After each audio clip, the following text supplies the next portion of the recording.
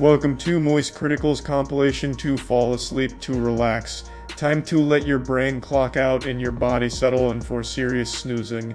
Grab your premium slumber gear and prepare for a lady tier drowsiness. If this helps you drift off to dreamland, drop a like, subscribe, and comment goodnight below. Sweet dreams, you beautiful sleepy souls.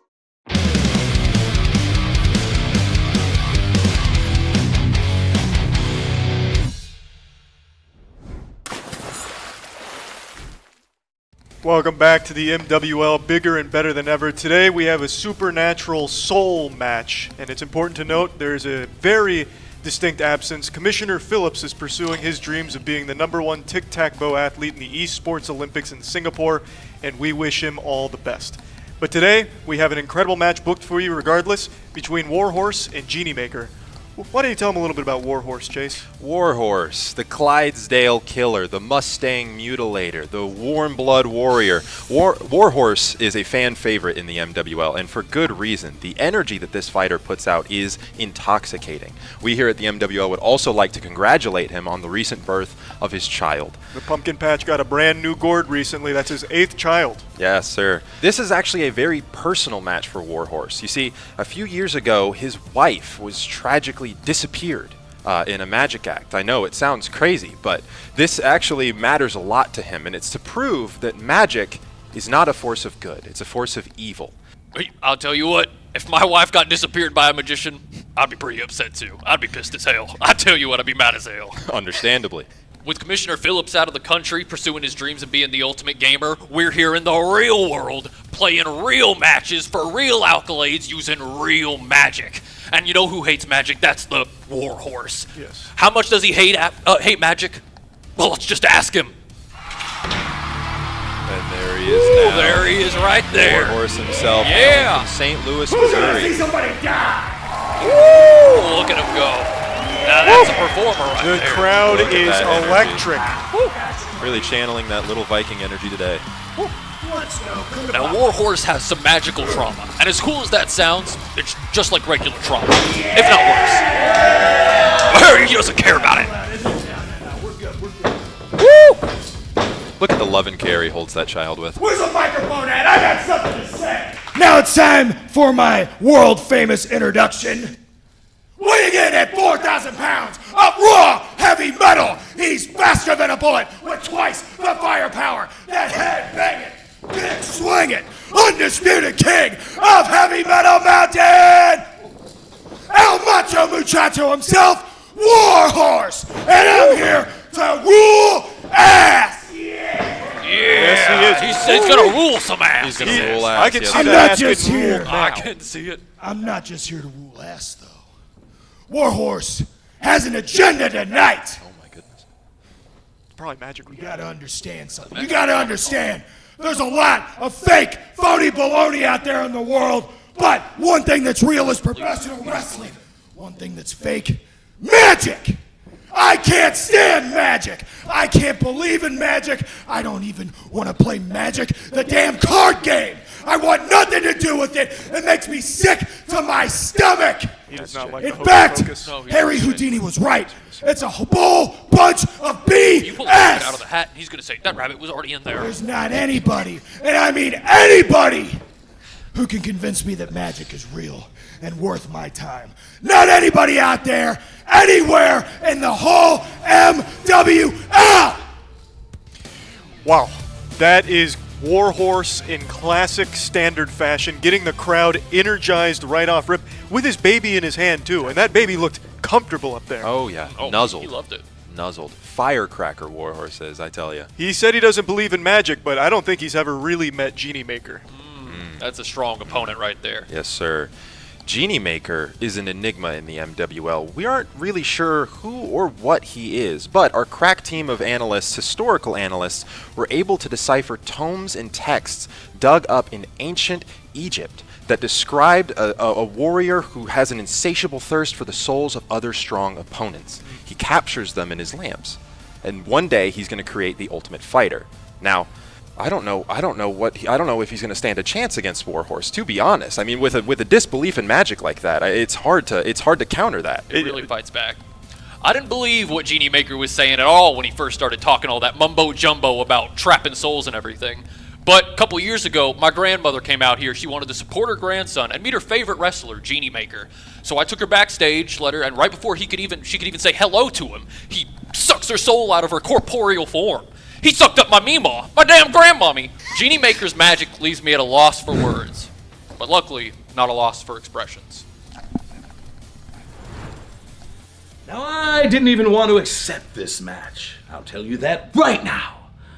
But there is a soul that's very powerful, that is involved in this whole situation, that I just cannot pass up. I am the Genie Maker, and I make genies. Follow me, and I shall show you my collection. This one here, you can see on the Zapruder film. I got there right as the bullet was entering his head. It's JFK, by the way. This one here, ooh, they say Tupac Shakur is in there, but who can really be sure?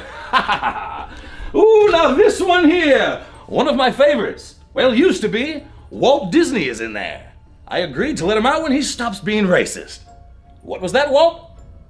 That's inappropriate. This one here, this is my future baby mother. Ah! Shut up. She just doesn't know it yet. Venture with me, the Genie Maker, and follow me on my journey of making genies. What a powerful collection of souls there. He didn't even mention that he has Betty White, John Lennon, and Queen Elizabeth as well. My grandmother. Yeah, he didn't even mention her either. Disrespectful, honestly. But let Genie Maker come out, see if he can get another soul into his treasury. Oh, and there he is now. Oh, there he is. Zoinks. He's a wild card. Hello there. Hello. Oh, hey there. Doesn't even remember my grandmother. Is he gonna curse us or something?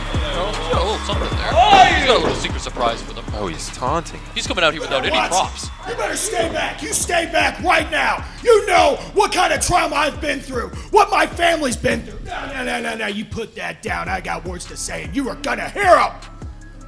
I'm not just 4,000 pounds tonight. I'm 4,007 pounds, 11 ounces, because I brought big bad bitchin' baby horse with me, all right? Fuck yeah, he did. You think you're coming out here to steal my soul? You got another thing coming, Bubba.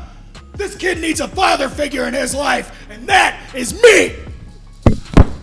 Oh, Jesus, disrespectful. Good Lord.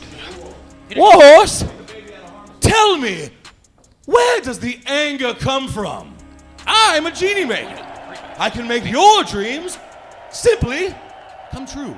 But, Warhorse, you are mistaken, my friend. He's mistaken! What's he wrong about? What's he wrong about? I am not after your soul, though it is a great one. I simply am here for the soul of your baby. Vile baby. Yes! That disgusting creature. That His disgusting vile. baby! His That malnourished Victorian. His baby.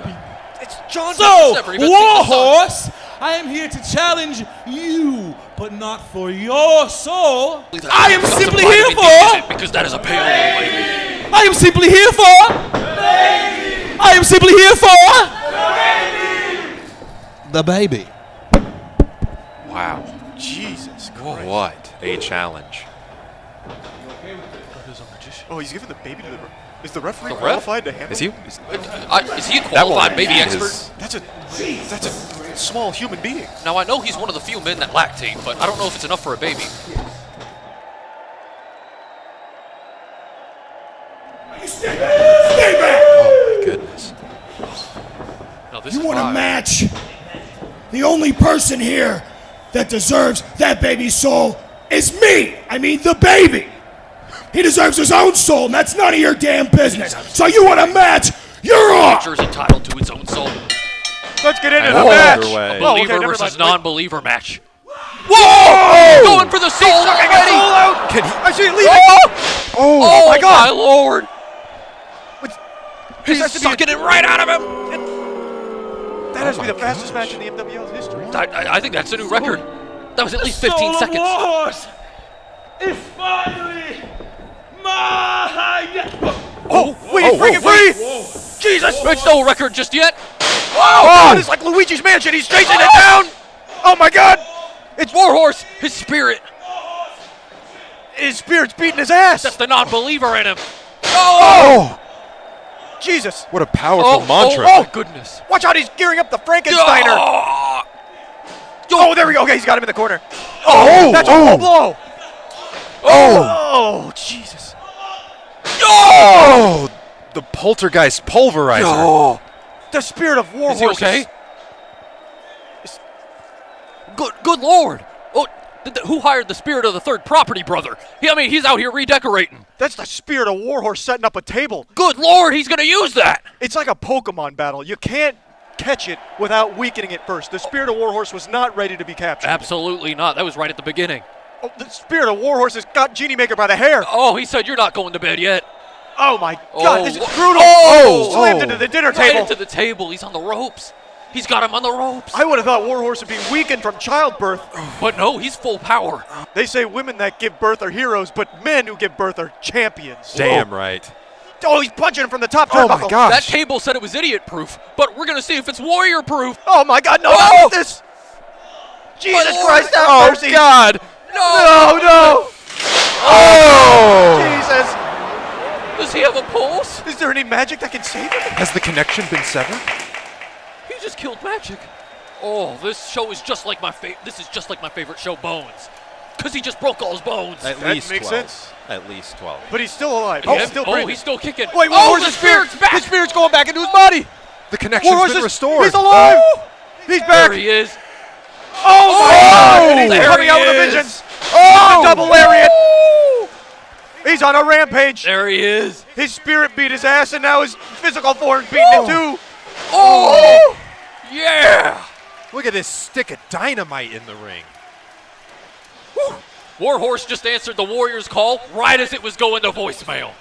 Right in the nick of time. There's not a parlor trick in the book that can save him from this. No. Oh. Go! Go! Oh! Yeah! Oh, he's ripping charging it up Looney Tunes style. Oh! The Skull Buster. Good Lord! Oh, no smoke and mirrors here. Just pain. Oh! Oh, Good my Lord, God. that move was so He's good. going for It's the got pin. me speaking my Irish roots. Two. You got two. He was Two close. pin, 2 count. Oh, he's not giving him any mercy. He's trying begging to for a crawl rope break. away. Okay. He's got it. Okay, hey, play by the rules. Oh, we got caught a him on rope that break. one. Yeah, we MWL is nothing if not honorable. Oh, God, Genie Maker, no! Into the audience? Oh, During yeah, the splash now this zone. one's got to be talking like a pirate. It's got to be switching accents. You best start believing in ghost stories. You're in one. Oh, His quest might be coming to an end here. it feels like this is it. He just sat him down like he's in detention in class. Without his lamp, Genie Maker's powerless. Oh! Goodness gracious. He's doing what we didn't think was possible. He's going to banish Genie Maker to this shadow realm, Whoa. spirit realm. Oh, the audience is kissing his fucking bicep. Oh, they love God, that. look at that crowd work. They love him. They love him. Oh, That's why he's one of the fan favorites. That's why he's yep. a fan favorite. Those ladies and biceps gentlemen. taste good. Look at that. If I wasn't so damn handsome, I'd say I was a good wrestler. You know what I'm saying? He is handsome and a good wrestler. You know what? I'm going to hit him with a chair. But I don't want that one, though. That one's all broken and on the floor. I want a new one. He's getting a fresh chair. Oh, it must be stuck on something. That's a heavy. Honk! You bastard! Is that Commissioner Phillips? You knew I was in Singapore for the esports practice. I'm gonna be the best goddamn tic-tac-bower in the world. And you try to have an unsanctioned MWL match again behind my back. And a soul match nonetheless. That's my fucking favorite kind, and you know it. I didn't know. Is that a baby? You know you have to be 13 to wrestle in the MWL. If you can't have a bar mitzvah or a bat mitzvah, you're not allowed in my league. Give me that. We know that. That's a great rule. Spectate, how is that not legal? He's way too young. You're gonna be a great wrestler one day. And this is why we tried to have it without him. Exactly. I'm getting tired of it. He's a hall monitor. Who says a baby can't fight? Slimy, dirty butthole of a man. That is a disgusting fucking baby. That is. It's a vile bait. Yeah, get that away from us, or we'll tear it apart like a rabid chimp. Rabid chimpanzees. Well, I guess this match is now fully sanctioned. Yeah, I guess it's official. Get him in there. Well, he's got the chair in there now, blessed by Commissioner Phillips. Yep. Take his damn head off. How about that? Oh, Let's see the people decapitation. love that. It's been too long since we've had a good decapitation. Yeah, we haven't had one in, I think, 13 years. Goodness. Oh! He went Zen mode. Oh! Jesus! He's still in this. He's flipped the whole script on him. Oh, he flipped him. Oh! Woo. He just broke his back. He's so He's got him doing bridges. I watched 5 vertebrae shatter. Yo. Oh my God! His trachea, Oh, his larynx. he didn't quite get him. The ref just saved his life.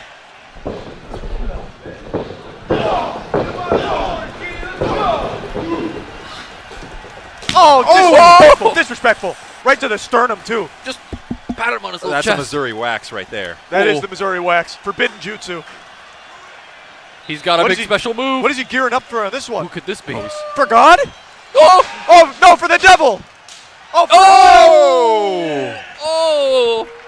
Got him with a little 5-star action. Toying with his Whoa! leg. Oh! He said not today or tomorrow. He said, I caught a biggin. Oh! Nearly threw him into the next zip code. There's no way his cervical spine can handle much more of that pressure. Oh, Genie Maker can just he even take his soul right now? aligned his energies. There's no soul left. He's vanquishing it. Oh! The suplex Frankensteiner combo. the That's form bad. on that. How is that only a 2 count? What is this guy made out of? Someone pull up W split and double check that. Oh! Oh! Yeesh. Oh, the elbow. He's just taking these. Off the ring ropes. Oh! It's going back and forth and back and forth. It's like a game of back and forth. Maneuvering to get Warhorse with the back of his shoulder there. Genius. Hey, I can't believe it's not over. Warhorse is built different. Another 2 count. If you add all his 2 counts together, he's got 3 counts. And what does that all add up to? 2 wins? I don't even know what move that is. Oh! He's taking an attitude with the ref. The ref better be The careful. ref isn't going to like that. These MW refs don't take Oh! that. I mean, when you live for thousands of years, you don't take shit from anybody. Exactly. That's a good point. All our refs are refs because they're too good for wrestling. Absolutely. He just granted his wish! And the wish was for more pain! Oh, wait, he got his foot on the rope! He said 1 wish, 2 wish. Big wish 3. Oh, and he's back up. Another 2 back count. The tanks are not empty. And he bought that rope break. We're gonna need the Rosetta Stone to give us more verbs for pain. Oh! What's going on here? Oh, my goodness. My lord. Now he's just taunting him. Jesus. Someone contact Mavis Oh. Beacon and get her to start typing up a funeral itinerary. We're going to need one. You can make a see and say out of all these grunts of pain. No! This is a supernatural match, not a death match. Absolutely. He's fighting to the death. Power and stamina. He wouldn't in be allowed in Warhorse's Valhalla corner. if he gave up. Exactly. Ooh! Wait, he's Oh, powering up. Wait, Yep. I think he's thinking about his son. No, he's not thinking about anything. Not anymore, that's for sure. Wait a minute. Oh! Wait, he is. No, he's not. Yo! Wait, yes, he is. Oh! He's gained He's a resistance headbanging. buff. The headbutt doesn't do anything to him anymore. No, he's better. Oh! He's And he bringing about returns. Ragnarok. Oh, what is he doing? What is he doing? Oh, Genie Maker just reversed it. Oh, but he's slapping it him didn't do again. anything. Yo! Here comes Ragnarok. Oh, he kicks out. Genie Maker won't give up Another either. 2. Barely. Another 2. 1,000 years of pain, but without even penetration. Oh, his power cuffs. He's talking to his boy. He's talking to his little baby son. Hey, that ugly little boy. That ugly, foul little cretin. Oh! Joel, get him. No way. Reversed? No way. What is this? Over the noggin. Oh! Lumber box. Oh! That has to be it. There's no way he gets up. And he But gets up. He gets up. He gets up. He heard you. He heard me. He said, I like to make the impossible possible. These fighters, man. So much in the tank. Genie Maker's cooking something. He's dragging his ass like a dog, expressing the anal glands. No, Wait, he's got his lamp! No way. No. He's got the lamp! Can he even fight back? Okay, he clearly has the lamp. He's pretending to it. He's No, pretending but to maybe he can ignore convince him. He's and not got hear some honeyed words.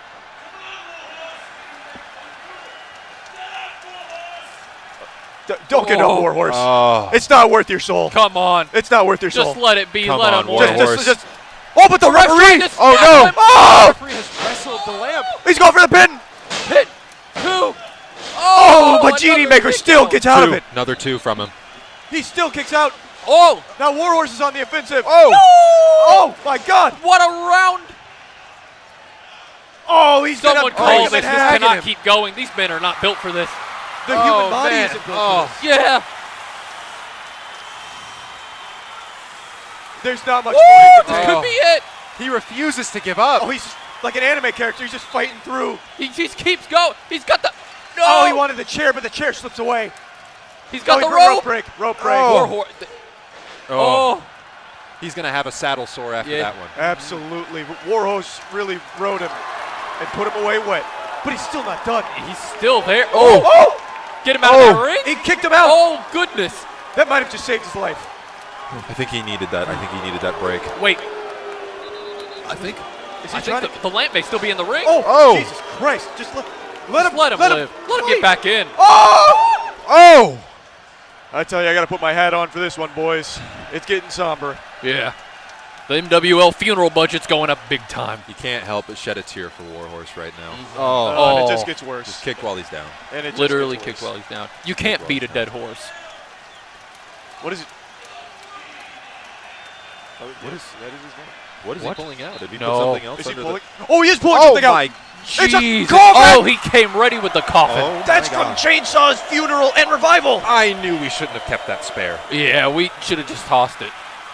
Oh my gosh! Oh. Oh! Oh. Jesus.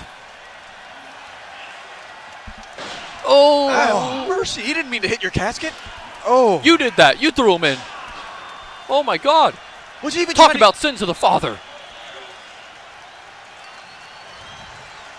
What is happening He's here? trying to do it. That's a 400-pound casket. Oh my gosh! Jesus. He's showing off his strength. It's like when a mother lifts a car to save their child, Oh, but he's exactly. trying to hurt somebody. Just in line with the dark Oh. arts. Come on, Warhorse. No, no! Oh, but wait! The reversal! The reversal! The reversal! Go in. The It's gonna reversal! start a tornado. The reversal! I can feel the wind generating from all the spinning. Oh my God! Reversal! Oh my God! Jim, Jimmy there was Christmas. someone in there. He's breathing like he got gills. We got more This is twos some- than the two storm. Alternate Bizarro dimension. There's no quit in this man. Have mercy, Oh. Genie Maker. He's been through enough. Come on. Oh my God! I mean, we know why he's fighting so Either hard. make him a genie or make him in a hospital bed. The soul of his child is on the line here. He can't. Look at me, Warhorse. You're right. You're right. Look at me. I am your soul's dear. Oh! Oh! Warhorse has just come What a alive. fall. Oh, he's going to the. His soul has been energized. Genie Maker's trying to get him back in his control. He's the Warhorse, and this Oh, is but the he- Kentucky Derby. They're Warhorse just really refuses to really concede. beating Oh. the devil out of each other. What on God's green earth is even happening tonight? What is out there?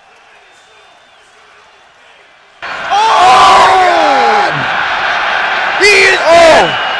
There's no way he's still alive. Warhorse. Warhorse. If you beat me, you ass fuck, I'm going to steal your son's soul. What? His son's soul?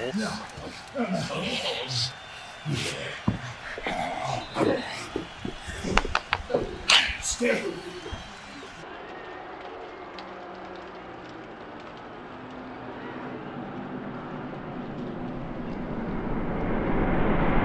Wait, he's got the lamp again. I didn't No, even. no, no! Warhorse has made the the ultimate sacrifice. Oh my goodness! He's given his soul to protect his son, but now no one's there to protect his son anymore. Oh my goodness!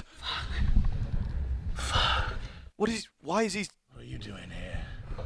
I have his soul now. It is mine. You bring me the baby too! You remember when you signed in the MWL with King Tut? How many souls were you allowed to take per match? Was it 2? It was 1. 1 soul! 1, 2.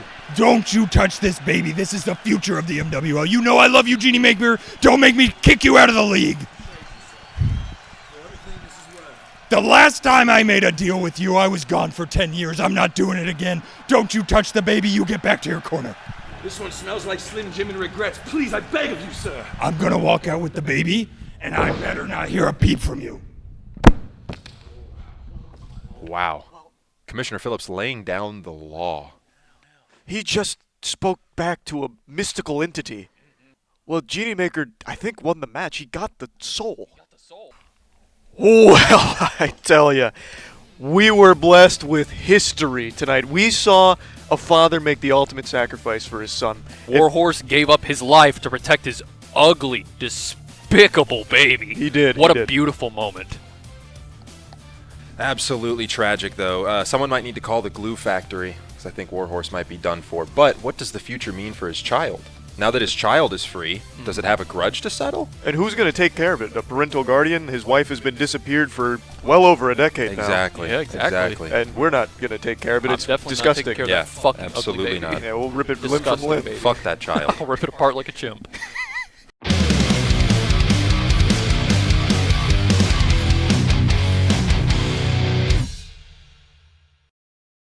The most expensive game ever put up for sale is a game that you have never heard of. I am almost 100% certain of it.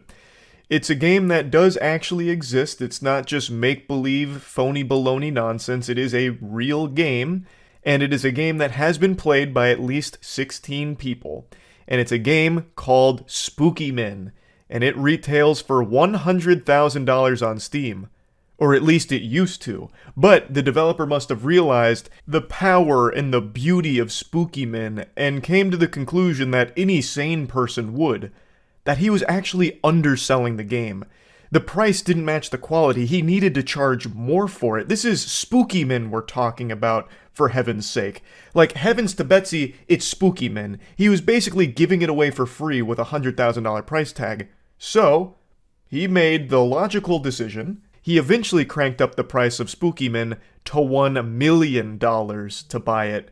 At $1 million for a video game, that shit better be coming with the goddamn One Piece. Like, that has to have some crazy treasure that's gonna change my life. If I don't fire up Spooky Men and instantly get taller, more attractive, and with a fuller beard, then what's the point? It's basically a scam. 1 million clams, these Spooky Men better come out of my computer screen and actually suck my cock.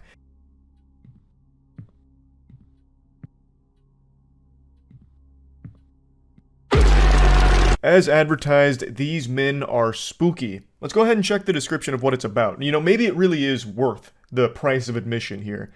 Spooky Men is an online 1 to 8 player cooperative survival horror game. Complete tasks and exorcise the malevolent demon. Use your wits to distract the ghost and survive its attacks as you explore the haunted property. Can you make it out alive? Finally, an innovative horror game complete with everything you'll ever need. Really, you know, you pay $1 million for Spooky Men and you will literally never need another video game in your life. This has it all. Demons, ghosts, exorcisms, 1 to 8 player cooperative survival horror experience. It's got it all. What else could you possibly want in life?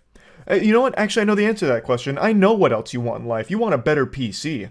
Well, I've got you covered. Because Starforge is doing a huge site-wide sale starting from today, August 8th, and going until tomorrow, August 9th at midnight, with prices up to $150 off. Starforge has the best PCs in the universe, and today's our anniversary, so we're celebrating by doing this big sale here. Of course, every PC comes with a 2-year full parts and labor warranty, and tons of options to choose from, all catered to what your needs are. So definitely go to starforgesystems.com if you want to get yourself a new, great PC. Now, some of you might be there scratching at your chin, really flexing your noodle, trying to process, what makes Spooky Men so special? And the answer is nothing. Nothing at all. This seems to be just another low-effort, asset flip, piece of shit horror game that is a dime a dozen on Steam. When dumpster diving on Steam, I've played a million games that look just like this. So why are they charging $100,000 or up to $1 million at one point? What is the purpose? Well, I actually had a theory that I speculated on stream, and many of you may have noticed that there's 16 reviews here, so you might be thinking that the developer made $1.6 million selling this piece of shit, but I think there's a lot more at play here. It's a lot deeper of a rabbit hole than that. I don't believe anyone actually paid $100,000 for this, except for this guy right here who just said, "I'm rich." This patriot, this absolute madman, may have actually dumped $100K on this bad boy here, because this review was posted when it was still listed at $100K, so there is a chance that he did. So I think there is a chance this dude might have just actually fucking dumped his life savings on Spookyman for the sake of a meme review, which maybe even prompted the developer to increase it to $1 million, because he's like, holy shit, I'm actually getting some fish here at 100K, what about $1 million? But yeah, I actually do think there is a real explanation here, and full disclosure, if you check the game right now, he lowered the price to $200, which is still an outrageous fucking price for a garbage, throwaway, rancid pile of puke.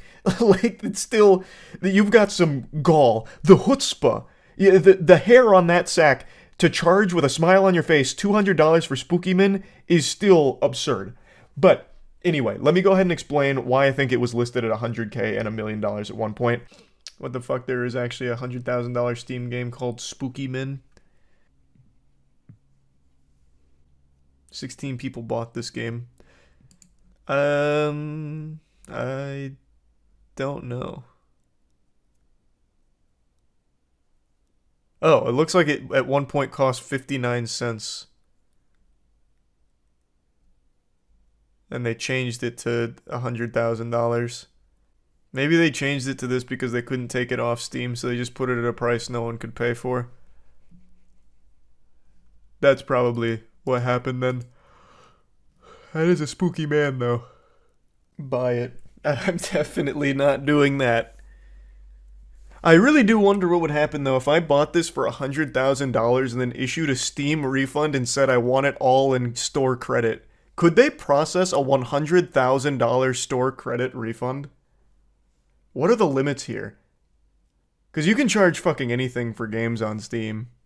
Theory will only take you too far, will only take you so far. I'm not doing it. I'm just saying. It is wacky to think about. Because very clearly this is not worth $100,000. It shouldn't even be an option to charge this fucking much on Steam. But Steam doesn't give a shit, so.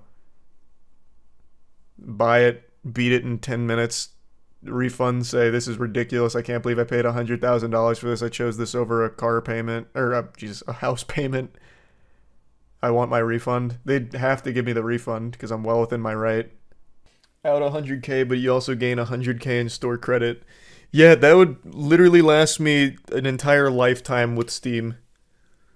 I would never need to use credit card or anything on Steam ever again. I'd just always have fucking store credit.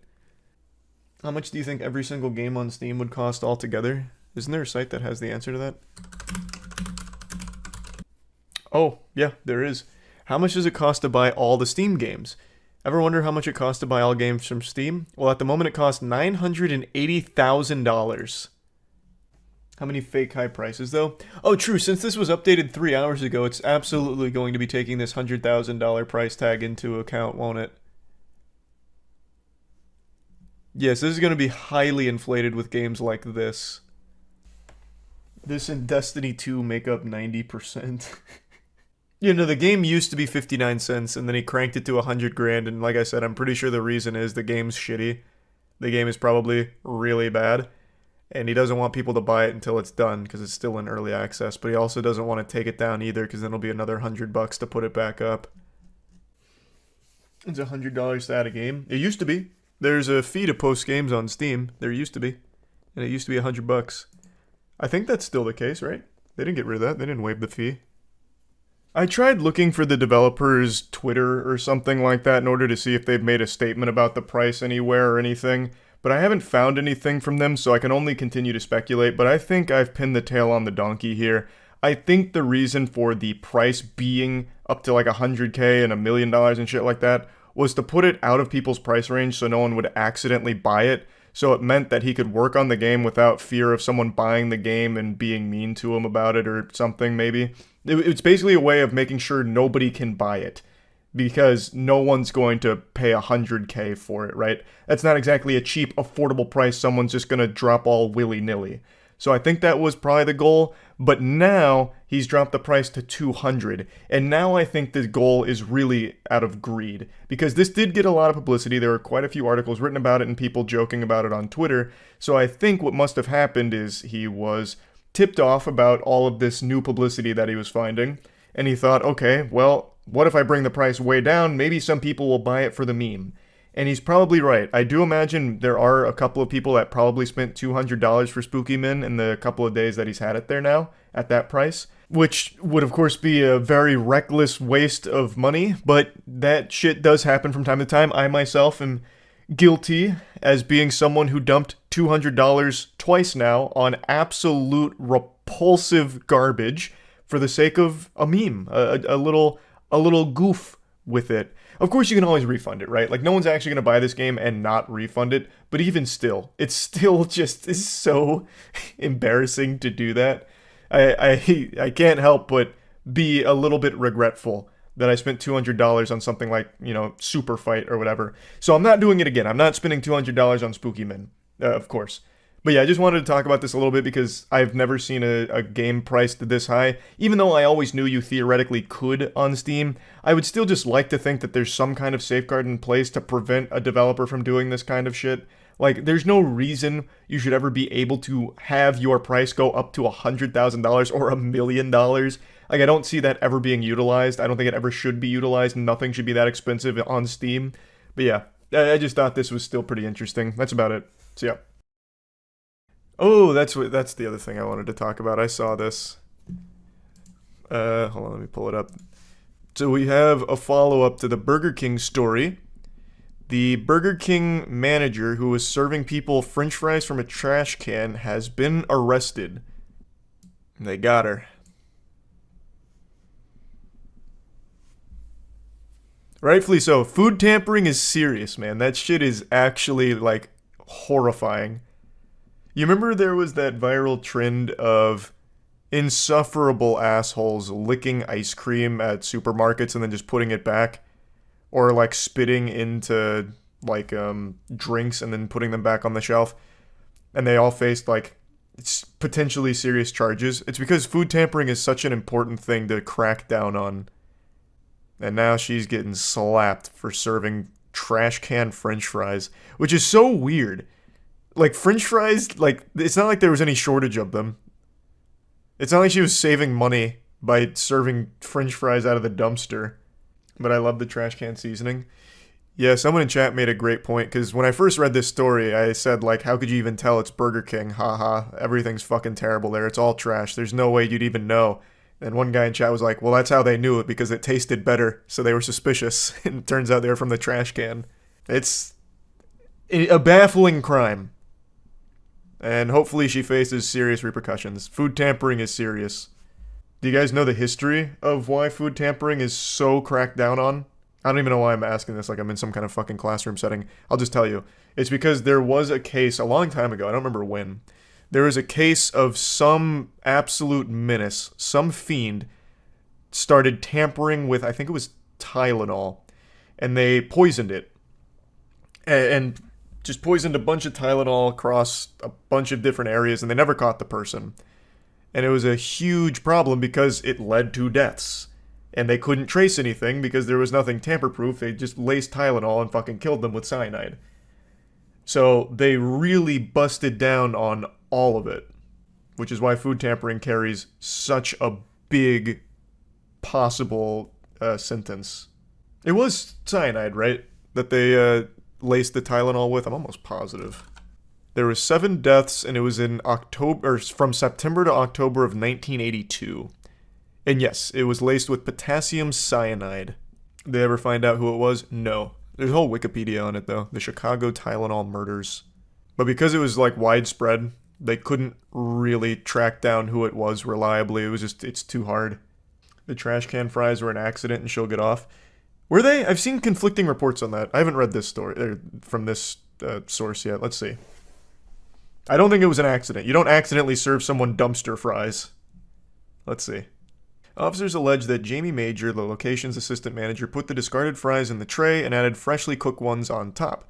The incident allegedly happened the same day as the previous argument for disturbance on July 9th. When they got there, they found two women identified as customers arguing with staff, and they arrested the women, charging them with disorderly conduct. 2 days later, the department received a complaint that the fries had been tossed in the trash. Fries that had been tossed in the trash were being served to customers. They'd been put in the garbage by the person who filed the complaint with the police. Major was arrested and is facing charges of malicious tampering with human food. She is being held on $20,000 bond, according to the Union County Detention Center. They received a statement from Burger King that said, "These allegations do not align with the brand's commitment to quality food and service and creating an exceptional guest experience. You have failed on all of these. You have failed on actually every single one of these fronts, Burger King. The franchisee of this restaurant is cooperating with local authorities and will take appropriate action based on the findings. As this remains an ongoing investigation, we are unable to share additional details at this time." Imagine going to jail for fries. She won't be alone. What's crazy is, within the last year, she will not be the only incarcerated criminal off of French fries. There was a guy wanted for murder. I think it was murder. I could be wrong, but I'm almost positive it was murder.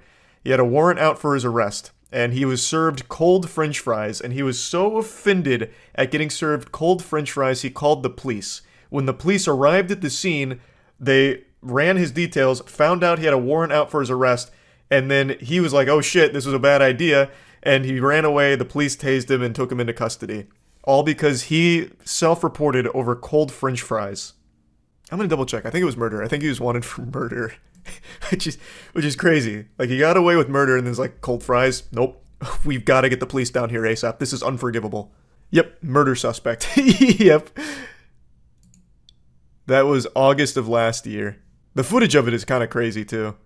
Not that anything wild happens, he runs away and gets tased, but like, he looks so befuddled that all of a sudden the whole situation turned on him. He really thought he was in the right over those cold French fries. Man, every single one of these is requiring ad block. They're really trying to cash in off this story here. They weren't even cold, actually. I tried the fries, they were lukewarm. Room temperature fries. They weren't even like ice cold. He wanted that shit piping hot. He couldn't have just asked for a warm batch. I don't know. Apparently they got into a little argument or something. Owner was cussing at him, and I guess it got out of hand. Or the trash can fries at least warm? Might get a few years off her sentence. Good question. This article didn't say the temperature of the fries, but it's Burger King, so I think we can rest assured that not only were they unsalted, but they were also probably cold. We'll have to read the case files when they're released. How do you tell trash fries from normal fries at BK, though? You don't. They must have seen it. And I believe it was actually called in by somebody who watched her do it. So you had to visually see it. You'd never taste the difference at BK. The worst crime ever. It's definitely got to be up there. What is the minimum sentence for malicious food tampering? Hold on, I'm going to see. Okay, maximum is 10 years for tampering with consumer products. That's assuming there was no injuries. Which, I mean, you could maybe make a case for psychological damage knowing you ate from the Burger King trash can.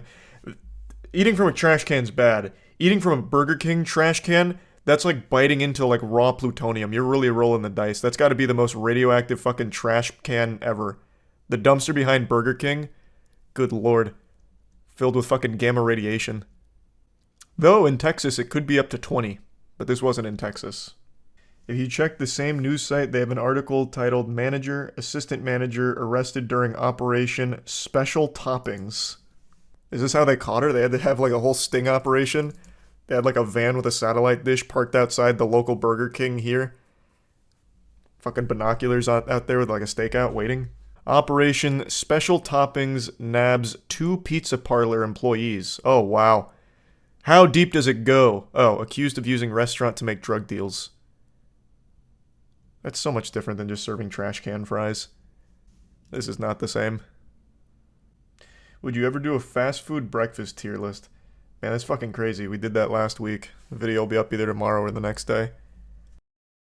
A few days ago, we witnessed an uprising on the same scale as the American Revolution. It was a huge movement on Reddit, where a lot of the major subreddits and just a generally large number of subreddits on the site all decided to go private, effectively shutting down as a way of protesting a Reddit policy change where they were going to start charging for API access. And it wasn't cheap. We're talking Scrooge McDuck level of wealth here that'd be required to keep up with the API cost. The biggest third-party developer and platform is Apollo for Reddit, and it was estimated to cost $20 million a year under the new pricing guidelines from Reddit for the API access.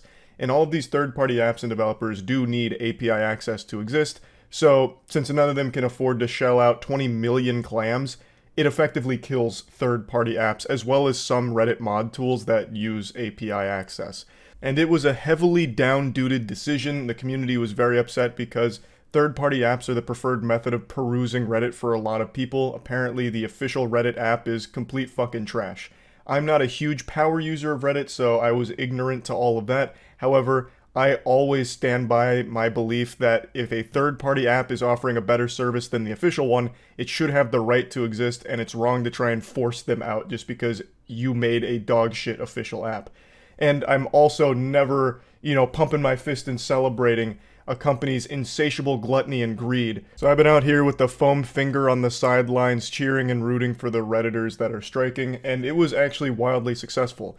On day one of the protest, there was like 10,000 subreddits almost that went private. They shut down, which effectively shut down Reddit for the majority of users because they couldn't generate content anymore since there wasn't any content left. Reddit is a platform that only exists because users are on it. So if the users aren't there, there's fucking nothing on Reddit. It has no purpose, no reason to exist. It's like the butter bot from Rick and Morty with no butter. So Reddit wasn't working. It was a wildly successful day one of the strike. And now we're 3 days past the initial strike, and I want to give a little post-game analysis here on where we're at. What you're looking at here is the CEO of Reddit. I've actually never seen him myself here, and he's pretty much exactly the mental image I'd have of a Reddit higher up on the food chain. It actually looks like they just typed Redditor into Midjourney and generated this image. This is the CEO, and he basically came out and said that this whole strike is a big nothing burger. It's not a big deal. It'll pass. All blowups do. And they didn't really see a huge effect on Reddit as a whole from the strikes. Now, unfortunately, I don't think a ton of people are surprised here, and this is something I mentioned in the initial video I made on the situation. There was a huge fumble here, a big fucking blunder on the chessboard opening from the Reddit protests. They gave an end date. They said, we are going dark for 48 hours. They told them when it's going to stop. So most people, myself included, understood that this wasn't going to really put the wood on the Reddit CEO or a ton of pressure to fix anything, because he'd only have to grit his teeth and bear it for 2 days, and then it goes back to business as usual. And that's exactly what he's saying with a shit-eating smile on his face. He is just saying, yeah, it's gonna blow over. We just have to go 2 days here. Oh well. And then he just brushes his shoulder off. No biggie. He banked on Reddit users being more addicted to karma than heroin. So after the 2-day protesting period, users would flock right back to the service like Disney World was opening again and Spider-Man mascots were ready for pictures. So everyone just floods right back to Reddit. And unfortunately, he's kind of right. We're past the 2-day initial protesting period, so a lot of subreddits are no longer private. But there are a ton of them that still are. There's a lot of subreddits that didn't agree with 2 days, saying that's not enough, that's not going to put enough pressure on them, he's just going to endure it and it's not going to lead to change, which I think is the right mentality. That is correct. It didn't lead to change. 2 days was not enough. So a lot of subreddits have said that they're just going to stay offline indefinitely. And a lot of them still are. So going on Reddit right now, a lot of the bigger subreddits still aren't available to access, which is actually a pretty big deal for the platform, but I guess we'll have to wait and see if they can truly stick to their guns, really test their strength and willpower, their resolve, to not have a subreddit to rule over. Can the Reddit mods stand strong and truly put the pressure on Reddit and stay offline until Reddit gets rid of this API greedy change. But in the meantime, the Reddit CEO Steve Huffman is just kind of gloating and spitting in their face, saying that this whole blackout hasn't had significant revenue impact, and that the company anticipates that many of the subreddits will be back online by Wednesday. Unfortunately, Steve Huffman's no Nostradamus here. He got that prediction very wrong. His Mayan calendar was off. It's now Thursday as of me making this video, and I wouldn't say most of the subreddits have come back. A large number have, but then there's still a very large number that haven't. He then said, "There's a lot of noise with this one. Among the noisiest we've seen, please know that our teams are on it, and like all blowups on Reddit, this one will pass. We absolutely must ship what we said we would. The only long-term solution is improving our product. In the short term, we have a few upcoming critical mod tool launches we need to nail." He just kind of views this whole Reddit blackout as just a bunch of pesky mosquitoes buzzing around annoying him. They need to stay focused on the goal. They gotta ship out some mod tools, and they've gotta make sure they stand by what they said they'd ship out. They can't give an inch or else Redditors will take a mile. It honestly seems like this is the most exciting thing that's ever happened to him in his life. This, like, cyber war that he's fighting. He's living out his anime fantasies of being the protagonist. He's the general giving orders to his troops. He even went as far as to say, "I'm sorry to say this, but please be mindful of wearing Reddit gear in public. Some folks are really upset and we don't want you to be the object of their frustration." He thinks that because someone's wearing Reddit gear in public, they're gonna be, like, stoned to death. Or given a swirly in the bathroom, or a fucking atomic wedgie. Brother, I don't think there's mangled corpses of Reddit employees littering the sidewalks out in society right now. He's making it sound like wearing Reddit merch is a death sentence. It's people upset that you have made a greedy change, and they're taking that power back. Your site doesn't exist without them. They know that. So they are striking, hoping that you will overturn this decision. They're not out there threatening the lives of employees or anything like that. They're frustrated at the change you are making because you are a greedy sack of shit. You're like this soulless zombie in a suit who has discovered that most people are using third-party apps because yours is trash. And you're driving them out because you know they can't afford to pay for these price changes. Like, I don't know why he's acting this way about it. Like, be careful not to wear Reddit merch. Don't let anyone see that you're a Redditor. Make sure no one smells that you're a Redditor. It could be the end of your life. It's so goofy. But it's even goofier because the whole email memo leaked, so you can actually read how he talks to his employees, and it's so fucking embarrassing. So he kicks off this internal memo by saying, "Hi, snooze." And I've never seen that word in my life. I didn't know what that word meant. I thought he had just dropped a slur in here. I had to look it up to try and piece together the puzzle and figure out what that meant, and apparently snooze are like little Reddit avatar things. So he's basically just doing what Discord used to do with Wumpus and Springle, the help support elf. He's basically just RPing, which is so fucking embarrassing. That is the most on-brand Redditor shit ever. He goes on to say, starting last night, about 1,000 subreddits have gone private. We do anticipate many of them will come back by Wednesday, as many have said as much. While we knew this was coming, it is a challenge nevertheless, and we have our work cut out for us. A number of snooze have been working around the clock, adapting to infrastructure strains, engaging with communities, and responding to the myriad of issues related to the blackout. Thank you, team. I think this perfectly highlights the problem with giving them an end date on your protest. In the memo, he's even like, yeah, we know many of them will be back by Wednesday because they told us. Like, there was just no reason to fucking put a time frame on it, like a time limit. Hey guys, we're protesting, but just for 48 hours. That's it. So, yeah, don't worry about it. It's just a 48-hour protest. That was fucking silly. Now, that number went from 1,000 subreddits going private to about 10,000, which I think is far more than he expected. However, a lot of them have come back now, but not all of them. Still a large number are down. But you can see how not seriously he took it. Like, he didn't care that much about it internally. He's just like, yeah, we knew this was probably going to come, and it's, you know, somewhat of a headache, but you guys have got this. It's not that big of a deal. Thanks, team. Good work, snooze. We do not see any significant revenue impact so far, and we'll continue to monitor. And then he goes into what I've already covered, where he's talking about how it'll blow over because everything on Reddit blows over because everyone's too addicted to the platform. They'll always come back. Then he goes in to say, the two biggest third-party apps, Apollo and RIF, along with a couple of others, said they plan to shut down at the end of the month, but we're still in conversations with some of the others. And as I mentioned in my post last week, we'll exempt accessibility-focused apps and has so far reached agreements with Red Reader and Dystopia. Now, this is something that I think is worth talking about just briefly. He says that accessibility-focused third-party apps will be exempt from the pricing changes, but I think that's ephemeral. I think that's just a little band-aid here for a PR move where he's going to allow these apps that focus on accessibility to exist exempt from this price change, but only for a brief period of time. I feel like as those become more and more popular, he would start to subject them to that pricing change as well. This is just one of those things where he's trying to save face, like, these are direct competition and I don't like the developer of Apollo. We had very dirty talks. For those that don't know, Apollo and Reddit were directly communicating and things went very sour. Fucking Reddit started accusing the Apollo dev of, like, blackmail and a bunch of other things. Just, like, started throwing a bunch of feces on his face, and then eventually the Apollo dev had to come out and clear his name, so that was a whole can of worms. So this is the Reddit CEO going like, those are bad actors, they're shady, but the accessibility-focused third-party apps, they're fine. But I feel like that wouldn't last very long if they started to become more and more popular. He'd once again just make sure that they pay this crazy API price once they're more popular. But that's just pure speculation from a fucking dumb idiot like me.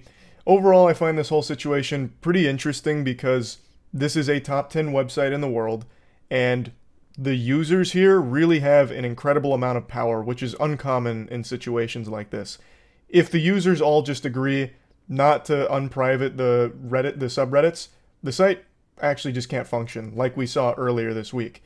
So them protesting like this has actually done significant damage. Regardless of what the Reddit CEO says, the fact that people couldn't access it for like a whole day is a big deal. Like that is huge. And I think they started to notice that, which is why so many are still offline. I do hope that they overturn this decision. Like I said, I hate corporate greed like this, and I always believe that third-party apps that offer a better service should have the right to exist. So I am rooting for them here, but I am not expecting a huge change from Reddit here. I don't think they're going to go back on their decision. I think what's most likely to happen is the Reddit CEO will just install new Reddit mods and then force the subreddits to unprivate.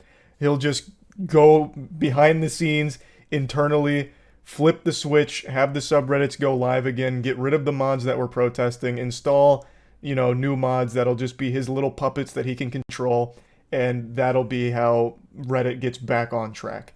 That's my theory, once again, purely speculation from a dumb idiot. But that's kind of what I'm expecting to happen. I don't see a world where they walk back this pricing model, but I really do hope they do. Like I said, I am rooting for the Redditors in this case, and just wanted to give a little update since now we're past the 48-hour protesting period, and there are still a lot of subreddits that are staying closed, which I think is great.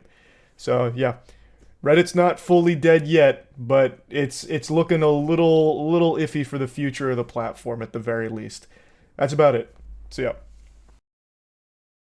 Look, I got a little pea brain. The storage is almost filled up. I can't keep letting things take up space. No, I get you. The RAM's almost full. Yes, exactly.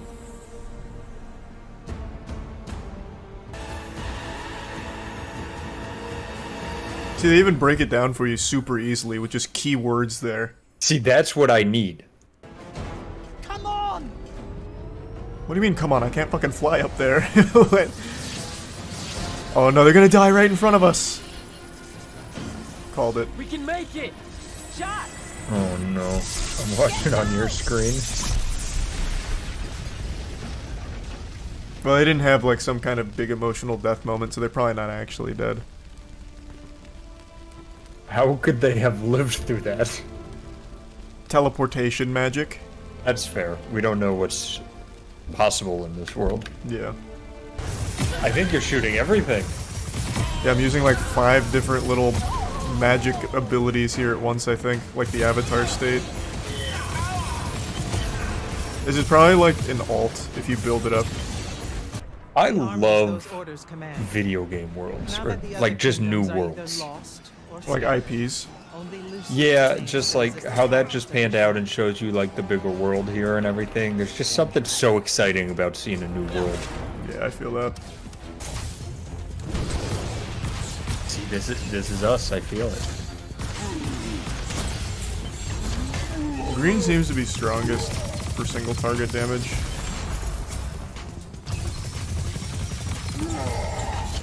Blue seems to be weakest.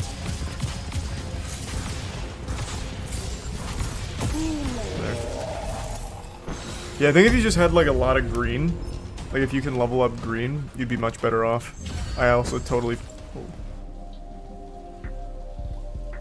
forgot to use like my new ability, which probably would have been helpful. Big thanks to Immortals of Avium for sponsoring the video. In Immortals of Avium, you play as Jack, an elite battle mage who can wield force, chaos, and life magic. It's a magic first-person shooter game with a lot of depth and progression. There's over 25 different spells and 80 talents that you could mix and match in a really fluid, fun, fast-paced FPS experience. So you can always approach combat in different ways thanks to the versatility of all of the spells and the way you use them, as well as the talents that you can mix in there. It's got a beautiful world to explore and unravel the mysteries of, and it's just an exciting new IP. So it's out right now. If you want to get started with Immortals of Avium, you can click the link in the description below. Thanks again to Immortals of Avium. These feel like huge bonuses, plus 24% damage. That sounds massive. That does. No. You're talking about the main lady? Yeah. Kirkin, I believe. Yeah, there's probably no shot she's got. Christ. Oh my god. The archers do so much damage so quickly.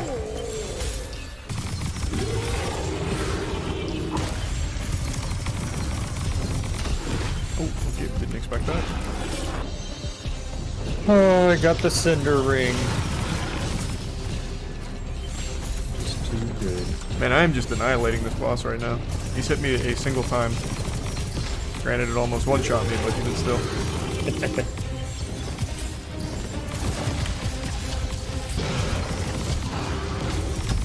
Well, that was easy. I'm telling you, green magic is busted.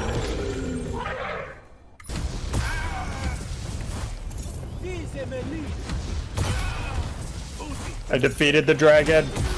My new red actually one-shots everything. This is not the legendary one. This is the one that you get for the dragon. So if you went in on red, this would be really good for you.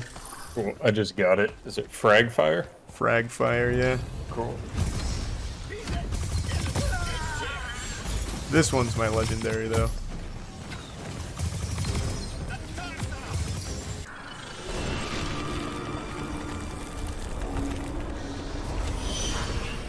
Oh, that was just fucking rude. This man just came over here and turned the bridge into a noodle so I can't get across.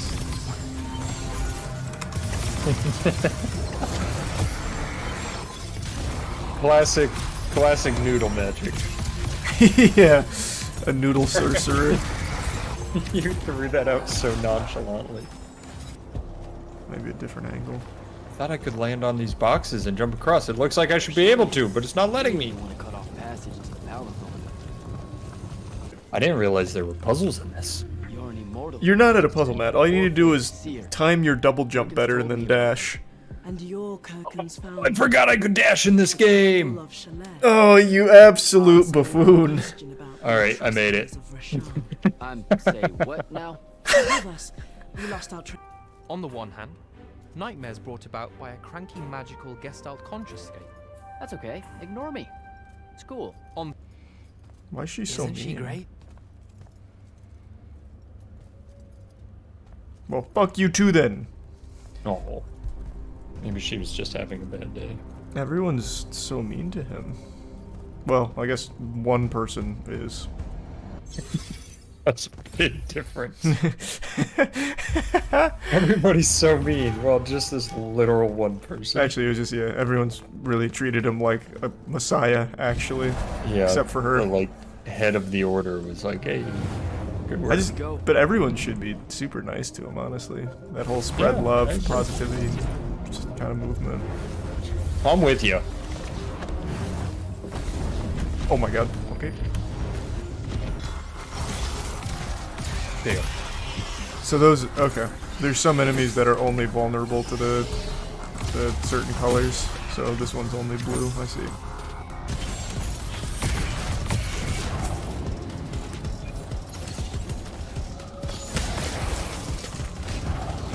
Oh, that's so fucked. Unlucky. What happened? He survived. I was just gonna yank him off the edge, but he survived.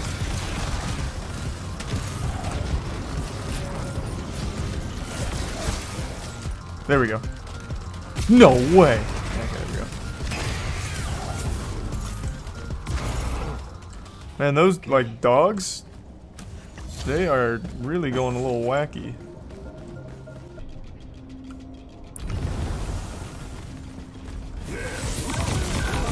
Oh, Jesus Christ.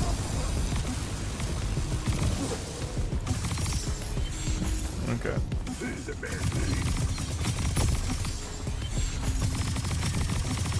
This guy got very confused when I hit him with that. Where can I see my Dominion mana? Oh, bottom right. They're waiting for your answer. There's only one thing to say in a time like this, General.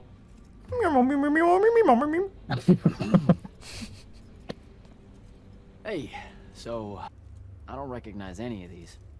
That's because they all were driven to extinction by the Everwar. Oh, we lost deer in the Everwar? Since we first learned to use magic, we've waged war over. Do you think the deer were just okay? It isn't meant to I don't know why you'd kill them. and so It's unchecked and for so they're on the side. the natural world suffers. The deer? for it. Yeah, like if you drop a habitats bomb, died. you can't sculpt Their it around waters are deer. ruined, their Yeah, but they're skies not are dropping choked, bombs. They're their using lands magic. are Like from their crystallized hands. or They can filled with absolutely hunger, control who that spirit, hits. and fear. Have you seen the hand Our magic lasers? You don't think causes any ruin deer for have jumped in the every way of living that a few danger. times? Yeah, I'm sure they have, but It not enough to be causes driven to the extinction ruin. from it. Oh, have I to didn't target realize them. they were extinct. I was missing key points. Oh, yeah, no, they're I told extinct you now. that we draw I thought you magic meant from like the a few ley deer lines died. from the That's Shroud No. realm. To be more precise, You know what? I'm changing my we mission. siphon Instead of no more to names, use I'm as saying we bring will. back deer. And Yeah, we're bringing back animals. stays. Apparently dogs and parrots not are also meant to. extinct. And no Oh. one's ever discovered how to actually. Is this pull even a it world back. worth saving? Of course he does. Damn. You get a nice All the room old as an immortal. Yeah, you do. Why the hell are we fighting? Oh, wow, that poor guy. One guy just dropped in, like from space, and I insta-killed him and he screamed. I'm a little behind you. All good, I just made it to the pale forest. It's pale because it's afraid of Oh. me. Oh no. I'm about to commit my first cold-blooded murder, I think. Why are you committing murder? Well, he deserved it, he choked me.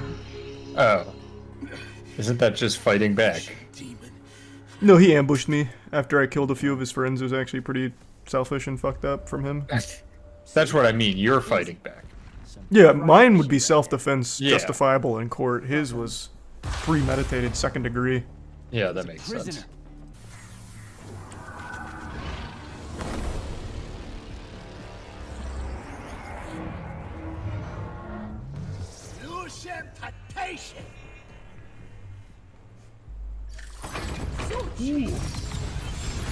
Boss fight, the green Magnus.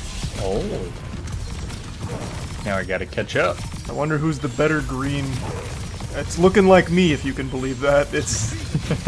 Wow, this poor guy. What? Oh my god. Are you just deleting him? I absolutely vaporized him. Oh, he's already dead. He's dead, yeah. Wow.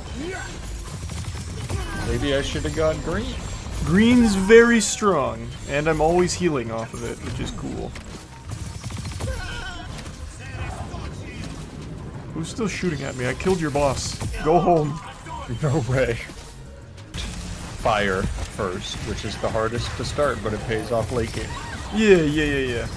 I'm a late game kind of guy. You're a late bloomer. Not what I meant. Man, there's a lot of bad boys in here. But I'm still cooking them. Oh boy. Me and my rock.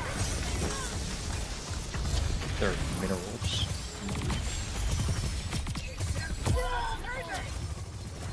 Who's left? I'm getting blasted. Oh, I totally forgot to use my disintegration I'm using now. On just one guy who just had the worst time of his life. Poor guy.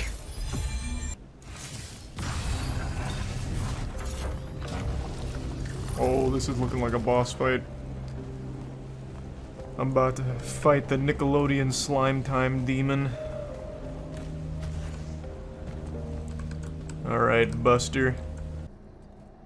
Show yourself. font of yon cow.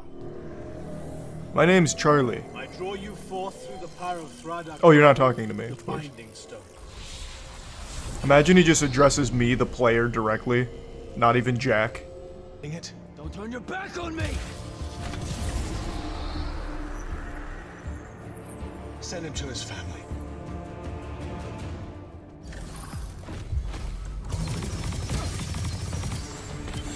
Oh, my little rock guy is gonna fuck you up. I do so much damage. Green is just super strong. Okay, this probably has to be blue. Nope, that's not blue. That's still not blue. There it is. Okay. And I come in here with the green. Yep. Absolutely annihilating.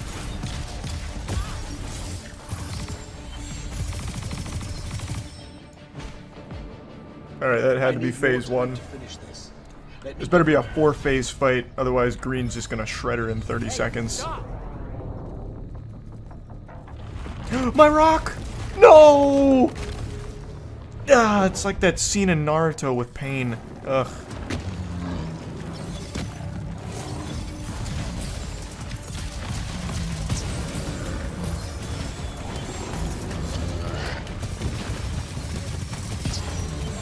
This hurts me more than it hurts you, buddy.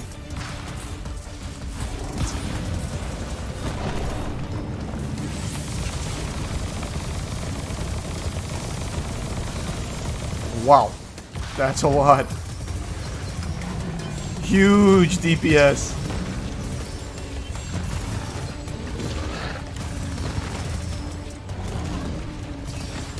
Oh wait, I'm almost dead.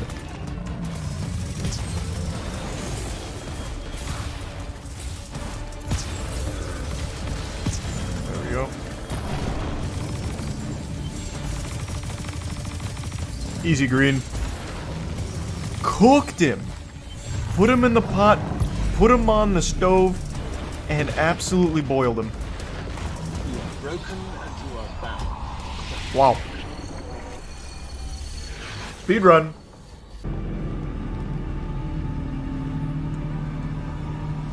Well then, he's still no match for my green. Oh, Jesus.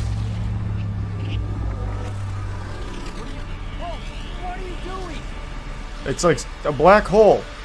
We're getting sucked in. Jack! Never mind, just a weird dream. A wet one. When was the last time you heard about the metaverse outside of it being the punchline to a joke? It's a complete disaster, an all-around failure that only exists to be point and laughed at, ridiculed and insulted. But it really is the comedic gift that just keeps on giving. It's kind of like the Morbius of technology, where certain companies are being gaslit into thinking that it's popular and a worthwhile investment. So every now and then you have these delusional suits that try and make the metaverse work, and try and capitalize off it and monetize it for their own company. And that's what just happened, where they tried to have a fashion week in the metaverse, but nobody showed up, and it was a just downright catastrophe. Luckily, CNN just ran a story on it, so we get to see exactly what it looked like, and holy shit, it actually looks like something out of Transformers Beast Wars from the late 90s. It is repulsive. It is so awful to look at, and they're huffing this copium that it was like a success, and that the only reason it wasn't more popular is because not a lot of people have adopted the technology yet. It's too cutting edge. Our simpleton minds can't really grasp the magnitude of this technology. That's why it's not catching on like wildfire. Bold, bespoke, and entirely digital. This is high fashion that you can't touch.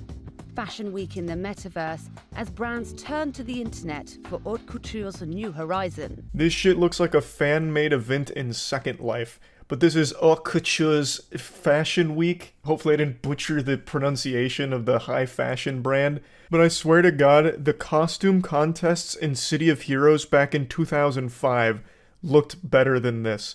And also, you can see the attendees there, all 4 of them. That's the whole crowd to look at the avatars walk through and then emote.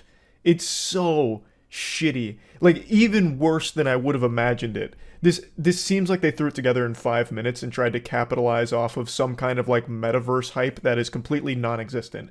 There hasn't been hype in the metaverse for quite a long time now. Even the parent company is trying to kind of like bury the metaverse and focus more on AI these days. It's just so sad and pathetic. We change how we dress for different things, right? It's the same in the metaverse, and it's the same in social media. We dress differently to represent these things. These are the armors of our life. Last year, participants bought 7,000 wearables for their avatars, averaging around $10 per sale. I love how they're not even bothering to do the bare minimum of the fashion in-game. It's the fucking digital landscape. You can make anything happen there. You can have fucking 5 laser titties on the dresses going fucking wild if you wanted to, but instead they're just making boring, normal dresses. Like, take a page out of Left 4 Dead Modders playbook where you can have, like, Shrek teaming up with 5 T-Rexes or something and then have them walk across the metaverse runway. Like, they're just barely doing anything at all in there, calling it the armors of their life, which is super cringe. So they sold a few thousand wearables, and I guarantee every customer right now is spitting and shitting in rage at how worthless of an investment that was. Luckily at $10 each, it wasn't life-ruining unless you bought a ton of them, which hopefully no weirdos thought was a good idea. But yeah, I guarantee all those wearables have done nothing but collect dust and have seen no use at all. An e-outfit can easily cost as much as a real-world dress, even if it's still far less than the price of haute couture. But this year, unique visitors and sales were down nearly 50%. That's probably being generous. It's probably a lot more than 50%. There is nobody left in the metaverse. That shit looks like the Fallout 3 wasteland. Like, there is absolutely no signs of life in the metaverse anymore. It is completely flatlined. I also love how, even in this segment here, they can't get the fucking thing to run at more than 3 frames per second. It looks like they're playing the metaverse on the Nintendo Switch right now. Like, they can't even bother to get it to be a smooth video here to showcase the haute couture fashion. Organisers blamed the lackluster turnout on the relative newness of this online world.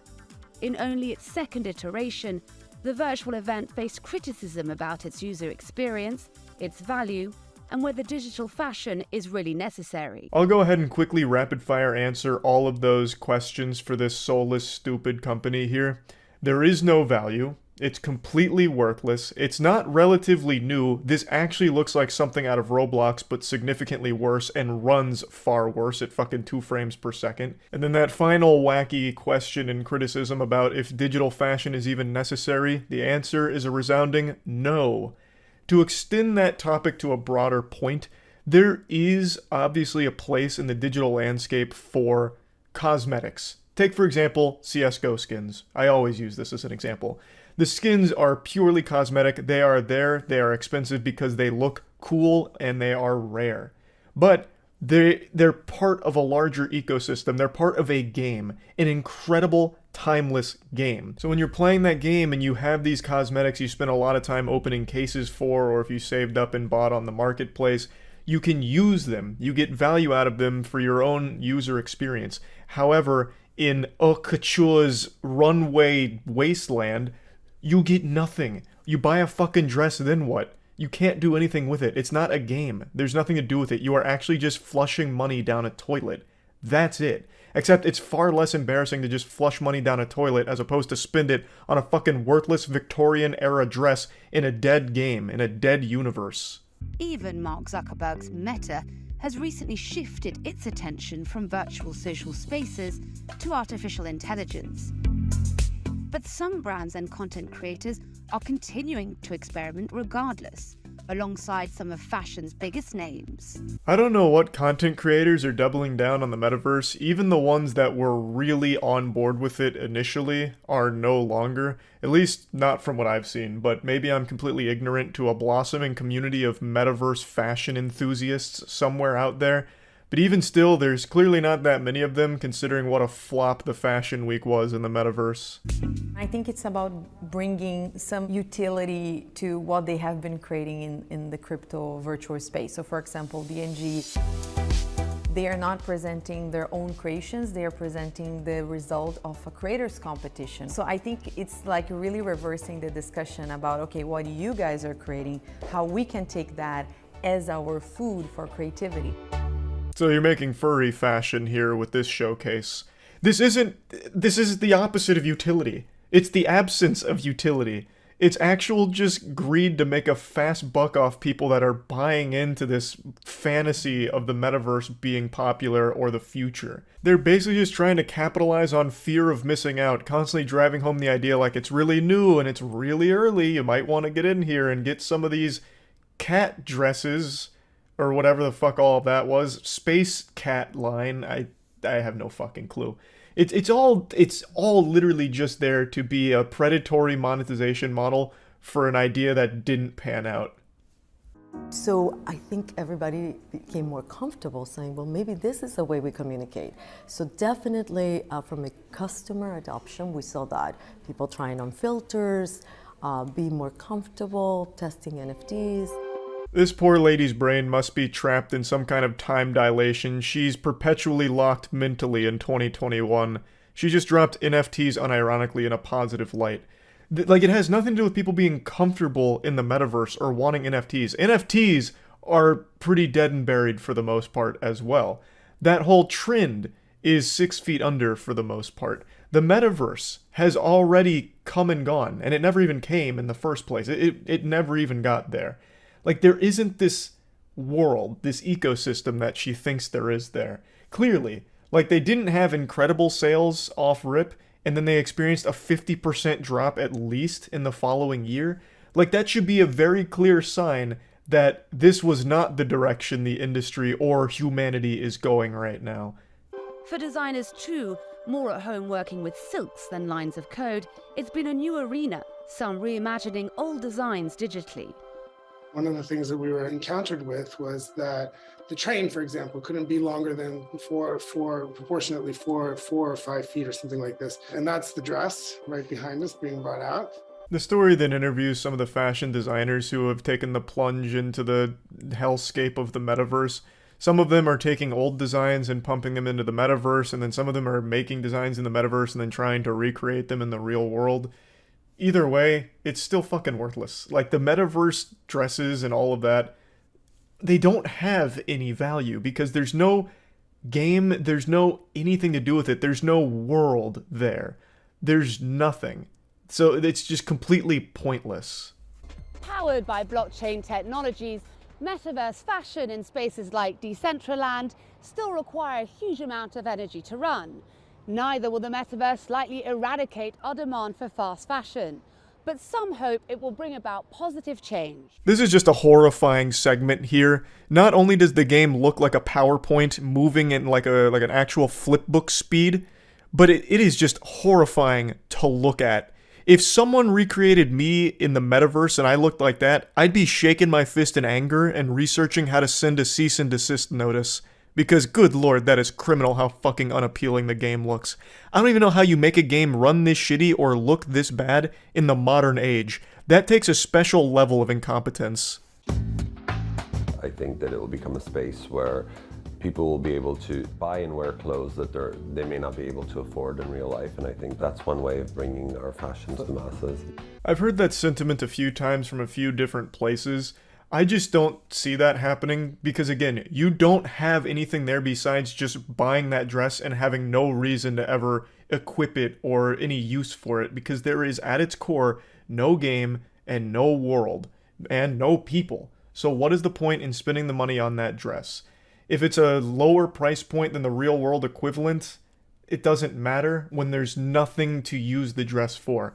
The reason people buy the expensive dresses in the real world is a status symbol for their friends or people in public and people around them. Like, they buy those items because they want to be seen in those items. Whereas in this game, no one will ever see it, thus why would anyone ever want to purchase them? The whole thing is so nonsensical. It's once again just desperate clinging to this idea that the metaverse isn't dog shit. But unfortunately, the reality is it's very shitty, and there is no value in the metaverse currently. So yeah, I just wanted to talk about this because I saw the story today on Twitter. That's about it. So yeah. The only thing slower than the DMV is YouTube responding to a problem. When it comes to YouTube addressing a situation or fixing an issue, they take the scenic route. Most of the time, it's just wildly inefficient. It feels like their strategy for handling problems or issues is just to cross their fingers, close their eyes, plug their ears, and just pray that whatever the problem is, it doesn't result in a viral tweet. Because that seems to be the only kryptonite to Superman here. That is the only time YouTube's arm is ever twisted enough to finally address or rectify something. At least that's the way it has been for a long time. I do think they are getting a bit better at it. But in the case of IShowSpeed here, with the situation that happened yesterday, I have never seen YouTube move this fast. In the 17 years I've been on the platform, I have never seen this side of YouTube. They fired on the turbojets. They engaged the NOS boosters in order to quickly explain what's going on with the whole IShowSpeed situation. I'll go ahead and bring you up to speed on the lore, just in case you don't know what the situation is. IShowSpeed is YouTube's biggest streamer, and yesterday while streaming Five Nights at Freddy's, he really rocked out with his cock out. He got a jump scare from Chica, which resulted in him thrusting at the webcam until his dick flopped out. I tell ya, those damn Five Nights at Freddy's animatronics are so quirky that sometimes penis will just come out of nowhere. But yeah, IShowSpeed was overreacting to the jump scare for the sake of entertaining his audience, and then he took it to the next level by saying that he wants to fuck Chica and started thrusting at the webcam, and then his wiener just ended up on stream and flashed the entire audience, which of course became a huge story online and a huge question mark as to what would happen next. A lot of people are wondering if YouTube was going to give him a strike or if they're going to outright ban his channel because nudity is against their rules.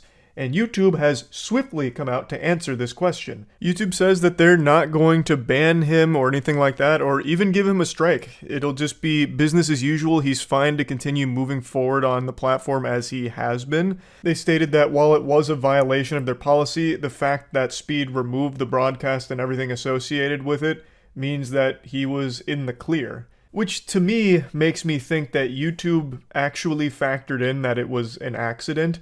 I highly doubt he wanted to become known as IShowMeat as a result from all of this. I don't think it was a premeditated cock jump scare. Now, I said this in the last video, but I'm going to mention it again here, and it's something everyone else has mentioned as well.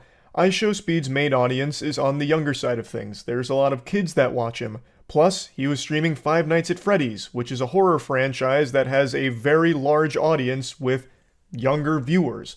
So I really don't think the argument of this potentially being on purpose for the sake of attention and publicity is a strong argument. Like, I don't think there's any world where Speed actually planned to expose himself in front of this audience playing this game. Because if he did, that would be the stupidest idea ever, and he would probably be looking at a much more serious case than just a potential strike on YouTube. So I highly doubt that this was a scheme. I really don't think that this idea crossed his mind for content like, I'm gonna throw my meat at the webcam and it's gonna generate all kinds of headlines. Like, I just really don't think that was the case. And I think YouTube gets the same impression that it wasn't on purpose, because I don't think usually they would allow this to be just a squeaky clean, go forward and don't do it again type situation. Because I recall a few times in the past there have been channels that have uploaded either softcore pornography or just full-blown porn, and even though they removed the content shortly after posting it, they still either faced strikes for it or just outright termination. So the fact that they're not doing either of those in the Speed case makes me believe that they actually did have a human review of the situation here and eventually deemed that it wasn't on purpose, thus they shouldn't be super harsh with the policy enforcement here. I don't think this is the norm with their nudity policy. I don't think people are going to be able to get away with, pretending that something was accidental. Like, if you're doing a stream, for example, I go live right now, I take off all my clothes, I'm bare ass naked, and I start juggling my balls at the webcam before going offline.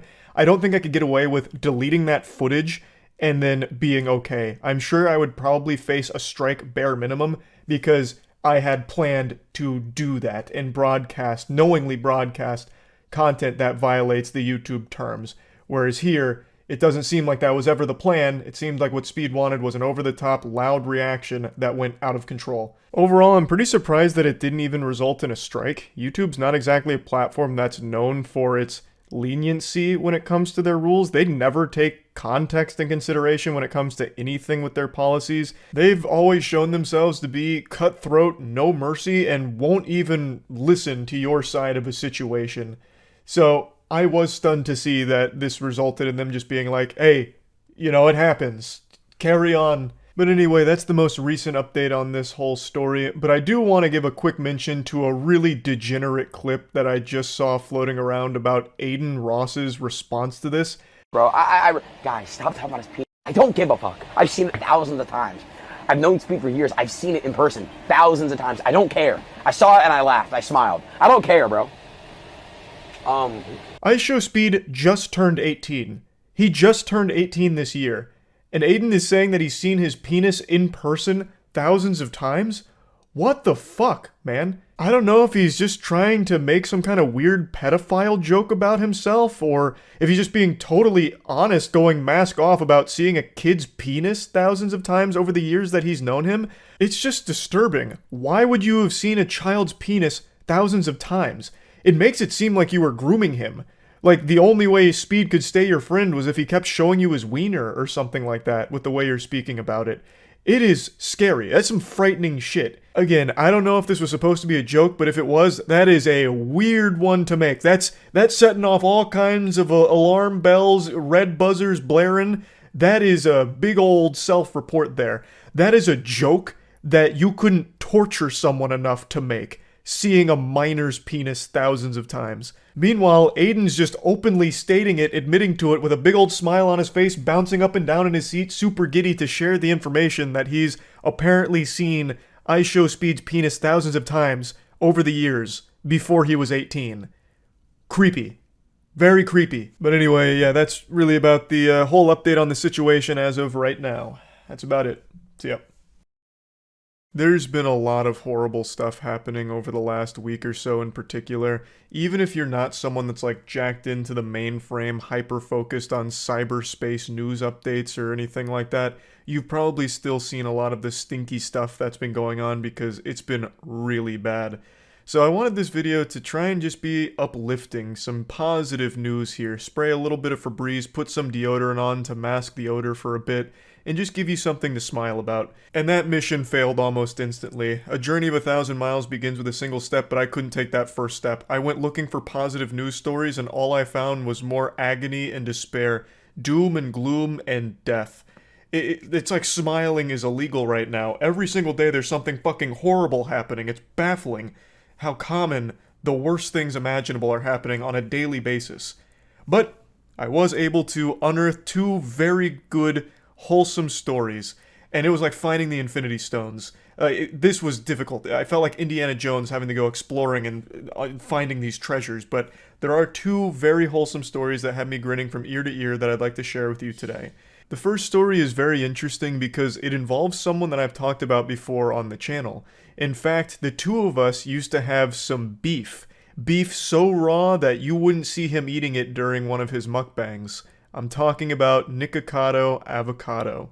Over a year ago, the two of us were feuding, going back and forth on the playground, having a bit of a tiff. And now I've recently learned that Nikocado Avocado has been actively losing weight.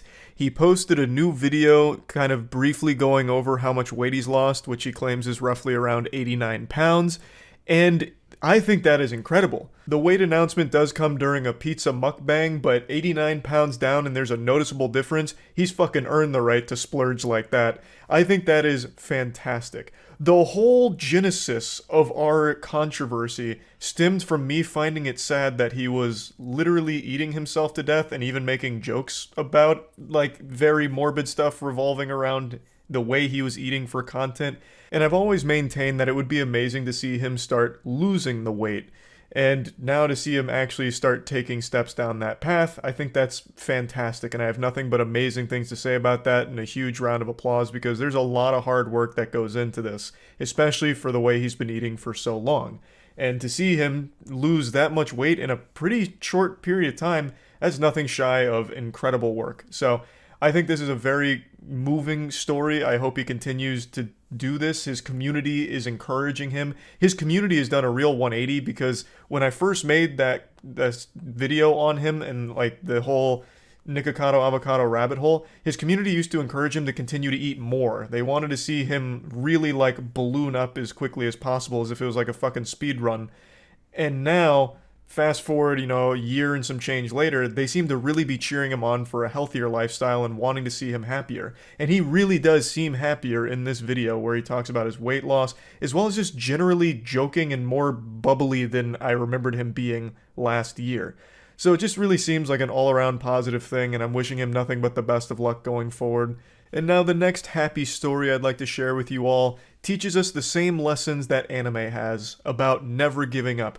Perseverance in the face of overwhelming odds and adversity. It involves a streamer named H2P Gucio, or Juicio, I'm sorry if I fucked your name up. And this brave warrior did what no mortal should do. He took the Ogdo Bogdo challenge, which is a challenge more detrimental to your health than the Tide Pod challenge, and it's one that I myself am a survivor of as well. If you recognize the name Ogdo Bogdo, it probably just sent a chill down your spine. You probably immediately tried to hide under your desk from that boogeyman. It is a character in the game Jedi Fallen Order. Ogdo Bogdo was a bit of a meme boss, but pretty difficult. And in Jedi Survivor, the newest game that just came out in the series, Ogdo Bogdo is back. And he comes in two different flavors, and you get to the center of that Tootsie Pop 2 different fights. So one of them is against Spawn of Ogdo, which is clearly a reference to Ogdo Bogdo, and it's an optional boss fight that I got so fucking tilted at, I eventually made an entire video dedicated to the hardest bosses I've ever fought, and I posted it on my second channel, Moist Charlie Clips, where I went over every single boss I've fought through all of the Souls games, and then including Ogdo to compare them. And it turns out I died more to Spawn of Ogdo than any Souls boss across any of the Souls games. By a wide margin too. I died over 120 times to Spawn of Ogdo, and it took me 2.5 hours to finally pull it off, but I did it. And then there is another optional fight involving Ogdo Bogdo in this game, and this time it's a gangbang.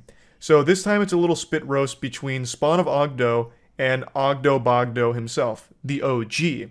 And this is the fight that locked the streamer in a purgatory, a limbo, for 29 hours, over 1,200 deaths. He spent banging his head against that Ogdo wall. I'm pretty sure he's playing on the highest difficulty. I also played on the highest difficulty, so I absolutely share his pain with this fight. And his struggle became so big that it went viral as an actual news story.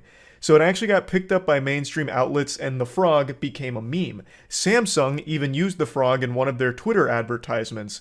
That's also a really disturbing picture they used for the frog on the TV there. It looks like those really awful animated like porn games where it's like, you won't last 5 seconds in this game. I don't know, that shit's just weird. They could have just used like Crazy Frog or something, really. But Ogdo, the frog, became a meme. His channel was blowing up to 60,000 viewers just watching him fight Ogdos here. It was incredible. I, of course, was watching as well once I became aware of the story earlier this afternoon. And he had some very close calls. He was flirting with that W, but sometimes it just wasn't meant to be. It wasn't the destiny, the hand he was dealt.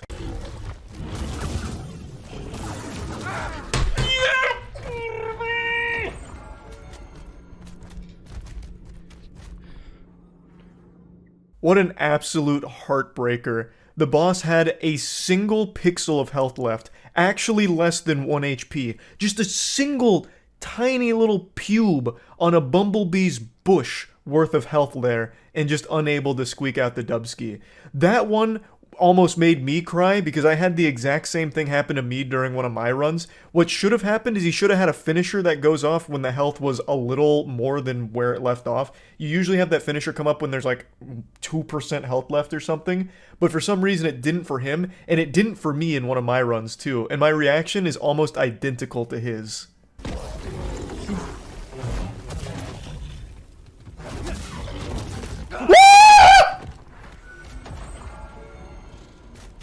Where was my finisher? What?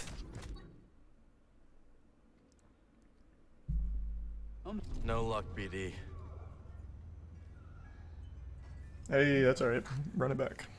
But even after such tragedy and with his chat spamming, encouraging him just to let it go, you don't have to prove anything, who cares, you know, it's a stupid boss anyway, fuck it, it's no big deal. Even with all of that mumbo jumbo, he buckled down and his spirit was more willing than ever.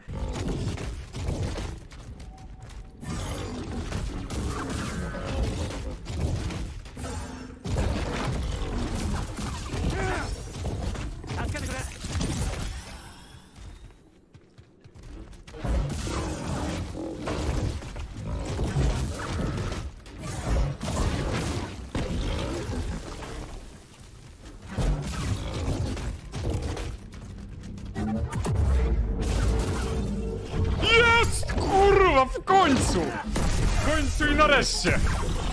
Póki nie wyskoczy trzecia.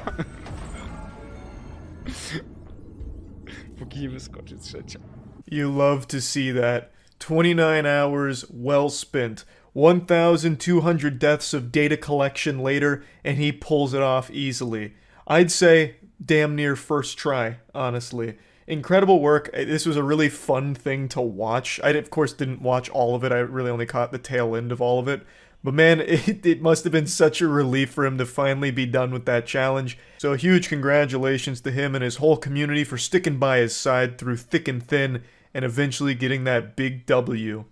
So yeah, I just wanted to share some uplifting news, and this is what I found for the last week or so. So that's really just about it. Oh, also, I did beat Ogdo and Spawn of Ogdo as well, by the way. I just want to make that clear, so I'll just show the clip of me finishing them off as a nice little positive place to end the video.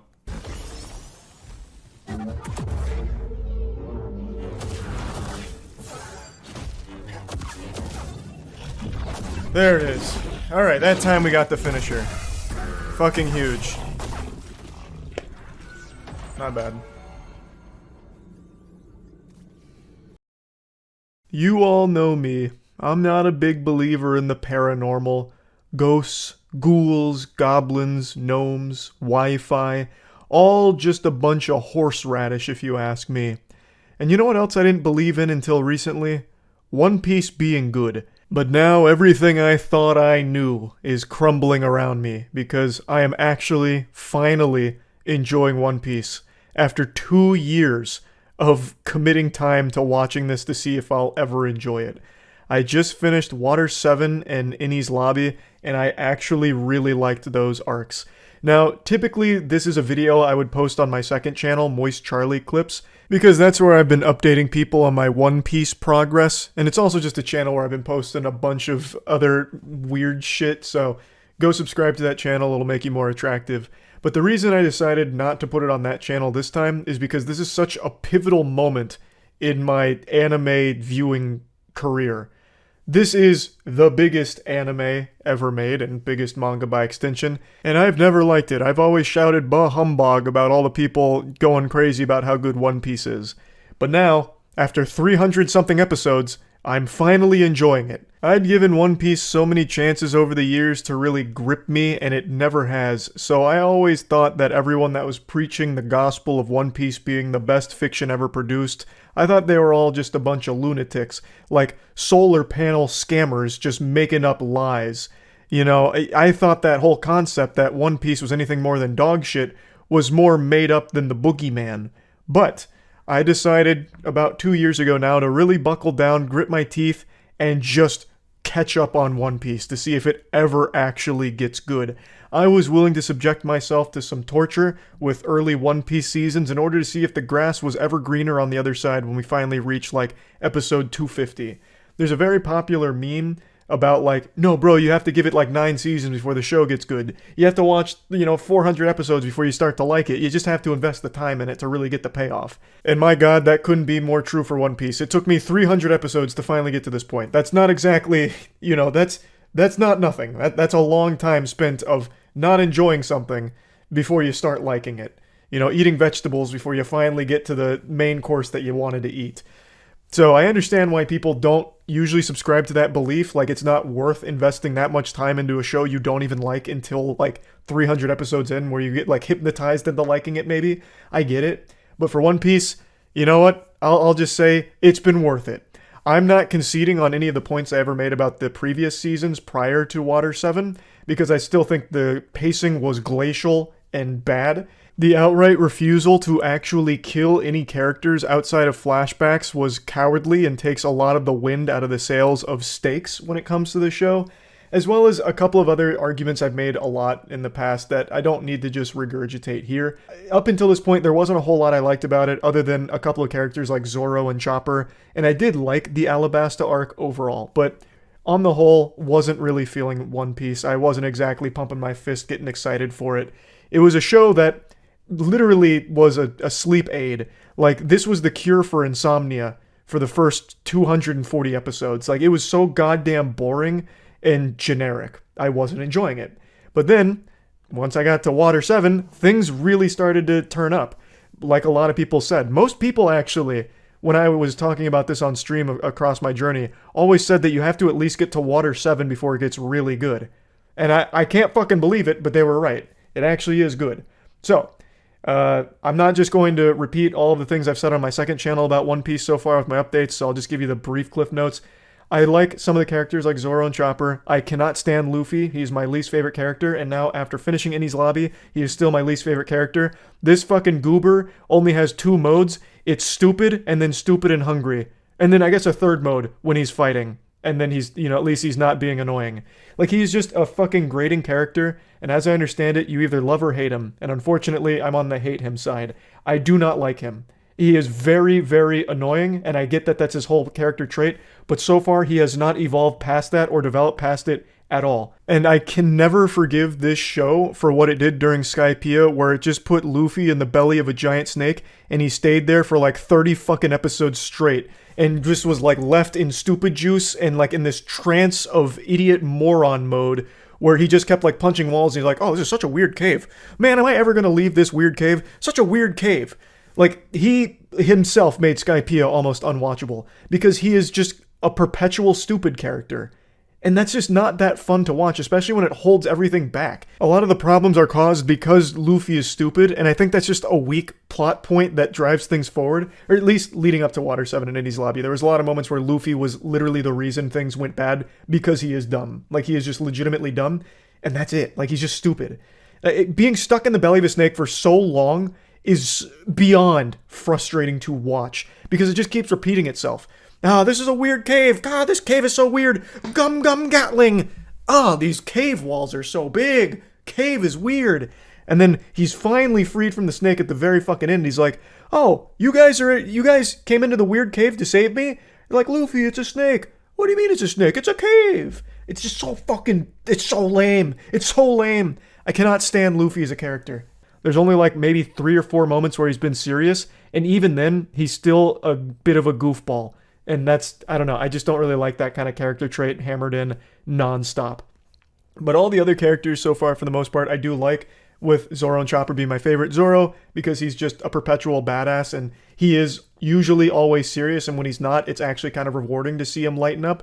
And Chopper, because I actually really like Chopper's backstory. So far, he's one of the few characters that got a lot of attention given to them prior to Water 7, of course.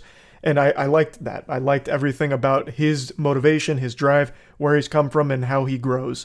Now, we get to Water 7, and every character is getting a lot more to them, especially Nico Robin, the most mysterious of the crew. And there's a lot of drama that happens with Usopp leaving the crew after the Going Merry is deemed insalvageable. They can't, revive her. They couldn't get the paddles out and fucking shock it back. It was kaput. It's dead. And Usopp he's not having it. He thinks Luffy and the crew gave up on the Going Merry too early. So Usopp leaves the crew after challenging Luffy to a duel, and it's very emotional. It's very emotional. I didn't like Usopp that much until Water 7. Now I really like Usopp. And by extension, his alter ego, Sniper King. Like, everything I complained about up until Water 7, they are directly addressing and making better, except Luffy. So I'm getting excited here. The fights are better. I did like the Eniru fight from the Skypiea arc, even though Skypiea as a whole absolutely blew filthy fucking ass. But the Eniru fight at the end I thought was fantastic. And now we're seeing a lot more great fights in these 2 arcs. So I don't know, I've just been really liking it a lot more. Though most of my complaints are still here. I still fucking hate how nobody dies. Nobody dies in this show outside of a flashback. Only when they're doing flashbacks do they have deaths so far. There's no real integral character deaths or really emotional moments so far. The biggest culprit, the biggest crime, and this was an affront to God when it comes to bad writing, is in the Alabasta arc when Pell takes like the nuclear bomb that's about to blow up Alabasta, flies it up into the sunset in order to sacrifice himself, a noble sacrifice, completing his character arc perfectly, and he does that. Bomb blows up. Everyone's expecting Pell to be dead because he just ate a goddamn nuclear bomb for breakfast, but then he's not dead. He's still alive. He still lives because they don't kill anyone off in this fucking show. And I think that's such a misstep. All of the big bad villains are still alive. Luffy just knocks them unconscious like it's a Pokemon fight. That is underwhelming. I think that's very underwhelming, especially for the Pirate King. You know, the kid who wants to be the Pirate King, the crew, the Pirate Hunter, Zoro. Like, it's just underwhelming. So that complaint is still here even after Enies Lobby. But I know there are character deaths coming up. I've been spoiled, obviously, on where the show goes because Tiana watched all of it in a short period of time, so I saw a lot of it. And I know there are character deaths that come up, but even still, as of right now, it's just lackluster. Because I always know, no matter what, they're not going to kill off even minor characters, even characters that don't have a whole lot to contribute. Nothing really happens to them. So that always grinds my ass grease. Like, I really do still have an issue with that, pulling all of these punches when it would be a lot more impactful to the story if they would just commit to killing some characters that obviously were being set up for something like that. But anyway, that's probably still my biggest complaint. But overall, Water 7 and Enies Lobby have done wonders for making this show enjoyable. The villains are much more interesting here. It's introducing a ton of new, deeper underlying issues that are going on in the world around them, even outside of the immediate problems. The overarching plot continues to get bigger in the scale and scope of it, so it's just finally being fucking interesting, and not just a slog or a tedious chore to get through. The reason it's taken me 2 years to even get this far into the show is because I would constantly fall asleep throughout these episodes. So it would take me like a month, 2 months, or even sometimes 3 months to finish a single episode because every time I'd put it on, it would put me to sleep. It was more effective than NyQuil. Like, some of these episodes in the other arcs were just so meaningless and so boring. Like, it just, I wasn't invested in it. And there is still some of those sins committed even in this arc, in these two arcs. Like, for example, in the middle of very high-stakes stuff, when they're working to get Nico Robin back on the crew after learning the truth about why she betrayed them, in the middle of that, there is, I think it's 4 episodes of just flashback filler. In the middle of, like, this extremely important moment with Nico Robin opening up about her past, you know, wanting to come back to the Straw Hats but can't because of the Buster order. And during this, like, as they're squaring off with all the bad guys and with Nico there as well, they just, like, fucking shoehorn in, like, 4 filler episodes. Why? What, like in the middle of very important stuff. At least I think it was at that part. I'm already getting a little foggy on exactly when those flashback fillers come in, but I'm pretty sure it's there. And it's just, you know, it's unnecessary. It doesn't add anything. All it does is ruin, once again, the pacing and detract from the enjoyment. So there are still those moments here, even in what I consider to be the best arcs of the show so far, but they're much lesser and a lot less egregious. So overall, I just like the direction Water 7 and Enies Lobby is taking the show. I'm finally starting to see how this opens up into something very special for the first time. So yeah, I'm finally liking One Piece. I know this isn't the most like detailed Moist Meter review breakdown of Water 7 and Enies Lobby, but I don't really think that's necessary. All of you watching this have probably already formed your opinions about One Piece, and there's not a whole lot I can do to like change your mind. All I can speak to is what I've found not enjoyable versus enjoyable. And right now, Water 7 and Enies Lobby is exactly what I'm looking for from a show like One Piece. So I'm hoping the coming arcs continue that energy and keep that momentum pumping. So yeah, finally liking One Piece. That's about it. See ya. For about the last week now, I've just been sitting here stewing, just letting some juices marinate in my old noodle up here, as I've realized just how dangerous it is to have an argument in the real world in these days. I remember growing up, usually if you started beefing with someone, like you're insulting each other, like, hey, stupid face, are you looking for Moron Town? It's that way, idiot. You know, that would be letting bygones be bygones. Maybe they sigh and insult you back and you go about your separate ways. Or if the stars align and someone's real heated, they get real steamy, maybe you shove each other and a couple of wet noodle punches are thrown, just some really low-calorie knuckle sandwiches. But at the end of the day, both people walk away all right, and that's the end of it. I don't think that's the case anymore. Every single day now, I'm reading about how a very trivial argument or disagreement over something minor leads to somebody in a coffin. Just an absolute body bag over fucking nothing. I talked about this recently because I made a video on my second channel. I've been making a lot of content exclusive to the second channel like I said I would. And I covered a story that was really like beyond pathetic and sad. It was about a man who murdered an 18-year-old because that kid had responded to his Facebook post with a laughing emoji. I couldn't even imagine the mentality of an unhinged lunatic that felt that that was an appropriate response to that kind of meaningless nonsense. Like, these days, if you do something so much as putting too much mayonnaise on a sandwich, it could be a death sentence. I've talked about this story so many times, but it still, like, actually weighs on my mind that there are just so many people around us that are just one small inconvenience away from killing someone. Just an actual murderer waiting to happen, just waiting for that one small spark to ignite that rage inside of them. Now, why am I talking about this? Well, it's because I keep getting stories about this shit happening, so I just wanted to share a couple from the last week or so. Yesterday, I shared some good, positive things going on in the world, so I figured today it's time to counterbalance that with some horrible shit that's happening. So, I mentioned the laughing emoji murderer. I'm just going to show you pieces from that video I already made covering it, and then getting into the other ones I wanted to talk about. But on Facebook, a gentleman had posted a picture of himself and his milady, him and his girlfriend, and somebody gave a laughing emoji reaction to it. And for that, he murdered them. When I went over this on stream, chat started saying L. Joe Dirt because, I mean, his mugshot here makes him look like Joe Dirte. This fucking inbred loser looks illiterate, but somehow he was able to actually start talking to the victim on Facebook.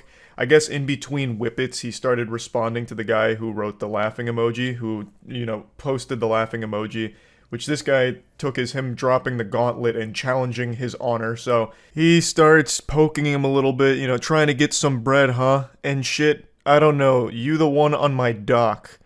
Which I think he means dick. The fuck you even react to my shit for anyways? I'm ready though. Which is just such an unbelievably insane response. You're reacting to my shit? Okay, well I stay ready. Huh? When and where? When and where? You have the laughing emoji here? Prepare to die, bitch. Eventually, the two agreed to meet up at a park to fight, where Watkins fatally shot them. This was mind-blowing to me that the victim would even agree to meet up with this fucking maniac. I don't know what he was expecting to happen there, some kind of honorable knight's code like fisticuffs. Like, you know, we're gonna settle this like some pugilistic men from back in the day with our fists. Let our knuckle sandwiches do the talking. Surely this fucking weirdo on Facebook isn't gonna do anything sketchy or fishy. I don't know why he would agree to meet up at a park to fight about it. But yeah, they go to the park to fight it out, where Watkins and friends end up shooting, which kills the 18-year-old and also injures another woman. So I guess it turned into like a big shootout almost, where a lot of shots were fired. So not only was Tanner Watkins arrested for murder, but another person named Caleb Ramses was as well. All of this over a laughing emoji used on Facebook. Now Tanner's in jail for life, most likely, and that girl that he was defending the honor of so steadfast is now just going to be getting piped by other men. So, amazing decision making here from Tanner, really. Throwing his whole life away because someone laughed at him and his girlfriend, and now his girlfriend will no longer be his girlfriend. She is going to find another man while he rots in prison for the rest of his fucking life for killing a man over a laughing emoji. It doesn't get more pathetic than that. I promise you, Tanner did not have the last laugh here. he became an even bigger joke that now everyone's dropping laughing emojis on because he ruined his whole fucking life over nothing. And of course, it's also important we talk about Caleb Ramsey here, who also threw his life away because his friend had a laughing emoji dropped on him. So this guy is an even bigger cuck somehow. That's that story in a nutshell. I then went on to talk about kind of what I briefly mentioned here about how dangerous it is just to even engage in a potential fight with somebody. Like, I really do think when it comes to altercation in the real world, it's best just to de-escalate as much as possible because, you know, like in a road rage incident, you never know what the other person's capable of and how far they're going to go. But then sometimes it doesn't matter how hard you try and de-escalate something, it's almost inevitable. Fate stepped in order to bless you with an asshole that just wanted to commit an atrocity against you for no reason at all. Like the story I'm about to share with you now about a man from Florida, classic Florida man story. I know all great fairy tales begin in Florida. This man nearly beat to death another man with a golf club because he made the mistake of walking on the cart path of a golf course. And a traumatic brain injury. We first showed you this body cam video last night at 11. It shows deputies arresting Eddie Rovit on a charge of aggravated battery. So now at 5, News 6's Emily McLeod is live in Lake County. Emily, you spoke with the victim in this.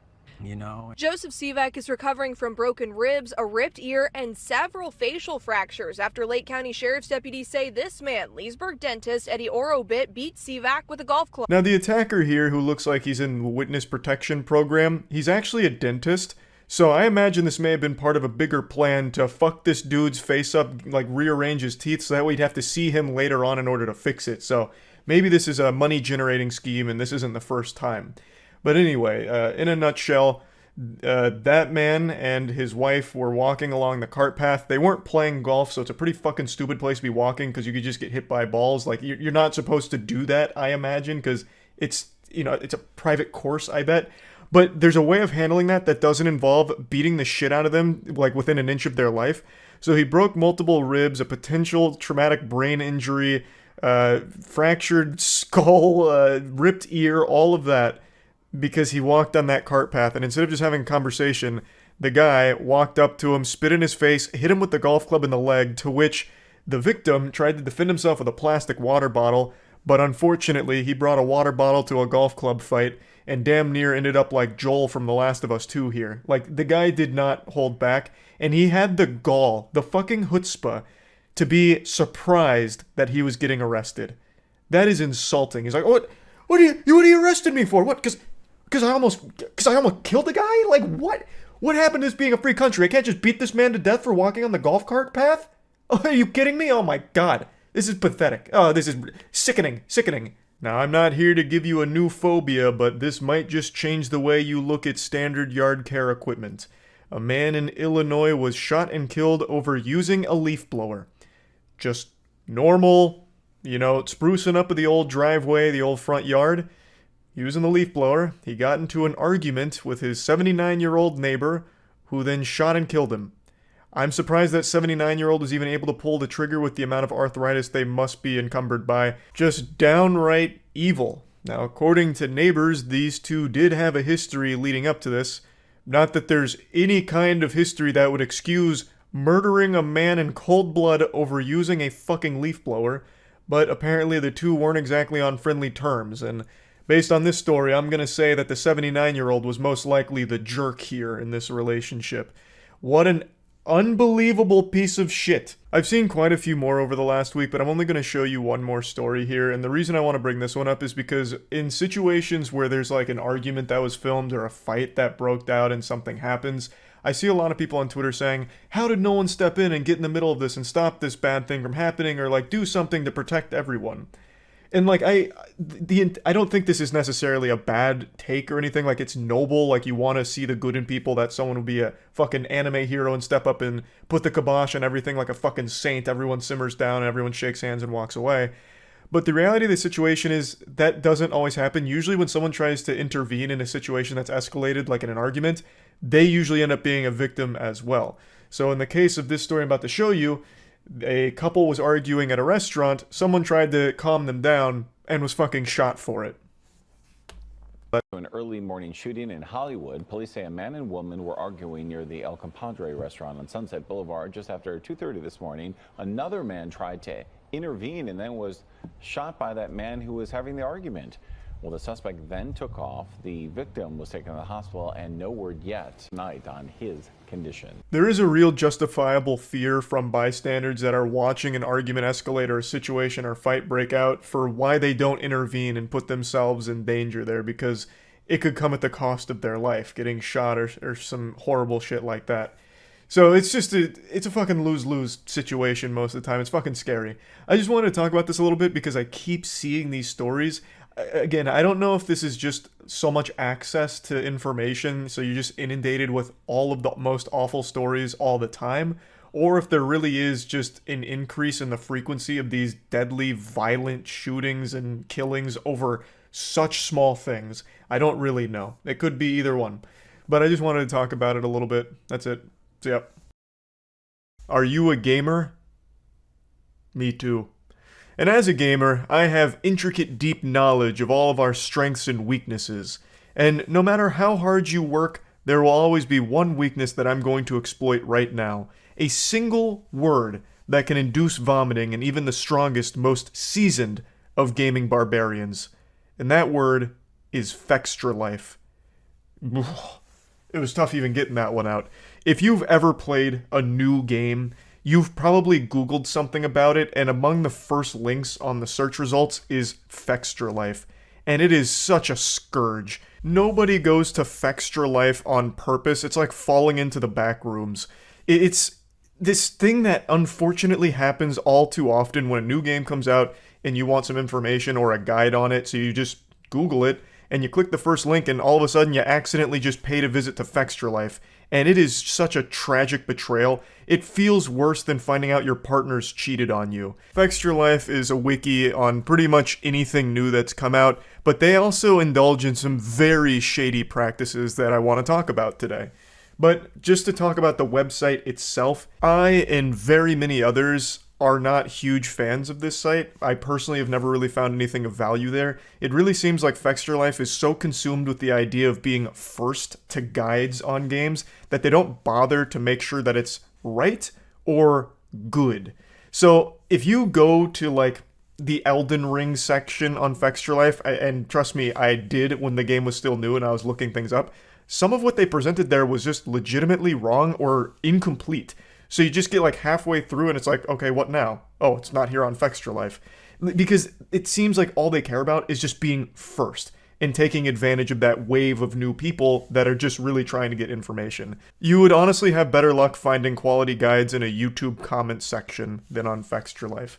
So I don't really like this site that much, but that's not even what we're here to talk about. It just being a subpar wiki site isn't exactly the most interesting topic. I'd like to speak about the slimier, greasier side of this organization, because they're no stranger to scandals here.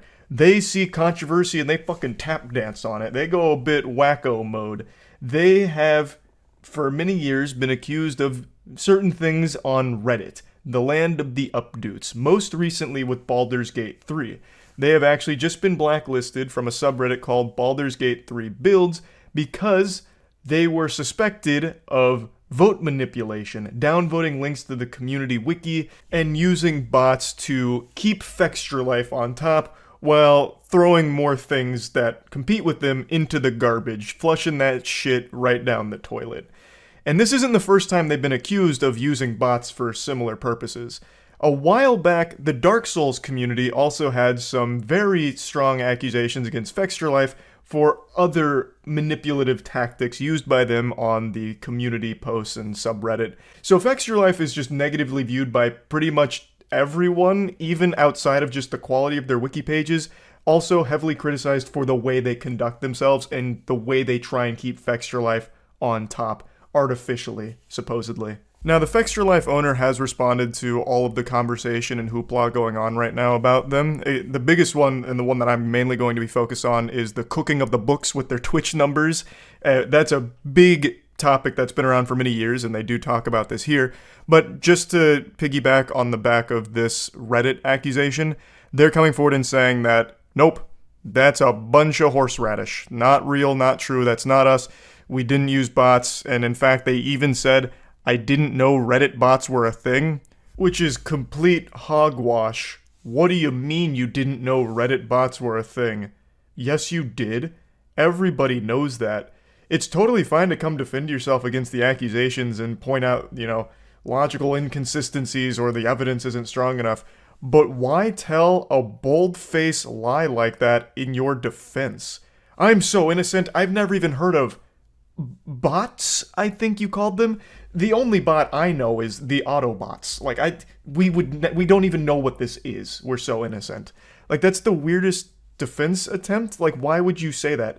Bots are a thing on every platform everywhere, and everyone knows it. Bots are a thing on Twitch as well, which FextraLife is no stranger to, since FextraLife is basically botting all of their Twitch viewer numbers thanks to their embedding video practice that they use.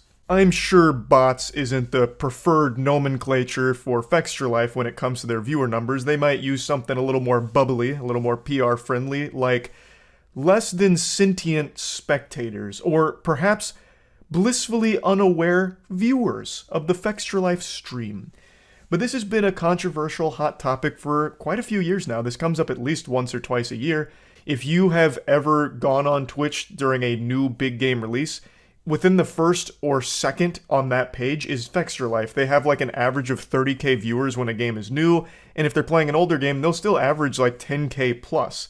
But if you ever click on their stream, you're gonna smell something a little fishy in there. It gets a bit stinky in the swamp, because there is no chat activity. Maybe 2 or 3 people chatting to each other in a 30,000 person stream, which is very odd. 30k is huge. They are among one of the biggest channels when it comes to concurrent viewers, at least when new games are present, and no one's talking. 30,000 viewers on their stream, but their chat is a goddamn ghost town. It's an absolute barren wasteland. You'd find more life in Chernobyl than you would in a FextraLife 30,000 plus viewer stream.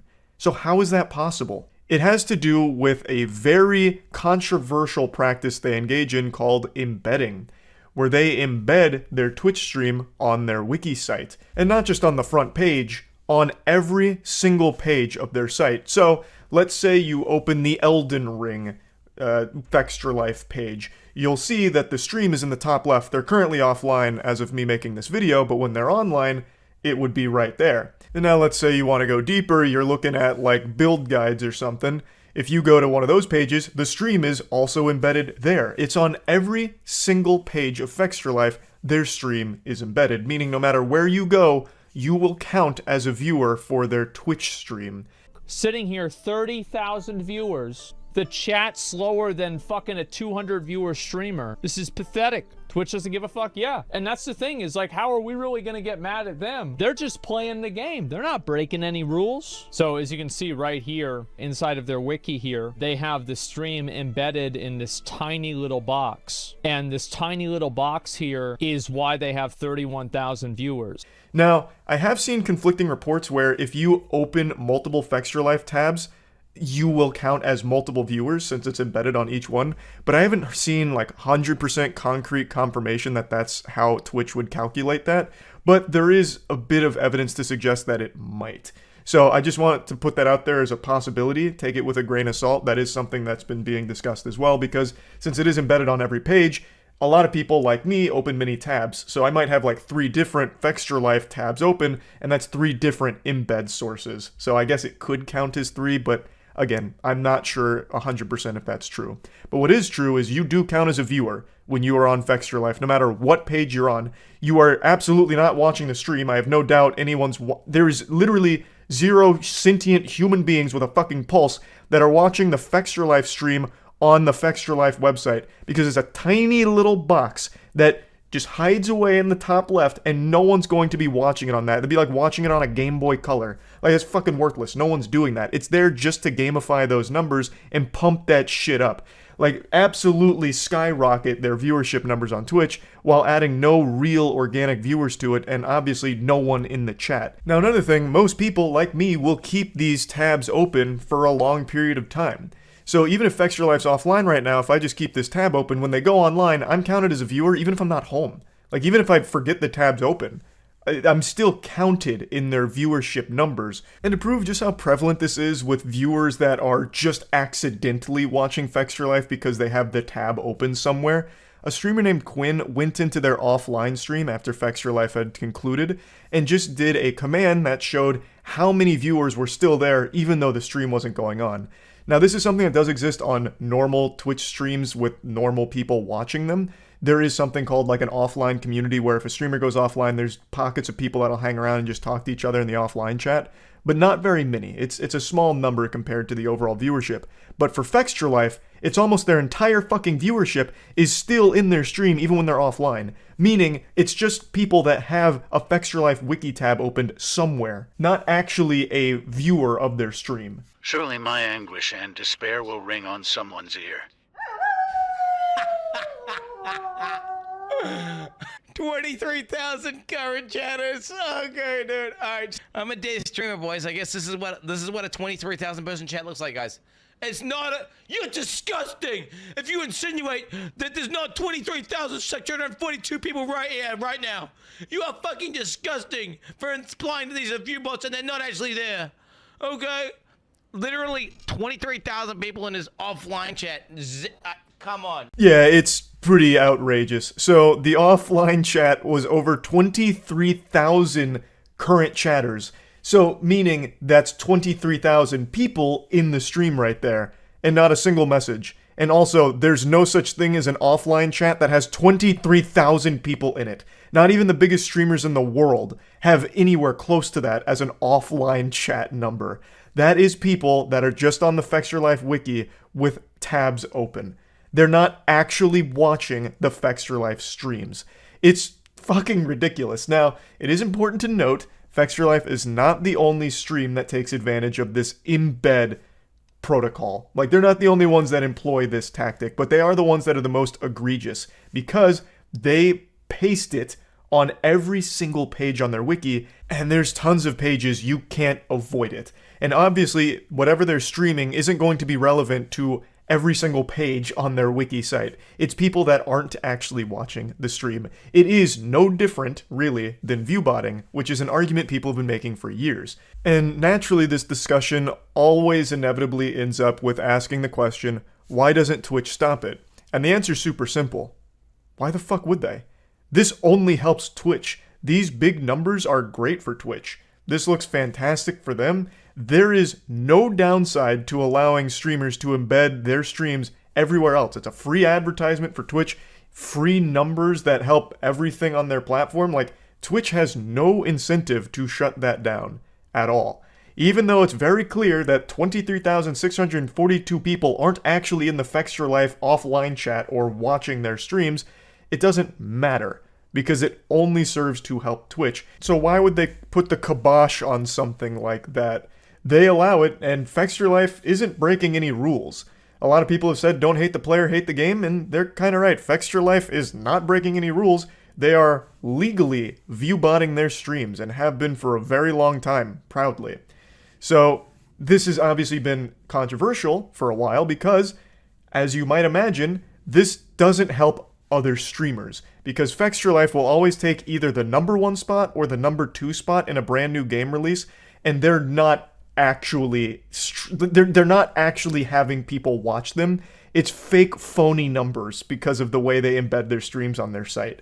So it takes those spots away from streamers that deserve it more, who actually do have communities that watch their streams. They no longer have those slots that Fextra Life takes up. So obviously it makes a lot of streamers, when a new game comes out, mad because they can't compete with Fextra Life viewbotting, fundamentally. It's been that way for a long time, and I don't see it changing, but a lot of people are talking about it again, so I thought it'd be an interesting topic to discuss again, especially considering this time around the owner has spoken about it. So this is their response to all of the viewbotting allegations. They state that a viewbot is when you use artificial and non-existing browsers to inflate views on Twitch, and that does try to fool advertisers because A, it plays an ad, and B, nobody is watching. Real quick before continuing, they're getting a bit lost in semantics here as opposed to making real arguments on how what they're doing is different. Fextra Life streams often have sponsors, and sometimes very big sponsors. I imagine they sell their streams with their concurrent viewer average, which is like between 10 and 30,000 viewers. It's huge. But most companies probably aren't going to really look into that, so they're going to assume their ad is being seen by 10 to 30,000 people. It's not.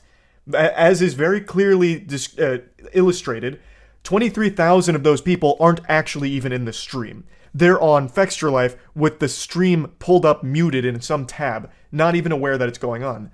So these companies aren't actually getting their ads placed in front of 30,000 viewers. They're getting it placed in front of, I have no idea, maybe a few hundred, maybe 1,000. There's really no way of knowing because there's no real activity in their stream to judge it on or anything remotely like that. So it really isn't different than a viewbot. When you do play an ad on Fextralife, nobody is watching. Same way as if you would play an ad during a stream that is just completely viewbotted in the traditional sense. Nobody is watching the Fextralife ad that the company has paid for, even though there's 30,000 viewers. I would love to see the back end of a return on a Fextralife sponsorship, because I imagine it has to be unbelievably low since most of the viewers are from the embedded Twitch streams. So it is misleading to advertisers, which is another criticism a lot of people have put forth, and I think it's very valid to say that, because again, most of the viewers are not actually watching the Fextralife stream. They then say embedding is an advertisement of the stream to real people on real browsers on an external website. Like any integration, the objective is to get people to click and go to Twitch. No advertisements are played on the embedded unit, generating zero revenue. Embeds are part of the intended code of Twitch and are intentional features that anyone can use, and many content creators besides us do. These are real people that we have worked tirelessly to build up into our community. What community? You tirelessly built up an imaginary community. The Fextralife community you refer to is more made up than the Tooth Fairy. There is nobody in your Twitch streams. Nobody. Like, I can't tell if they're being intentionally delusional here or if they actually think that what they're doing is somehow totally, the same as just building up a normal community. It's not.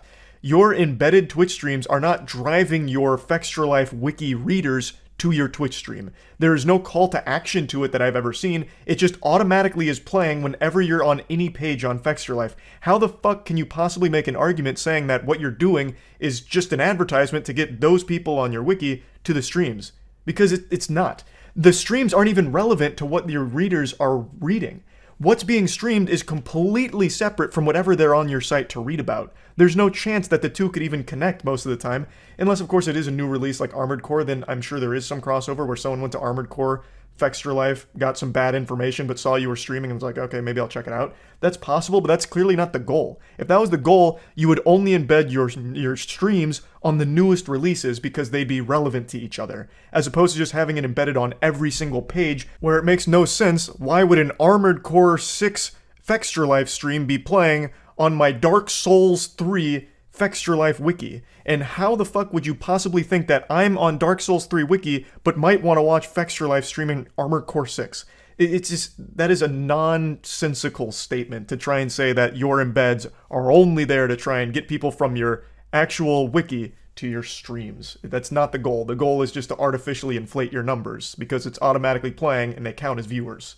What embedding does for me is make my website audience aware I'm a person, I'm streaming, and I can show them games that I think they'd be interested in. Again, that argument doesn't work when the website is all about game information. It's not a personality-driven site. They're not going to Fextralife hoping that they'll see that Fextralife is also live on Twitch. They're going there because they're looking for guides and information on the game that they are currently playing. That doesn't make any sense.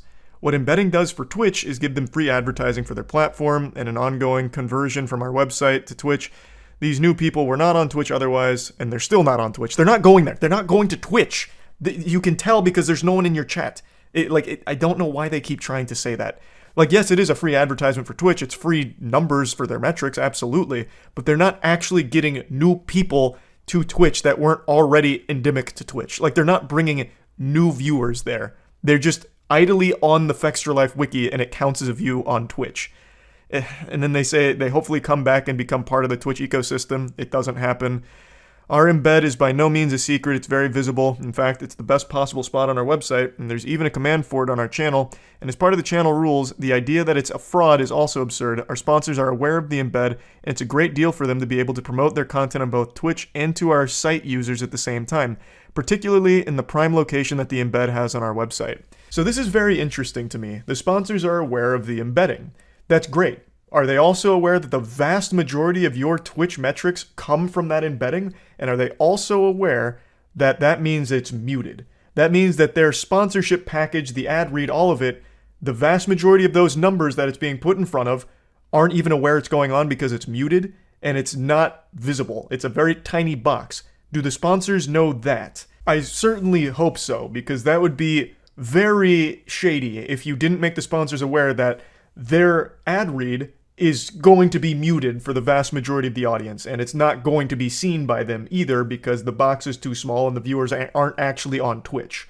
I would hope you'd make them very well aware of all of the shortcomings of doing an ad with Fextra since most of the viewer numbers come from a fucking tiny embed on a completely separate site that, again, is also muted.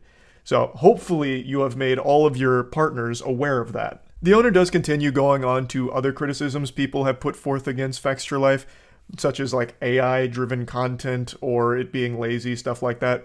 But that wasn't the focus of what I wanted to talk about today. The statement is still very much up if you want to see how they defend themselves against other claims. But these were the main things I wanted to talk about in regards to this situation, because this is a conversation that comes up at least once or twice a year.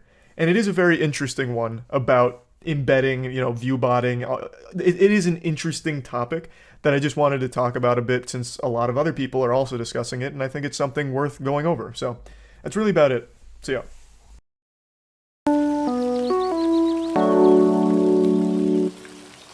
Faith. It's true. And it turns out their faith was rewarded. The Lord blessed them with the safe return of their organ pipes. Hallelujah. Calvary Calvary Episcopal Church in Memphis loaded up Penske trucks with nearly 200 organ pipes to send them off to be restored, but the truck was stolen en route. It's ridiculous. But then a few days later, the police found the stolen truck, which had many of the pipes still in it. Right, and did they find the rest of them? They did, thanks to a Crime Stoppers tip, which led them to a van which had the rest. That's really cool, and that was so well read for the first time we've gone through this story. Mm-hmm.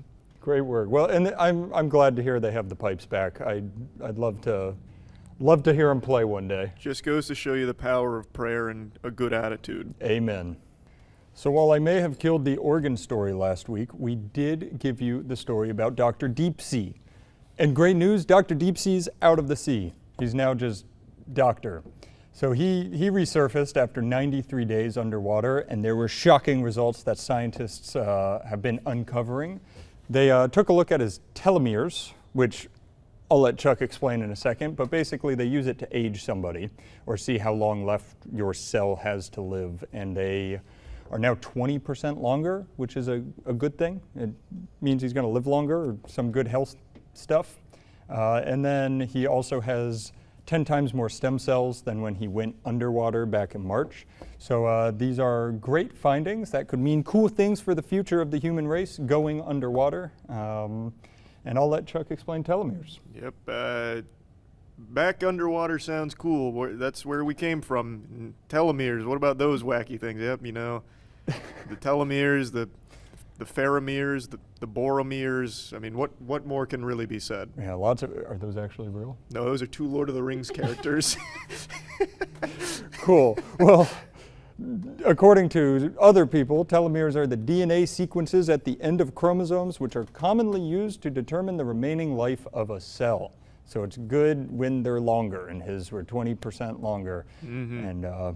And they say size doesn't matter. It's those fools. Yeah, ridiculous. They've never been underwater for 100 days, basically. Yeah. Well, welcome back to land, Dr. Deep Sea. It's great to have you. Welcome home, champion. Wow, did I just get some of the best news of all time. If you go to moistglobal.com right now, you can get the brand new MoistCore 2.0 line. Go to moistglobal.com to get it now. Yeah, that is some great news. A heartwarming story. This is the story of a rare albino panda being spotted for potentially the first and last time ever. An albino panda was spotted on a nature reserve in southwest China, and we have video footage of that little cutie pie coming out of the woods right now. Oh. That's adorable. It's like Paddington. Wow. Oh, they must be friends. Yeah. Are we sure it's not just a polar bear? Also, those videos like 2.5 minutes. You can just like skip around a little if you want. Yeah, where'd the albino one Yeah, go? where is the albino? Oh, he's in the Oh, trees. he's camouflaged. Jesus. Wow. He's got cloaking tech. Look at it. He's actually adorable. I mean, all those bears are really cute. I'd be one of those fucking idiots that'd get mauled by a bear because I go to like pet it.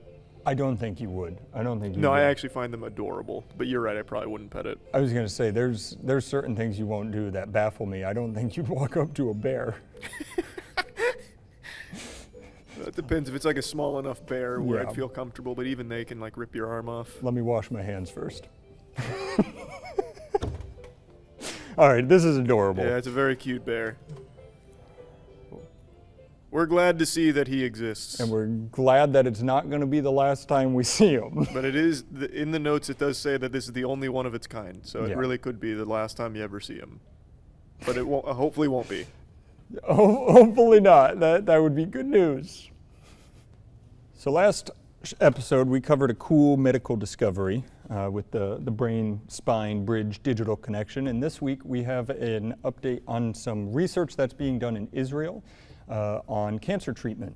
At Hadassah University Medical Center in Jerusalem, they had an unprecedented achievement in the treatment of multiple myeloma. It is the second most common hematological disease, and it accounts for 10% of all blood cancers. So it's a treatment that's based on something called CAR-T, which is chimeric antigen receptor T cell therapy, which in essence, it boosts your own immune system to destroy the cancer cells. So they had 74 patients that they tested this on with a 90% success rate, which is incredible, and as I said, unprecedented. And they 90% went into complete remission. It's still experimental due to the complexity, but it's hopeful and awesome news. That is incredible stuff. The medical advancements we're making are nothing shy of amazing. I agree. Solar power is the fastest growing form of renewable energy, and there's still a lot of obstacles to overcome, but they're constantly working towards making it a more viable energy method.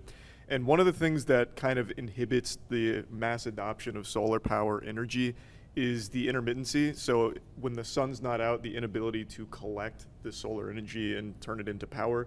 So they've been working on ways of solving this problem, and one of the ways that they've come up with is using satellites to orbit Earth to collect solar power 24 hours a day from space. So that way when the sun's not out here, we can still get it from space. And they've recently had a breakthrough at the Space Solar Power Project at Caltech. They've completed the first successful wireless power transfer using microwaves in low orbit, which effectively proves the concept can work, which is taking the solar power from space elsewhere in the cosmos. This was the most baffling story to me here, because my little pea brain can't wrap around the fact that we're collecting energy in space and shooting it back to Earth. I know it says we used, well, not we, I didn't do shit, that they used microwaves to send it back, but I don't get it. I can't fathom it. Yeah, it's always very impressive stuff. I like that kind of futuristic technology thing. It just sucks solar power has such like a bad rep because there's all those scam callers that talk about like coming over and installing solar panels on your house all the time. I get like 3 days, and there's Elon Musk who's doing solar. I don't think there's anything wrong with him. With his solar. Yeah, I was just talking about like the scam callers. Hey, I mean, Tesla does solar panels. Yeah, don't I they? don't think solar panels are a scam. It's No, just, they just keep calling and it's shady. It's just like, leave me alone, collect it from space. They come to my door at least twice a week, 2 to 3 times a week. Scary stuff. In other great news, a special little butterfly had a chicken come back to roost recently. Matthew Phillips had one of his beloved cats unfortunately go missing for the last 20 days, but Bubby came home. She did. So yeah, she went missing. She's done it before for 3 or 4 days at a time. She's indoor, outdoor, and we thought she was gone. She left May 18th, and we haven't seen her since. And then, 2 days ago, she showed up on our porch, had some injuries. She was skinny, but she's good to go. So here's a cute little picture of Bubby for you. I would say don't let her out of your sight again. Ever. All right, She can't be trusted anymore. she's out of my sight currently. Get a nanny cam. To I need to go now. To stay vigilant. So yeah, thanks for coming home, Bubby. So some other news that hits close to home is our esports player for Smash Melee, Zane, won one of our esports players. One of our many beautiful, wonderful esports players, Zane, won the recent major, Tipped Off. And even though you might think it's hard to trump that, he did something even cooler this past week. Tell him about it. So some of the boys came down from the Moist Esports squad, and we went to a little bar arcade thing. And Zane was challenged by returning air hockey champion Jeff, a local Tampa legend. Jeff is crazy. Yeah, and Zane's not only stood his ground and went toe-to-toe with Jeff, but beat Jeff. And we have a little bit of footage from the event as well as a police sketch of what Jeff looked like. Here you can really see Zane demonstrating impeccable technique against one of air hockey's most fearsome gladiators, Jeff.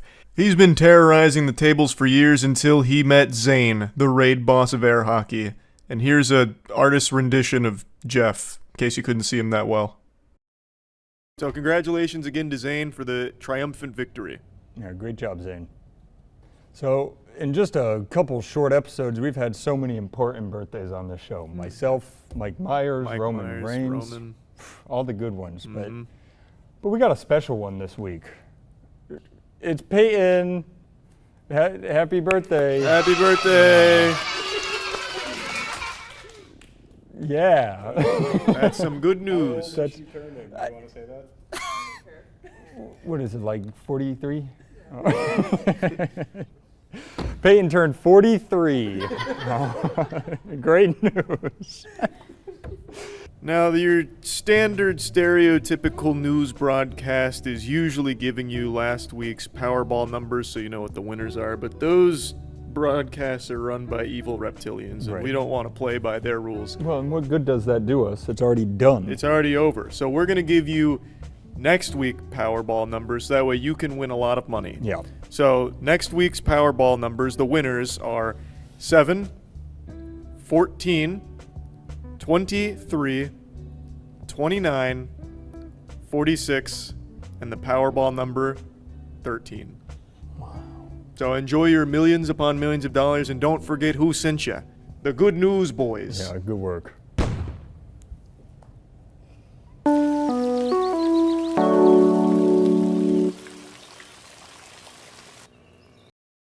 Alright, now I need to come in off the sidelines here, off the bench, in order to participate in a game of goofiness. The Logan Paul vs. Dylan Dennis situation has finally reached the bare minimum silliness threshold that summons me. So these two performed the ritual and made the proper silly sacrifice, and here I am. For those that don't know, Logan Paul is fighting Dylan Dennis pretty soon, and in order to hype up their fight, they've been beefing with each other online.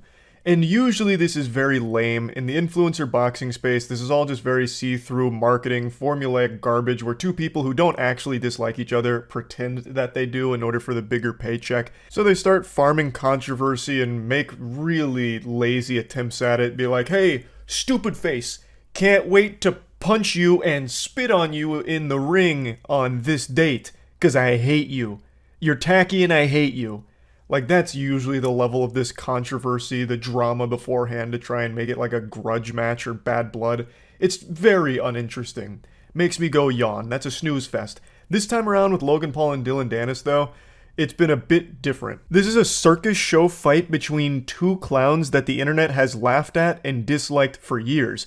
They're both scammers, by the way. I want to make this clear up front and center since most people seem to have forgotten that Dylan Dennis is also a notorious scammer. So there's a whole video from CoffeeZilla on this about how he's more than willing to just exploit all of his fans for money off of knowingly promoting fraudulent products. And of course, Logan Paul is notorious for scamming his fans as well through CryptoZoo, of which he still has refused to refund their money, even though he said he would do that many, many months ago. This is a core component of what I want to talk about today, because Dylan Dennis has been able to wipe some of that clown makeup off in the court of public opinion. He's got a lot of new fans as a result of all of this, because he employed an innovative new strategy for shit-talking. he's been posting pictures of Logan Paul's fiance with other men. And then he'll have captions with it like, it's a picture of a Renaissance painting, and he's like, "Hey Logan, is that your wife over there with another guy? She's a time-traveling succubus. Your wife went back to the 14th century just to fuck this other man to get away from you." Like, and people are eating it up. People are going crazy for it. He's gained like 400,000 followers over the last couple weeks, hundreds of millions of impressions. And like a phoenix rising from the ashes of his dead joke of a career, he was reborn. Dillon Danis found salvation. In the wise words of Qui-Gon Jinn, there's always a bigger shit. And Danis found it with Logan Paul. He found a bigger piece of shit than himself. He couldn't have made a better wish if he had fairy godparents. This was an unbelievable blessing that fell in his lap because everybody hates Logan Paul. So the community wanted to rally behind Dillon Danis, who was hopping in the kitchen and fucking cooking him. He was serving up beef, and the entire internet was consuming that meat more aggressively than Luffy in One Piece. And they were loving it. So now his whole public image has been saved thanks to Logan Paul being just the easiest punching bag ever. And not many people knew who Dillon Danis was before this, unless you were already deep in the fighting community, and in that case, you were probably already in on the joke, because apparently he wasn't well liked in the space. I guess he had a reputation of ducking fights, and then even if he'd take them, he'd lose. So, like, most people just didn't even know anything about him. They just saw him posting all these pictures with his fiance with other men and dunking on him, and Logan Paul just rolling over, belly up, just taking all of it. He hasn't even tried shit-talking back at all. He's just been reduced to this personal urinal cake for Dillon Danis to piss on. Like, it's not even a competition. Like, he's not even engaging in any of the trolling. So Dillon Danis has just won over the entire community's support against Logan. Which brings us to today, where they had their big press conference where always these things are drummed up and fake in order to, again, get more hype and sell more tickets. But Dillon Danis is very good at getting under people's skin, so it really feels like he's crawled under Logan Paul and he's using him like a fucking fleshlight from the inside out. So he showed up to this event wearing this. Obviously a reference to Logan Paul's infamous Suicide Forest video. Still to date, one of the most deplorable videos a big content creator has ever proudly posted online, where he filmed and mocked a dead body in a Japanese suicide forest. And the press conference really goes how you expect. Logan Paul eventually throws a piece of cake at Dillon Danis, and he's like, "Oh, Buster, now you crossed the line. Why, I'll come over there and beat the devil out of you." You know, it's nothing we haven't seen a million times before, all completely fucking manufactured. So that's not exactly what I want to mention next. It's just the same standard formula you've seen at these press conferences. Tables get flipped, everyone's heated, but everyone's getting held back. You gotta wait for the fight, buy your tickets very quickly so you can see all this pent-up aggression unleashed in the ring quickly. This is authentic. You know, that kind of shit. But there was something that was said that I had to laugh very hard at. I can't play the clip because I don't want to risk DMCA, so I'll just paint a picture with words here and describe it. Logan Paul brings up a bet that he proposed where he'd wager $1 million that he will suck the fart out of Dillon Danis' ass. It's not even going to be a real fight. Logan Paul will beat him, but not only beat him, he will annihilate him, de-atomize him. He will clobber Dillon, and he's so confident he'll put $1 million on it right now. And a lot of people pointed out that this is a really weird bet for him to make, considering Logan Paul still has a debt that hasn't been paid to his community that he scammed with CryptoZoo. He made a promise to his community that he'd pay back about $1.5 million and some change to all of the victims of his scam, and he still hasn't. Yet here he is, proudly puffing his chest up and saying that he'll wager $1 million on this fight? Bozo, why don't you take care of the victims of your scam that put their trust in you with their money, put their faith in you, and lost so much? Why don't you finally fulfill your promise and just pay them back instead of wager the $1 million on this? And during the press conference, Dillon Danis goes there. Miss Frizzle opened up the doors to the school bus and invited Dillon Danis on, and they took a trip right to confronting Logan Paul to his face about it. He said, "Why don't you pay back the victims of CryptoZoo instead?" And I shit you not, Logan Paul's response is, "I'm working on it." No, you're not. You have so many millions upon millions of dollars. You could have paid this back 50 times over by now, but you haven't. You just keep dangling this carrot in front of their starving, salivating faces where they're still praying that they can finally get their money back because you promised you would give it back. You would pay them back. And you just keep that there, just out of reach. knowing full well that you'll probably never actually pay it back. You keep praying for a time where people will just forget and move on, but it's not coming. And what made me laugh is that it's Dylan Dennis that said it, because he's obviously a scammer too. So it was a scammer calling out another scammer's scam. Dylan Dennis has exploited his community so many times, knowingly scamming them because he's making money off of it. And yet here he is trying to hop on his high horse like, how dare you? I can't. You scammed your community. You remember that, Logan? I would never. I could never even imagine. It'd be like if Chris Brown made a statement on not beating women. Like, Dylan is absolutely right. Why not just finally refund your victims of CryptoZoo like you've promised many months ago? But it's coming from Dylan Dennis, who is also a scammer that has not refunded any of the victims and just outright tells them to eat shit for it. What reality are we living in right now? It's a fucking beautiful disaster. So yeah, I just wanted to talk about this real quick because I watched the press conference, and that part I just couldn't help but laugh pretty hard at. So yeah, that's really about it. So yeah.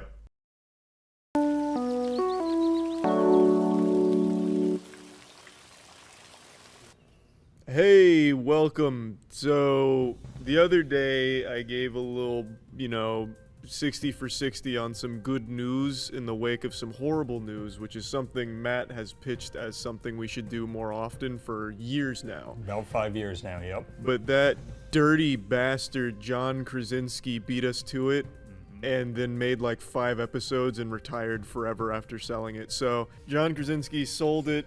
He was a fraud from the start. He never cared about good news, but we do. So we've got a lot of good news to give to you. We're just making enemies with John Krasinski. I just started the good news with really negative takes, which is hype. Now we're here with our first incredible story. So the first story is one that hits near and dear to my heart and the hearts of every vertically challenged man out there.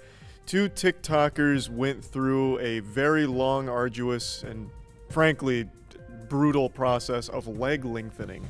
These 2 men, I believe both were 5'5" and are now 6 feet tall, and they documented the journey of acquiring this newfound height. Also, a little bit about the process. I looked into it. Yep. They have these braces on, it's like knee down to their ankle, and I believe they break their bones, and then they have this device that they themselves or somebody they have come out, they go 1 millimeter a day. I don't know if it stretches the bone, that seems impossible. I believe, moves the bone apart. Well, not to get too scientific here, but I did graduate with a bachelor in human sciences. I did hear this that. This is my bread and butter. So what's happening is, as they stretch it 1 millimeter a day. You want me to hold that for you so you can show me? The osteoclast and the osteoblast, that's these puppies right here. They get in there and they start doing some of that. That's the scientific explanation. All right, so they start like gears. They're grinding. Yeah, so we all have that ability. We just need to unlock our osteo gears.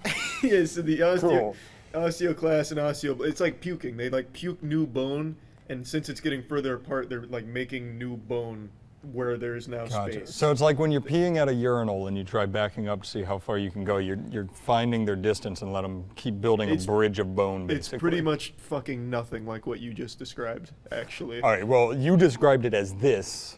That's what it is. And now they're 5 inches taller because of it. So this next story is personally my favorite. It comes all the way over from China, where a zookeeper thought very quickly and saved the life of a panda who was choking on a whole carrot. So in this video, you'll see that he performs the Heimlich maneuver to save the panda's life.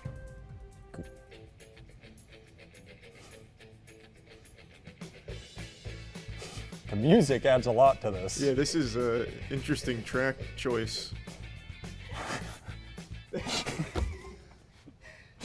So, you might not be able to tell from the video, but the panda, as I said, was choking on a carrot. It was lodged in his throat, and the zookeeper quickly thought of everything he could and gave him some form of the Heimlich maneuver to dislodge the carrot. That's not the Heimlich maneuver at all. He didn't even go near its stomach. When you watch it a little closer, yeah, it's more like Weekend at Bernie's him. Like you lost something in your purse, so you turn it around and shake it. He's really I mean, I give him credit. He's doing everything he can to get the carrot out of there, but the It ragdolls onto the ground. It just doesn't even look like a real animal. It's like a small drunk man. It's like, and I gotta be honest, I did not see a carrot come out of its mouth. I didn't see a carrot anywhere in this video. Like, I don't even think it's choking. I think he's doing like a puppeteering dance. I'm just gonna go with what we saw.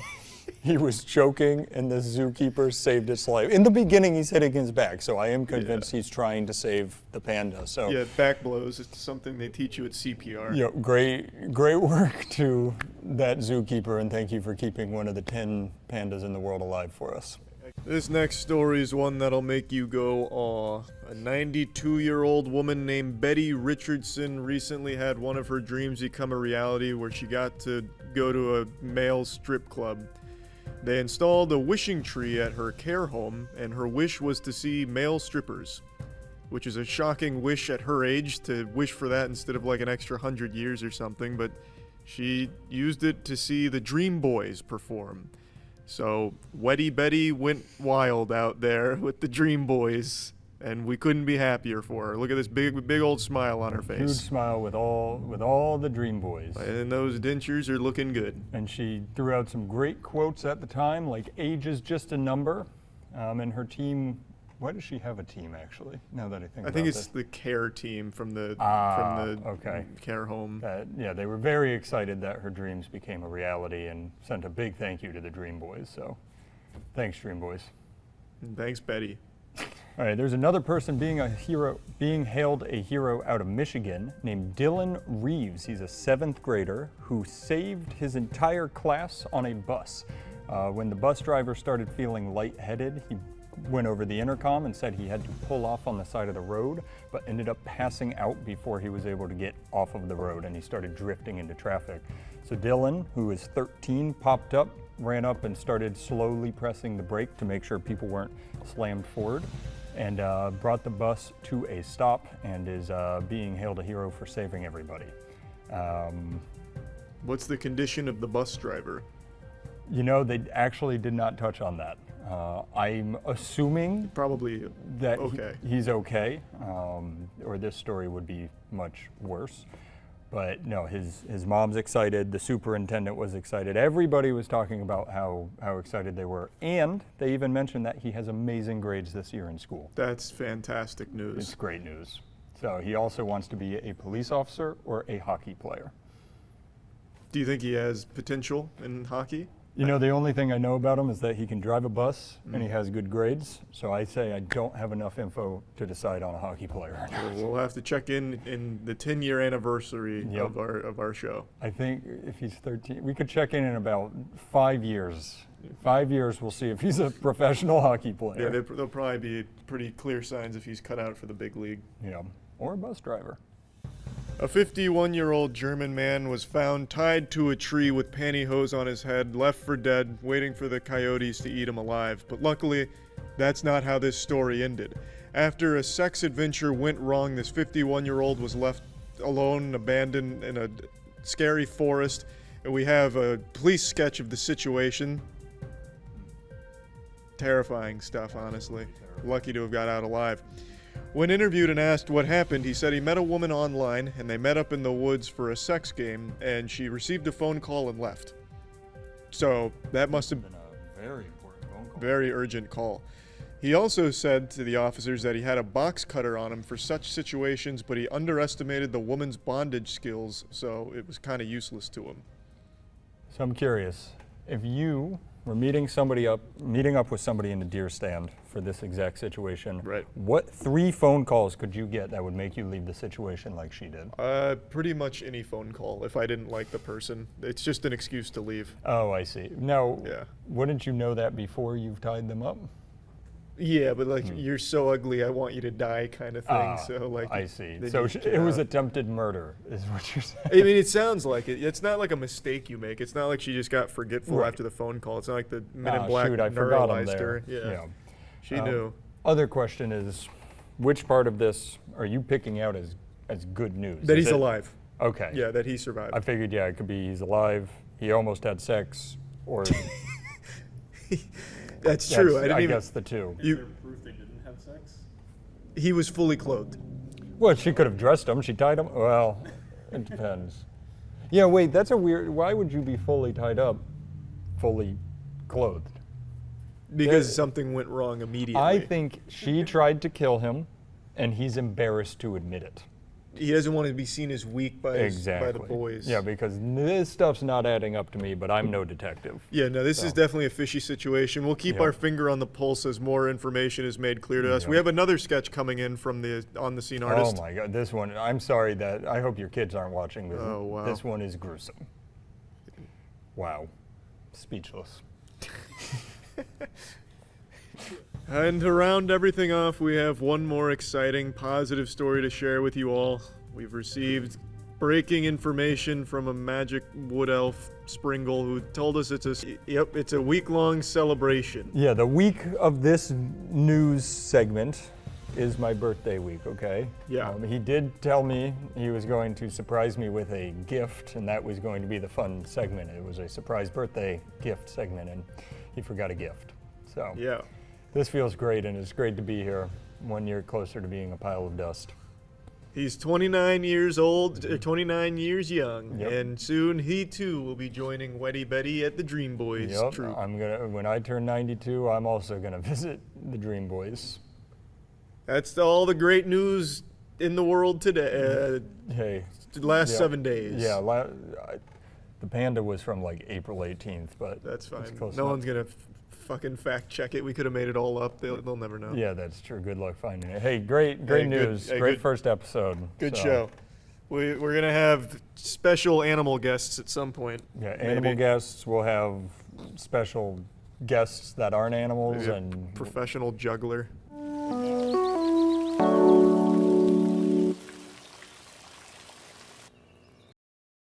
This is an embarrassing thing to admit out loud, but I've recently found a great guilty pleasure that I've been consuming like junk food.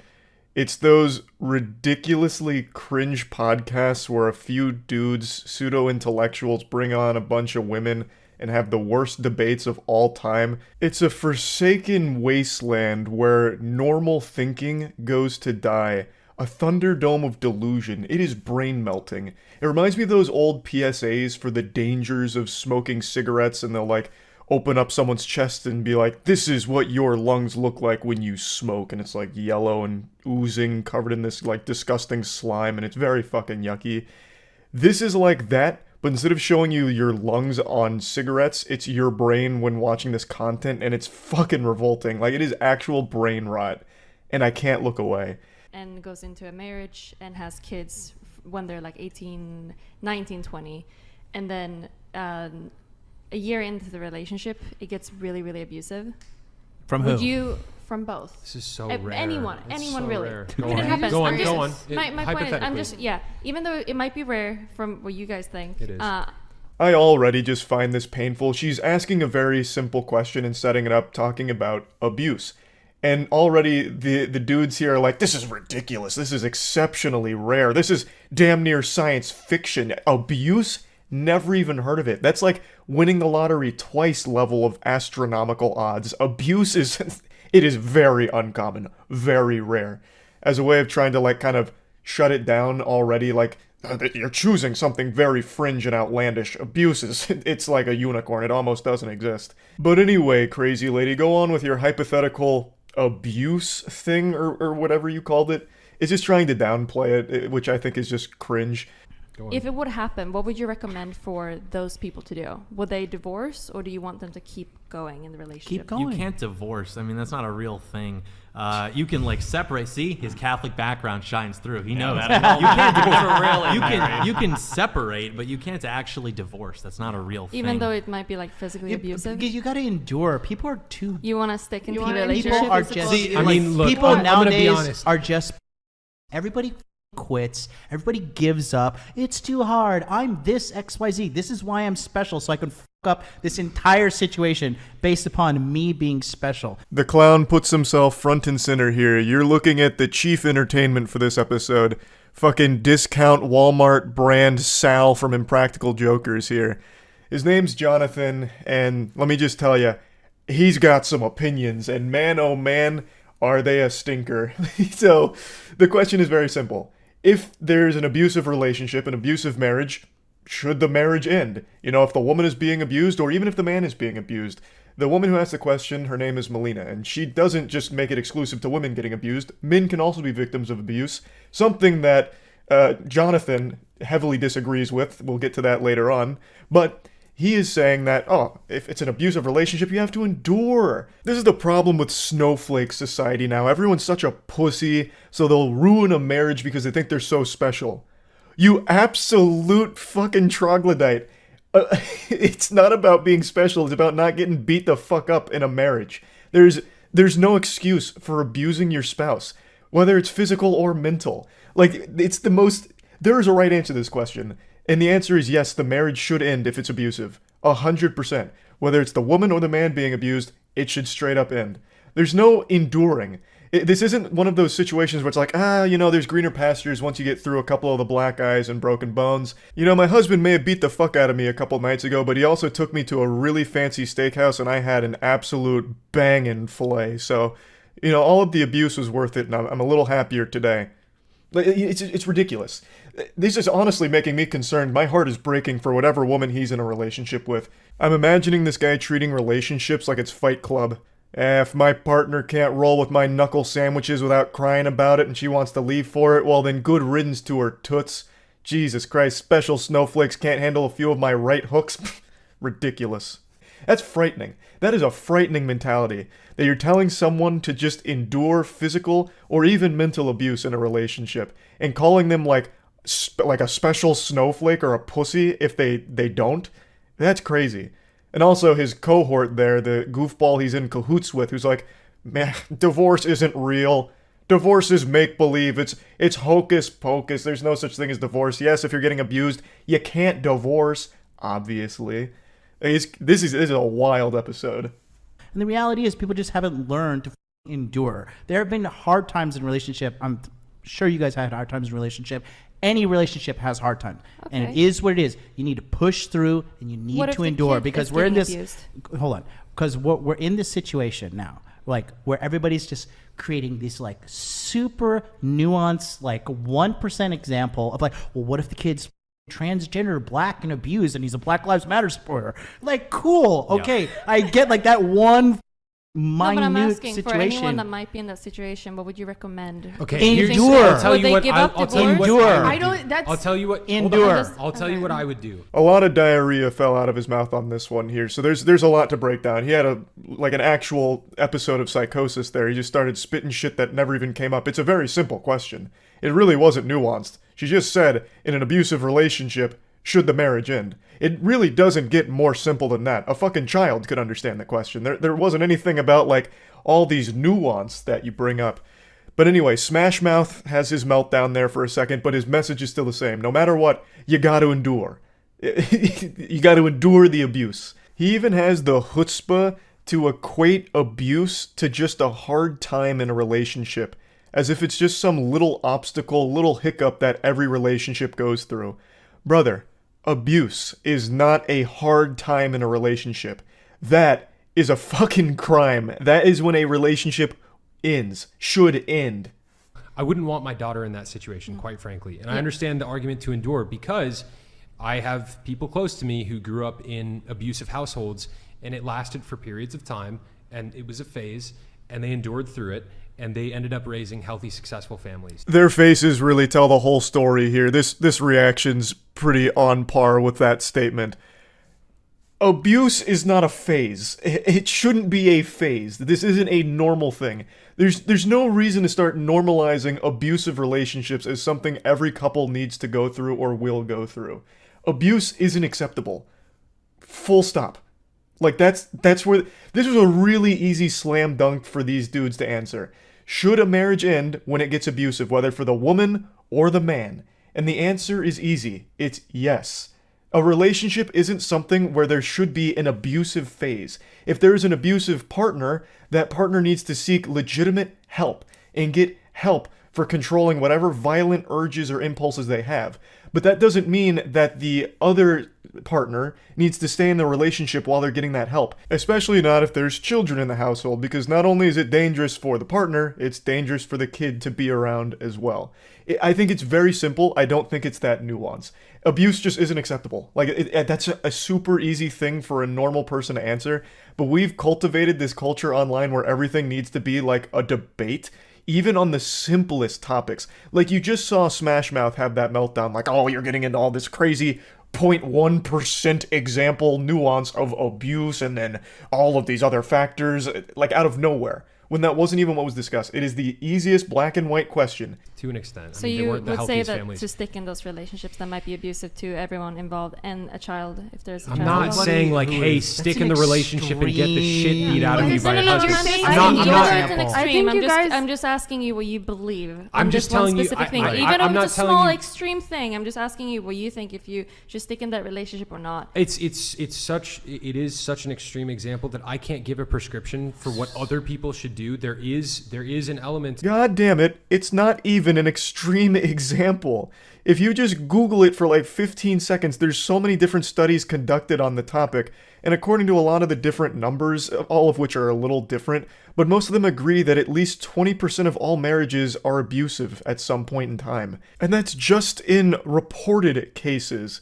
Like, it's not an extreme example. It's really not. But even if it was, it doesn't even change the question. Like, even in the extreme example here, it's still a very easy answer that, yes, that marriage should end. There is a problem. Now, this guy here is trying to play nice with everybody, so he's like, oh, yes, even this goober over here talking about endure. I mean, there's almost an element of something salvageable of his point. When there's not, like, there's no excuse. Like, you shouldn't be enduring abuse, like, under any circumstance, but he's really trying to give an olive branch over there for some fucking reason. But this guy is at least admitting, like, he wouldn't want his daughter in that. So he does outright say, like, yes, a woman shouldn't be getting the shit beat out of her in a marriage or relationship, and she should leave. He at least will concede that, whereas the other two guys still, for some reason, fight tooth and nail that, nah, there's really no reason to be leaving. Like that. Do you have opinions about third trimester abortion? It's terrible. Listen, it's terrible. Look at how quickly you can debate it. Do you know how rare third trimester abortions are? They're also really rare, but you immediately had a visceral reaction to that, right? There are households where parents are abusive to children. Like, that's not like an unfathomable thing. But for you to have that immediate visceral reaction to a type of abortion that's so incredibly rare. But then when it's I like, mean, we're talking about like a guy like getting drunk and like, you know, beating his wife occasionally versus like. I actually think that was a really good point from Destiny there. Like, you have a very quick reaction to another extreme example. Why do you not have that same energy when it comes to abusive households? And then the guy starts making some shit up like, we're talking about a guy getting drunk and maybe putting his hands on his wife. Where is that coming from? The question was so simple. They're making up like a whole fanfic plotline in their head about what was asked when it was really super simple. Abusive household. Should the marriage end? Like, I actually wonder if she had even just said something even more simple and broad, what the response would have been. If she had asked, do you guys think abuse is bad? I wonder what they would have said. I wager that they would have been like, okay, we need to define what abuse is because all of these special snowflakes have weird definitions for abuse. So let's start really getting into the nitty-gritty of what is abuse. Even though it's so easy, abuse is just bad. And an abusive relationship is bad. I don't know what's so hard about it. I don't know what's so hard about them just admitting that. But well, okay, so let me ask you guys. In the Catholic Church, I know that there's like annulments for marriages and stuff. That was a mistake. Are there no exceptions for like if a guy is beating his wife constantly? No, there are, but now or a woman could as well, right? Hold on. Well, there's also a distinction drawn between if a woman's beating a dude. Hold on, guys. Oh man, blubbery ass Jonathan there just got saved big time by the guy in the middle. He wanted so badly to say that if a man's getting beat by his girl, then he's a pussy, or he's like a weak bitch or something. He wanted so badly to try and get that kind of bravado out there. Sad to see that this mentality still exists somehow, that men can't be the victims of abuse. I thought we got rid of that stigma years ago. Jonathan's supposed to be a men's self-help guru? How? Actually, how? Divorces that are initiated by women, Brian? 78%. 78. 80%. 80%. And what percentage of those women have college degrees? Well, it jumps to 90% if they're college educated. Yeah. Real. Brian, please present the stats to the class. What percentage of divorces are initiated by women? 80%? Thank you, Poindexter, that's sickening. 90% if they're college educated? I rest my case. That's why I only marry 18-year-olds now. They're too young to have a college degree, thus they can't divorce me. What does this have to do with anything? Okay, so you don't want to marry college-educated women? You want to marry dumb women? Like, I don't know. What, you want to just marry a lobotomite sex doll?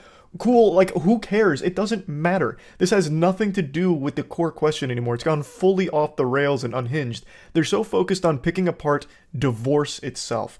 So now they're spouting these stats and making each other mad. So one of the dudes is like, real. And then the other guy is taking a huge deep breath. Why, I oughta. Just hearing that number's making me mad enough to put hands on my spouse because she might have considered a divorce at some point.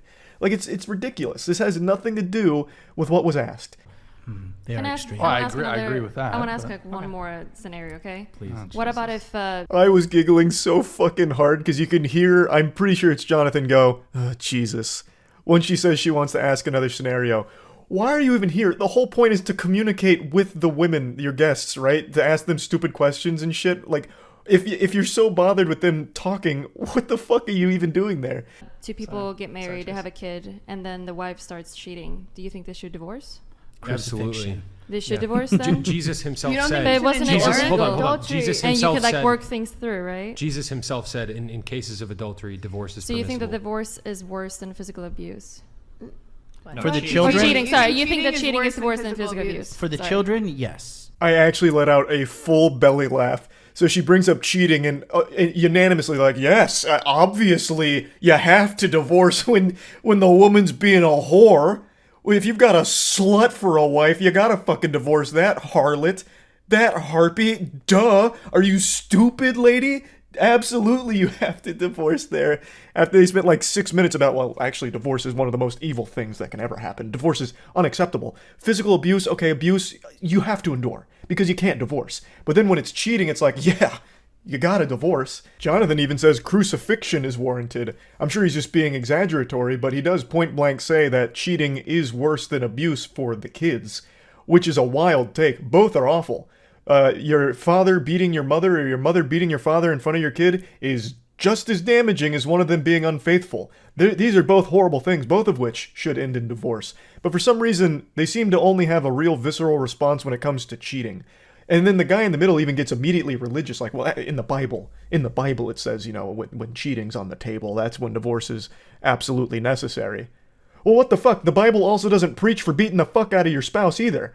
I'm sure you can also divorce in a case like that, so why didn't we get biblical when abuse was brought up? Why did we start trying to justify different levels of abuse and it might be a phase where it's going to get better after and this and that? Dude even wove a whole fanfic about like, we're talking about a man who gets drunk and maybe occasionally hits his wife.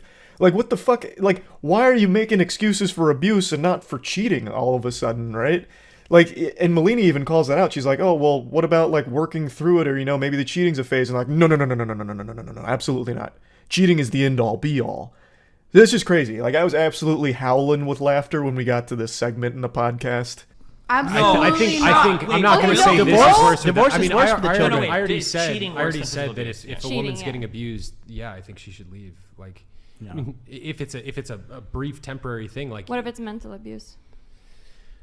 Okay, now Do you It's think less if cut and it's- dry. if it's You're cheating and setting mental your abuse? child up. I think there's a small chance that Jonathan may have misunderstood the question. He may have thought he heard, is divorce worse than abuse?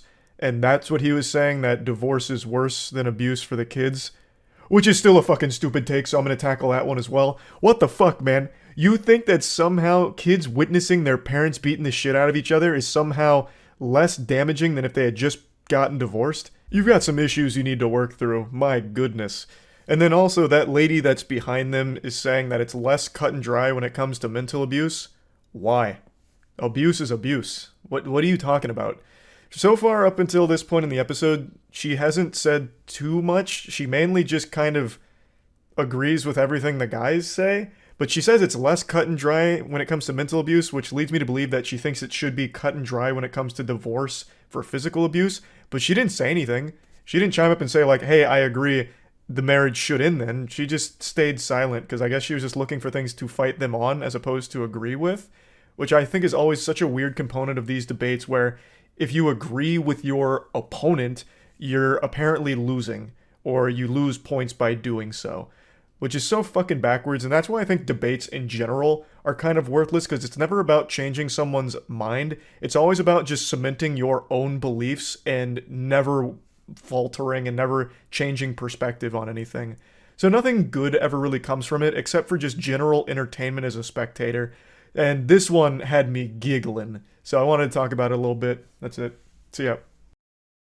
Yesterday I read an extremely sad story, which was accompanied by an extremely disturbing video that's unlocked a brand new fear within me that I didn't know I had so strongly. It's like an Xbox achievement I never wanted to unlock. Now that's nothing new, that's not some unique, quirky thing that only I experienced. It's very common for people to read something or see something that, you know, gives them the heebie-jeebies, and it becomes some kind of fear or phobia that they'll carry from that point forward.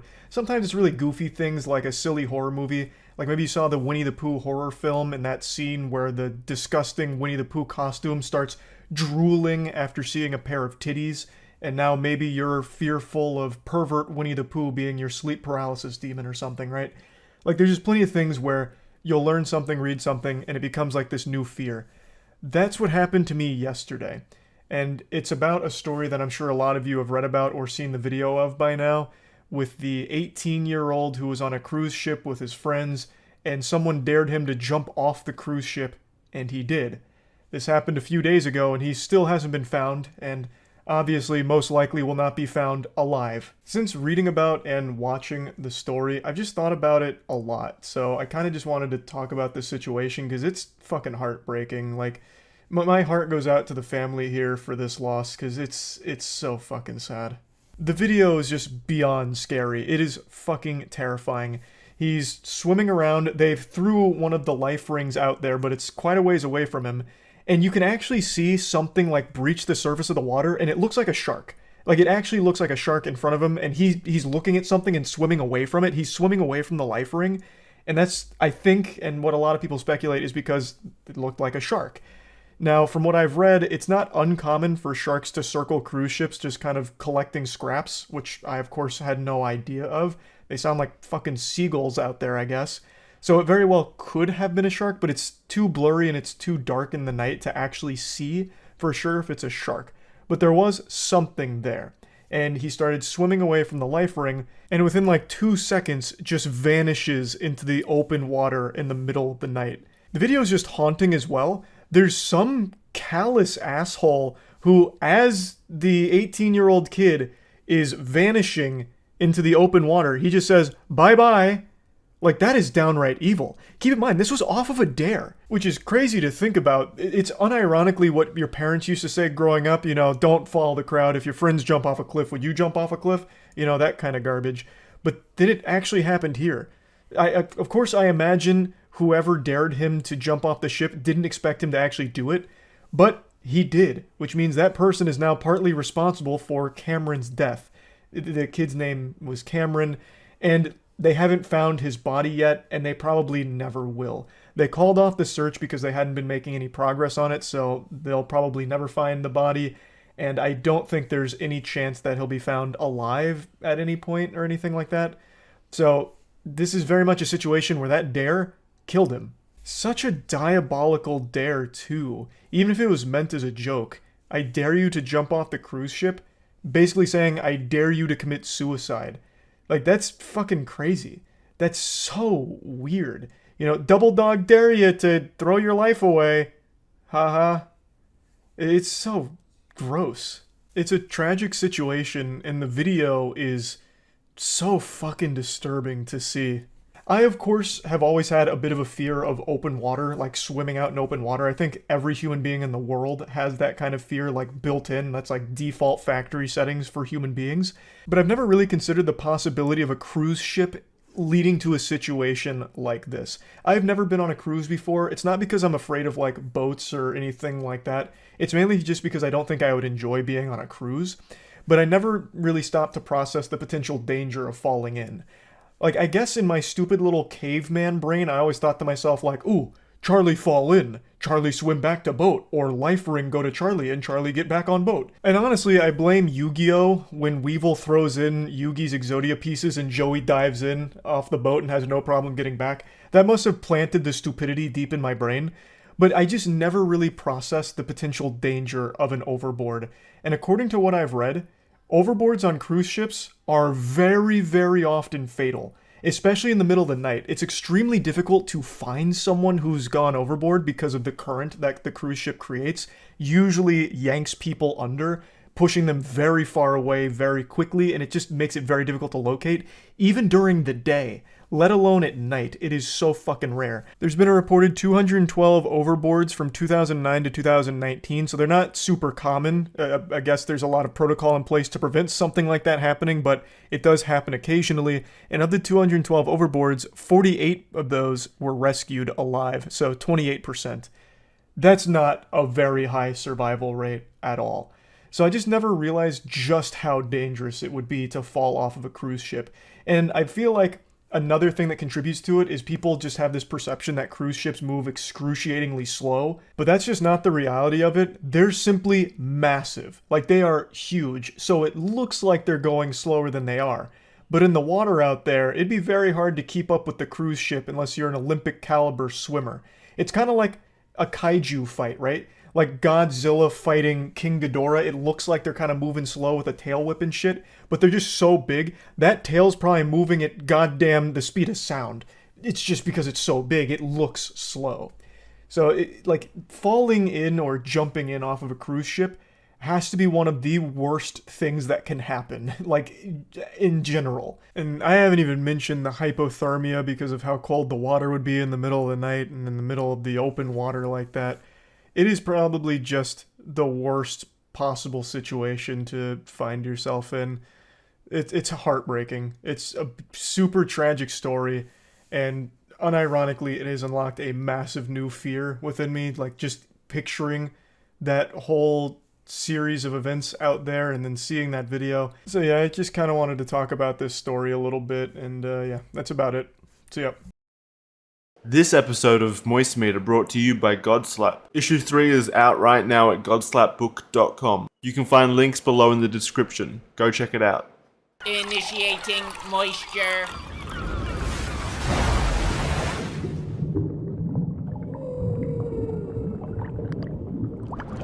Welcome to the Moist Meter. Today we're taking a look at Jedi Survivor. I'm sure you've all seen the headlines about how awful the game is due to performance problems.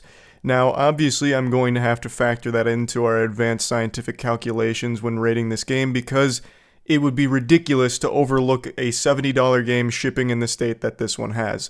It's poorly optimized across all platforms, but most notably, it's horrendous on PC.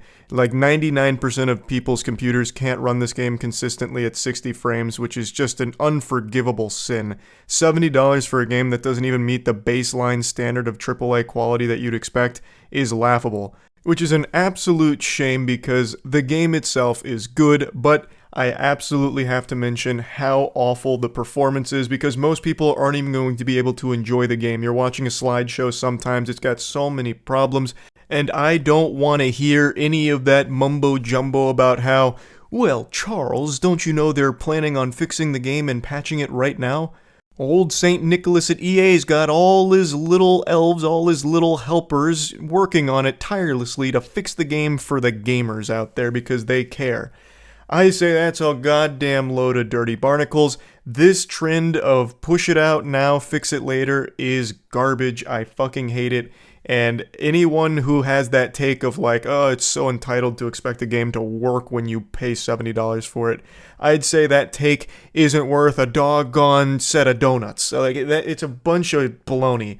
The game, when you buy it, should work. It should be functional. It should be in a good state. That shouldn't be a hot take. So yes, the worst part of Jedi Survivor is the performance. Everything you've read is accurate for the majority of people who are going to be playing the game. I got lucky enough where my problems on PC were pretty minor. They were not game-breaking, but I recognize I got lucky. That's not going to be every player's experience, at least not until patches roll out. So I would say definitely wait on the game no matter what. But let me get into the game itself, because like I said, it's good. Now, Jedi Fallen Order, I liked a lot. I was blown away by how much I enjoyed the combat in particular, but it had flaws. It had a lot of jankiness to it. It was a bit wonky at times. Unfortunately, with Jedi Survivor, I feel like they didn't really polish that jankiness to it. Like, there's some hitboxes that still just go Insano style. Like, they just have a mind of their fucking own.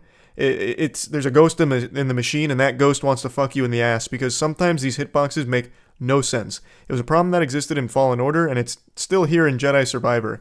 There's also a huge emphasis on just fighting a lot of local wildlife, which are the biggest culprits of the worst hitboxes in the game, so sometimes it begins to become a bit of a headache, but the gameplay itself is still really fun. It's not like a drastic improvement over Jedi Fallen Order, but I do recognize some quality of life improvements, and I really did enjoy it a lot. There's a lot of stances to go between. You have your standard single saber, you've got your double-ended saber, you've got dual wielding. I don't want to spoil too many other ones because I don't know how much has been revealed in trailers and stuff, but there's also 2 other wacky ones that are really fun.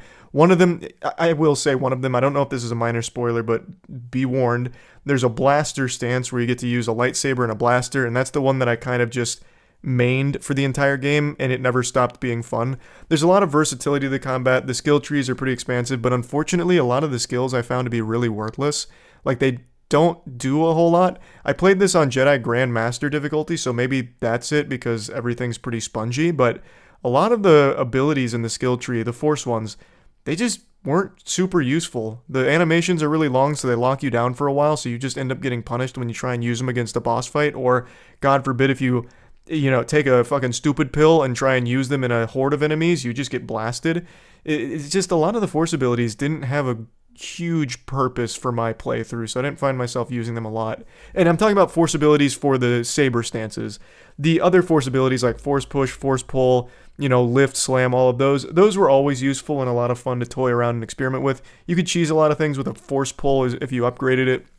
But overall, I don't have any major complaints about the combat other than, of course, some jankiness and the feeling that they didn't really take a huge step forward with their combat from Jedi Fallen Order.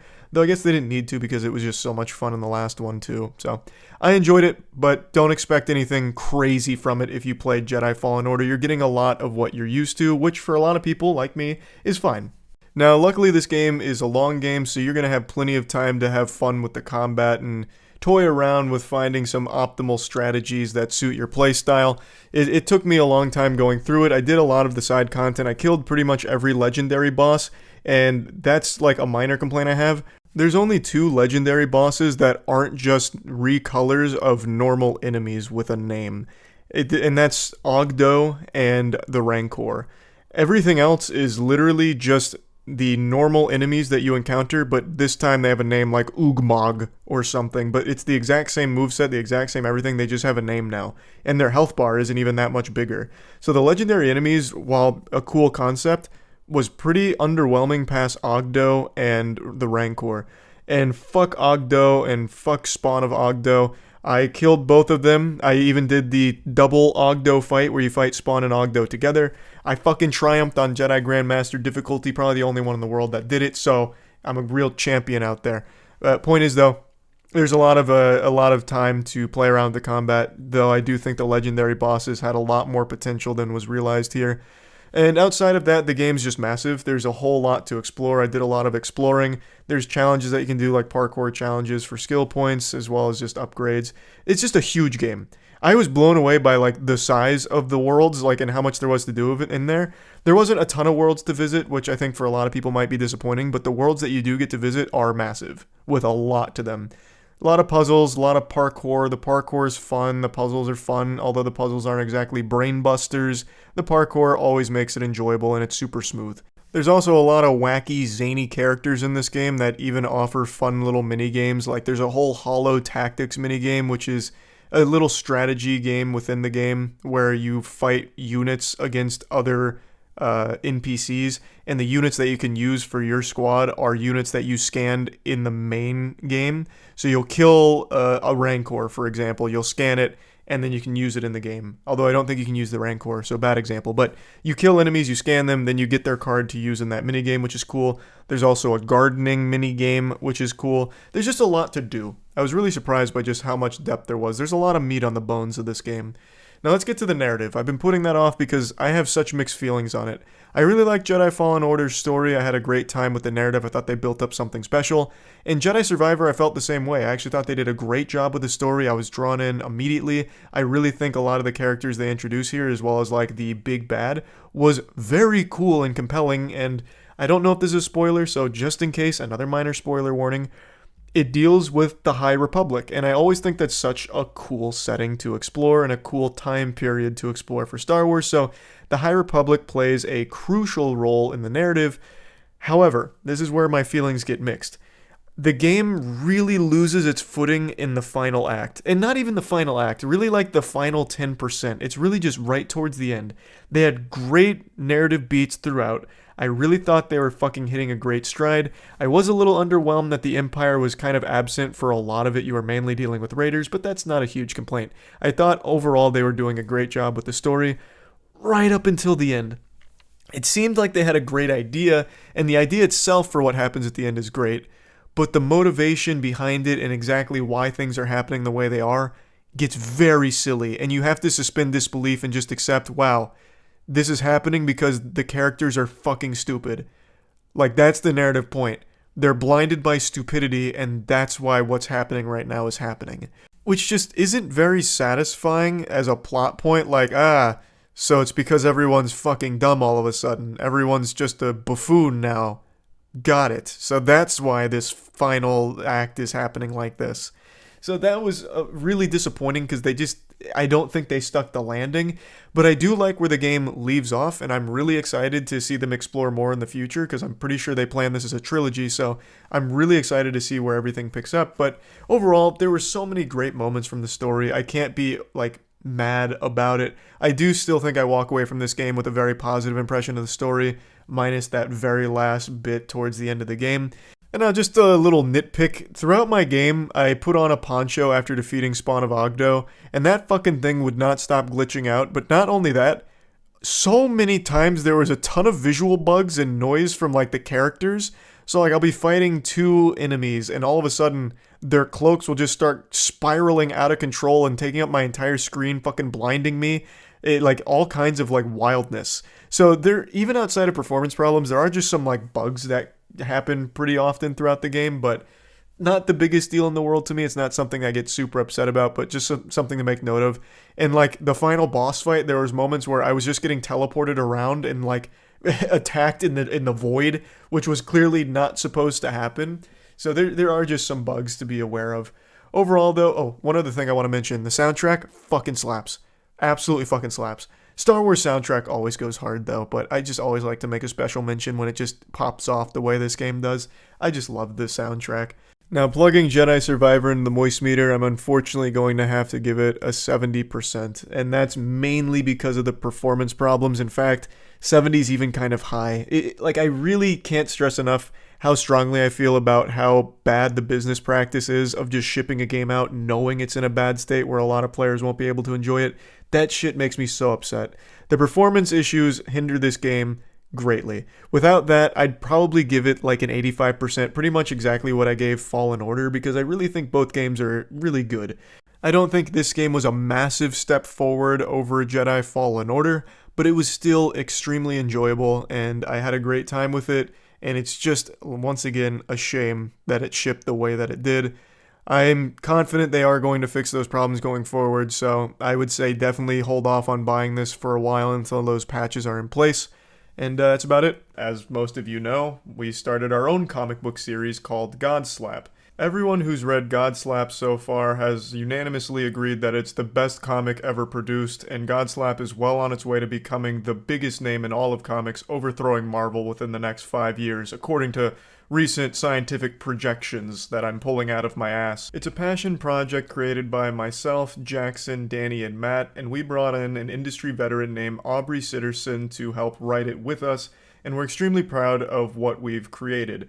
Issue 1 and 2 are already out, and Issue 3 came out today, as of right now. Issue 3 is available at godslapbook.com, and per usual, this is the standard cover, but we also have 2 limited edition variants, which will only exist until they're sold out, and then they'll never be reprinted. So they're available at godslapbook.com. Jiminy Christmas sports fans, buckle your seatbelts, because I'm about to take you on a wild ride here.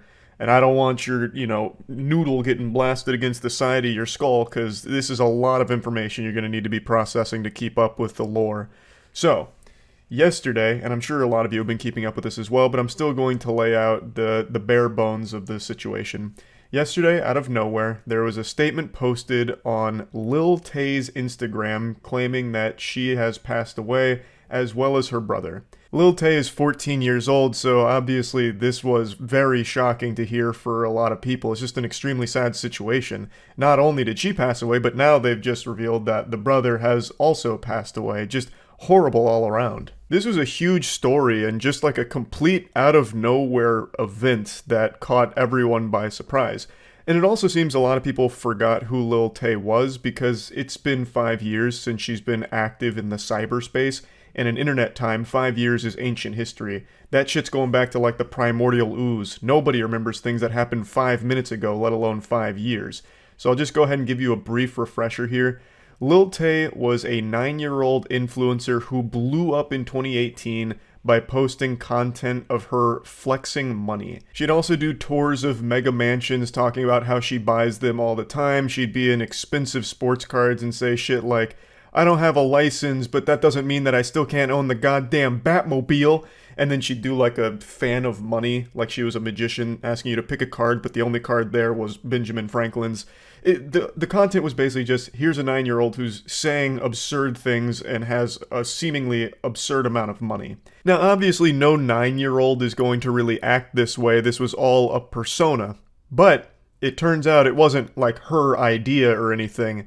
It's actually a pretty sad situation. As more details arose here, it turns out the people closest to her were the ones basically controlling her whole life. They gave her this role that she was forced to play. They'd tell her what to do and what to say, and they'd get all of the expensive cars and mansions set up so that way she could go film content in there and flex on everyone, so that way they could capitalize off of her viral fame.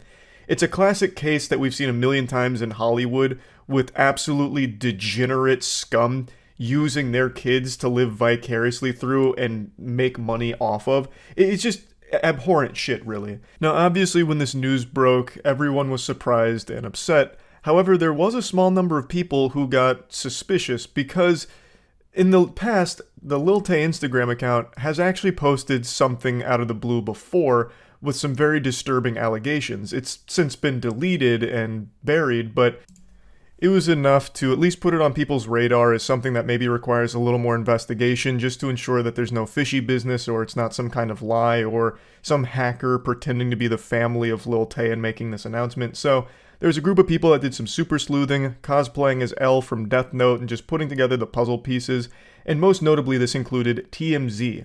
So they had been contacting like police departments as well as other organizations, just asking if they had any death certificates or records of her passing or her brother's passing, to which they all said no.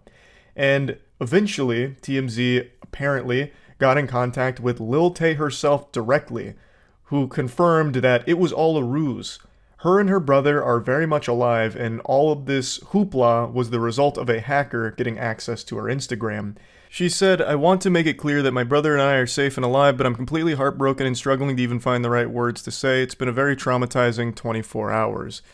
Now, this whole situation is so fucking weird then, because there's actually an even deeper layer here. The question would obviously be, why would a hacker bother doing this? Like, this doesn't make any sense. And right now, the leading theory is that it ties into crypto. And let me explain. I actually learned about this from a publication speculating on why this might have even been posted in the first place. So it turns out there is a crypto coin called Lil Tay token, and it's existed for a little while now, though I don't think it's fully released or anything like that. But in the wake of all of this information here with like you fake out that Lil Tay and her brother are dead, People were wondering what the fuck would anyone even gain by making up that lie. So they turned their attention back to the Lil Tay token, and this account is actually pretty active on Twitter. They're denying that this was all a publicity stunt. This is actually spearheaded by someone who has worked closely with Lil Tay in the past.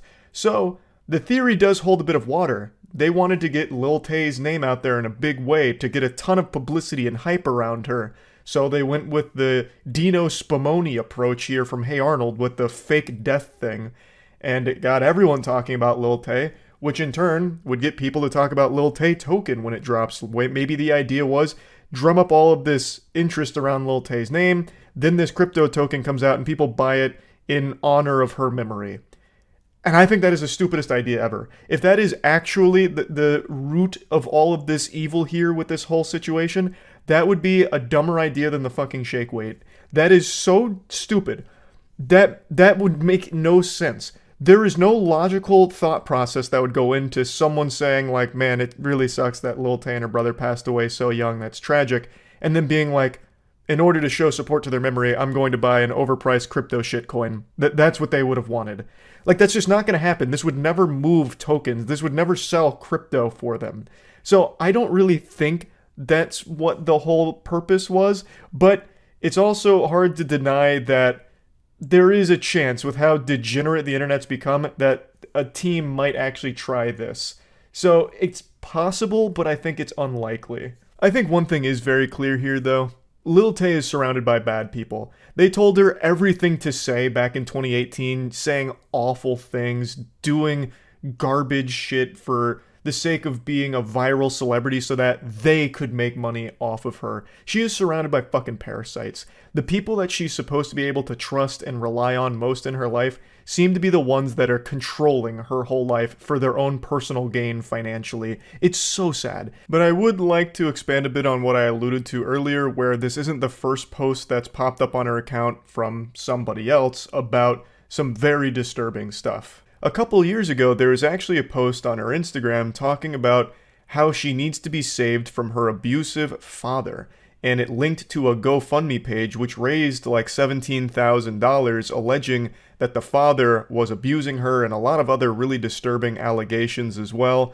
It was started by her brother and alleges that the father is evil and abusing her and doing everything he can to control all of her money, and it also has like a bunch of pictures as well as evidence. It says that the goal of the GoFundMe is to free her from the life of abuse that she currently lives, and that they're going to be doing everything they can to get her away from the father, and I believe that's through the like court system. But I haven't been able to find any information on that or any updates on the situation at all. There's only one update provided on the GoFundMe, and that was like a week after it launched, where this is what was said. I want to take this time to personally thank everyone that believes the truth and supported Tay even through the conspiracy theories. Please realize a Supreme Court case directly involving a minor is not public information. All documents are sealed and will not show up in the registry. The truth will eventually come out. Chris Hope owes $400K in child support and has stolen millions. Just now speaking about this because I no longer am a minor and now have the right to do so without harming my family legally. All people alleging that I am stealing money through a GoFundMe, please look at the facts, look at the police reports and the abuse. This is a serious situation. I feel like if you raise $17,000 for a situation as serious as this, you would want to keep people updated on what's happening here, and people would want to know. But somehow, this has just flown completely under the radar. I can't find any follow-up to any of these claims or anything that's happened since this GoFundMe. The brother hasn't said anything on it, which is fucking weird. A lot of people apparently accuse this of being a scam, claiming that the brother was taking the money here from the GoFundMe for himself, just pocketing it. And I can see why people would think that, because he hasn't fucking said anything about it. He hasn't given any updates on anything here. It's just been complete radio silence for the last couple of years where no one knows what's going on with this. And that doesn't make any sense. Why wouldn't you keep people in the loop, especially because it's so serious and people are directly donating to try and do their best to help? The brother of Lil Tay has been a very controversial person since the beginning of Lil Tay's career, where there's a lot of accusations against him for a lot of different things. So the fact that all of this here, the hashtag Save Lil Tay movement, all of it that he was putting out there to try and get some steam behind has just vanished. without a trace from him or anyone else involved here. It's all really weird. So the post out of the blue claiming that both Lil Tay and her brother had died is not the first time that something has popped up on her Instagram out of the blue with some very alarming stuff. So the whole thing is baffling. It's such a weird mess. I don't know why a hacker would take over her Instagram account to make that post, and I also don't see why anyone on her team would make that post either. There's just nothing to be gained from anyone, no matter what angle you spin it. Like, even the crypto angle, assuming that theory is even remotely true, there's nothing to gain there. Like, there's no one wins. Like, nothing makes sense about this situation. So, yeah, it's just been a weird, wild ride here with this whole story that I just wanted to go over. That's about it. See ya. You watch Cleopatra on Netflix? No, I know it's the lowest rated show, like, ever on Rotten Tomatoes, but it seems, like, really uninteresting. Like, not fun bad or anything, just, like, actually uninteresting. Assassin, the First List. Oh, man. You gotta sign in with my age here. Wait just a patty flippin' minute. We might have some potential. This looks interesting. Where every step we take brings us closer to our destiny. Text-to-speech has been such a blessing for shit asset flips on Steam. Only an infinite loop of Alright. For only $30. I mean, they're giving it away. I'll run it. Jesus Christ. These games, man. They're getting so bold with the price they charge for this. It's crazy. It's crazy. I already know it's going to be like 40 gigabytes too. Just pure shamelessness. Oh my god, 25. Finding shit no one's ever heard of or ever played before. I am going to say with a high level of confidence, I am the first person to have ever played and beaten Dark Days Devil Hunt. Which means I'm also the speedrun world record holder for that game. And now I plan to do the same for Assassin, the First List. No, it's not a Bitcoin miner. Not this game. Also, I'm pretty sure the models they're using for this are the same one from the hentai shooter we played like 2 years ago. I'm pretty sure this exact guy is in there. Can't remember the name of that one though, the waifu shooter. This is the Hitman UI. Wait, they're going with multiplayer at some point in here? That's crazy. Let me check the leaderboards. Interesting. Time to top those. Let's ride.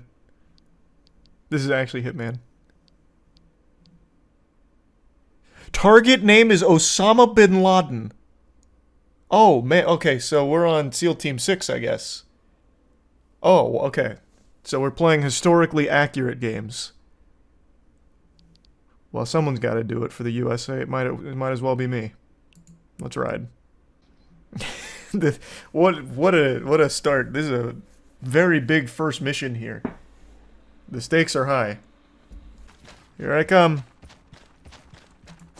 I don't know the controls, but I'll figure them out, I guess. It's a little dark. Oh shit. Stop it, stop it, stop it. I don't... oh my god.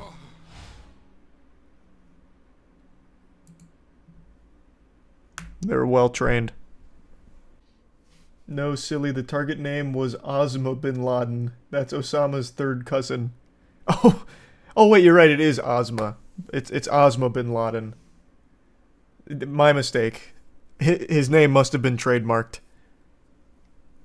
Yeah, I didn't notice.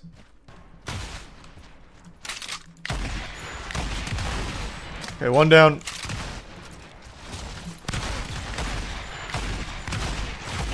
Two down.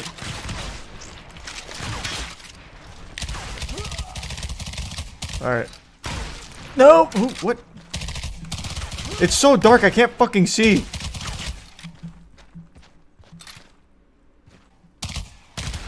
I am not going to leave you alive. Alright, alright. I'm almost out of ammo, so I'll grab this. You motherfucker. Okay. That was pretty cool. Damn, that slide's crazy. Stop, don't crouch. Get up, get up. Oh god, oh god. This slide goes nuts. You motherfucker. Oh! Oh, he has no idea.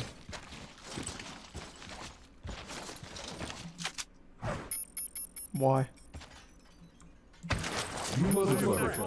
Oh god. Okay, okay, I wasn't close enough for the stealth kill, I guess. Interesting, interesting. Okay. Understood, understood. I'm gonna be honest, this difficulty felt like they did more damage than this difficulty. But we'll try it again. Okay, now I know I need to, like, actually rim him out in order to get the stealth kill.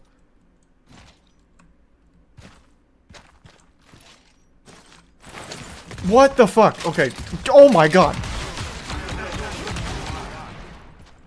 Okay. I give up on stealth. You have to get way too close. It immediately triggers them. Is that a guy? Oh, it is. What is happening? Oh my god. Oh my god, this guy's scary.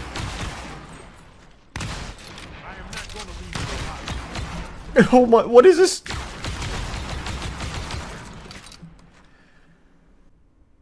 I could also do cutscene 1 or cutscene 2 at some point when I get far enough, I guess. Let's try Destination 2. How do I... I'm also very confident this is the only mission in the game. I just want to see Ozma.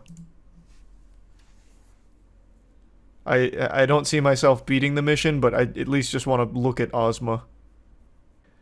I've tried playing it stealthy, which doesn't work. I've tried going guns loud, but they kill me in like 4 shots. We're running out of options. That guy's just sliding around.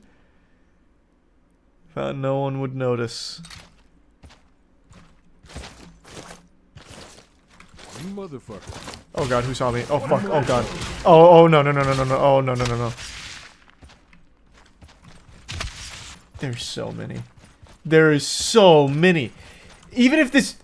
Let's assume for a brief moment the stealth functionality actually worked. How are you supposed to stealth this? There's 1, 2, 3, 4, 5, 6, 7, 8, 9, 10, 11 dudes congested in one area here. Jesus Christ. Like, no, Sam Fisher couldn't stealth his way through that.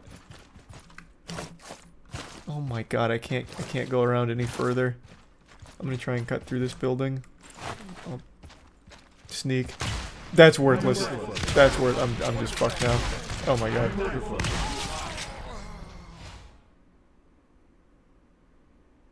I crouched and he immediately heard me. I guess my knees popped or something. I have 10 shots in total. Entering PP. Alright, that's big. So I get to kill 10 people. I'm gonna try and get this guy. What? Oh god. Oh. Okay. No, misclick, misclick. Grenade, grenade. Nice. What a crap. What is he saying? What a crap? Ah, it's so dark. Ah, more, huh? No!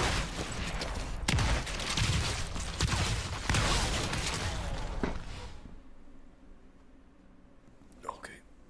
The super soldier. That's probably enough. Somewhere in South America, aliens have made contact. Visitors have not come in peace to planet Earth. Open world third-person shooter game. Single-player video game. Compatible with Windows 8 8.1, 10, and 11. The game locations are inspired by real places in South America. Alright, how can I say no to UFO the Ranch? Alright, let's see what these extraterrestrial visitors want from our humble planet.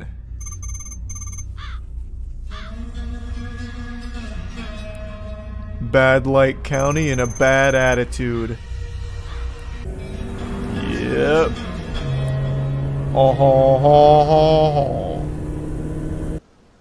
Is there no options? Huh. Well, I guess when it comes to UFOs, you really don't have any options anyway. That's probably the message. Goddamn aliens stealing our frames. Man, she is chugging. These cutscenes are pretty cool. It's just driving on a straight road. And then turning left into this dirt road or turning right into a gas station so far. The aliens! No!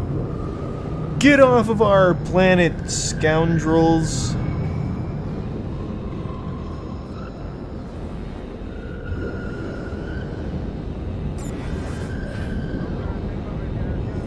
They'll never see us here. Don't do it! If you get the tractor beam out, I swear to God! That's at least 3 stars, Bubba.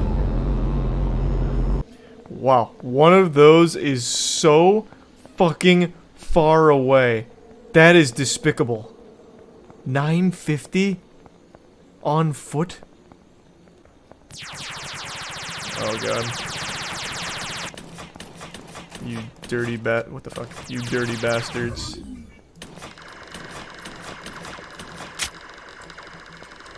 Reloading.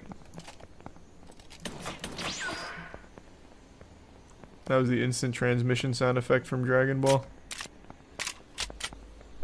They're well trained in our culture.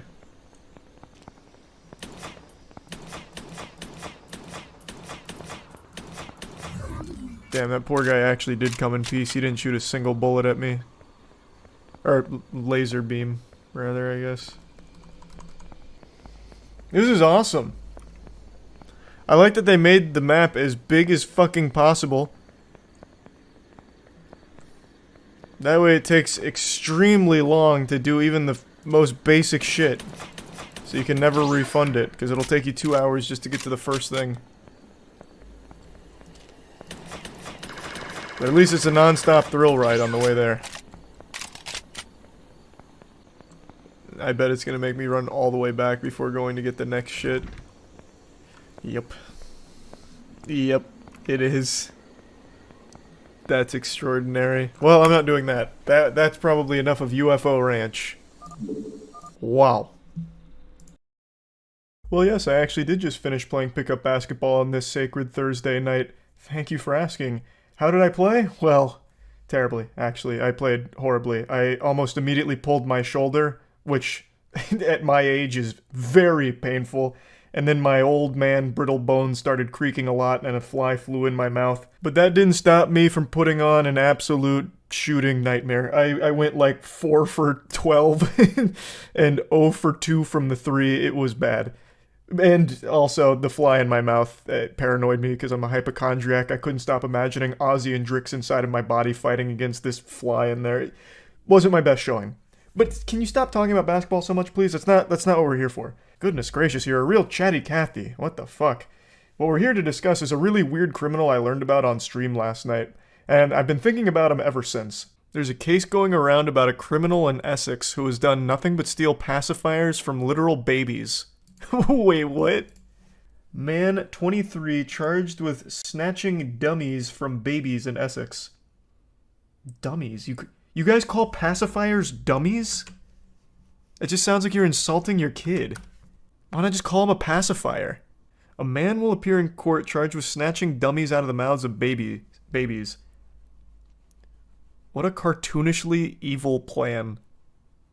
Does he at least sell them or something? Like, what's the motivation besides just making a baby cry?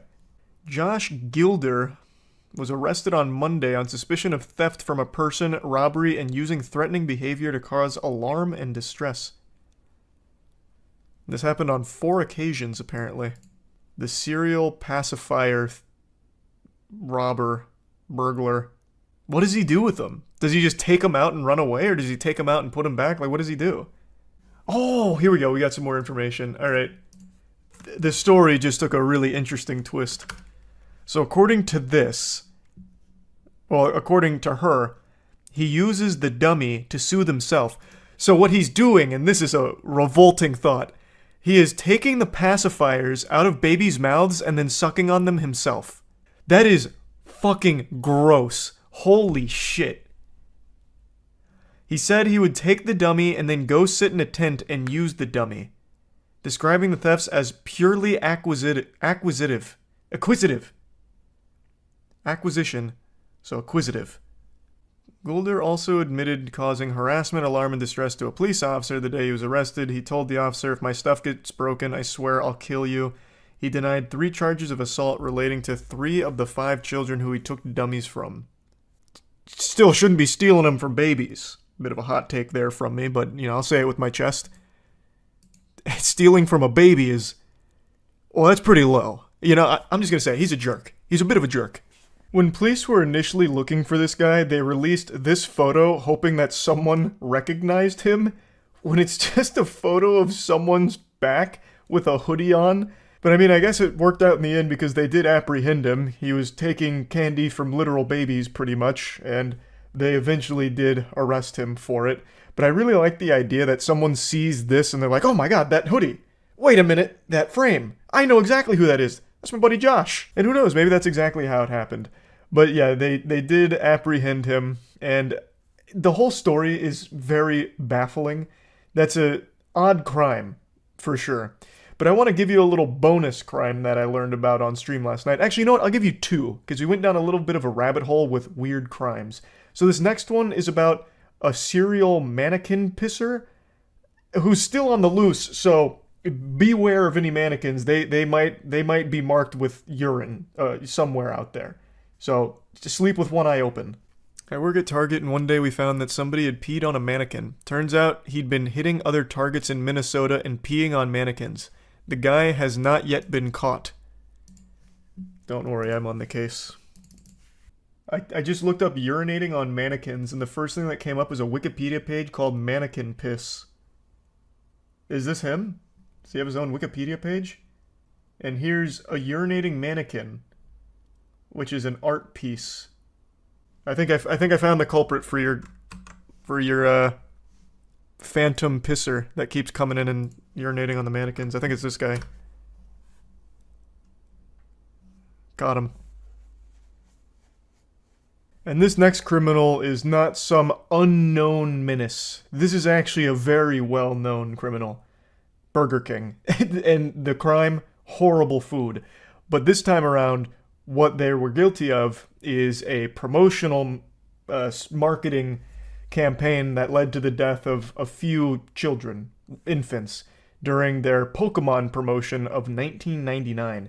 I don't know how many of you knew this, but I was completely unaware that this ever happened, so I learned about it on stream last night, and I thought this was a really weird thing that happened back then that I haven't really heard too many people talk about. Have you heard about the Pokemon ball toy that killed a bunch of kids? What? Reflecting on the Burger King Pokemon disaster of 1999. What? I've never heard of this. Some of the most iconic toys of the 90s showed up on greasy trays across the country, but perhaps the biggest frenzy arrived with a series of Pokemon collectibles from Burger King at the turn of the millennium.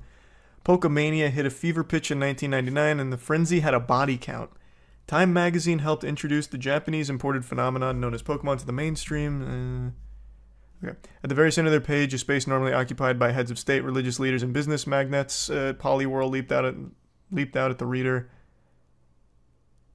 I actually vaguely remember this cover. While parents, journalists, and psychologists were mulling the attitudinal impacts of the fad, a far more banal Poke danger was emerging.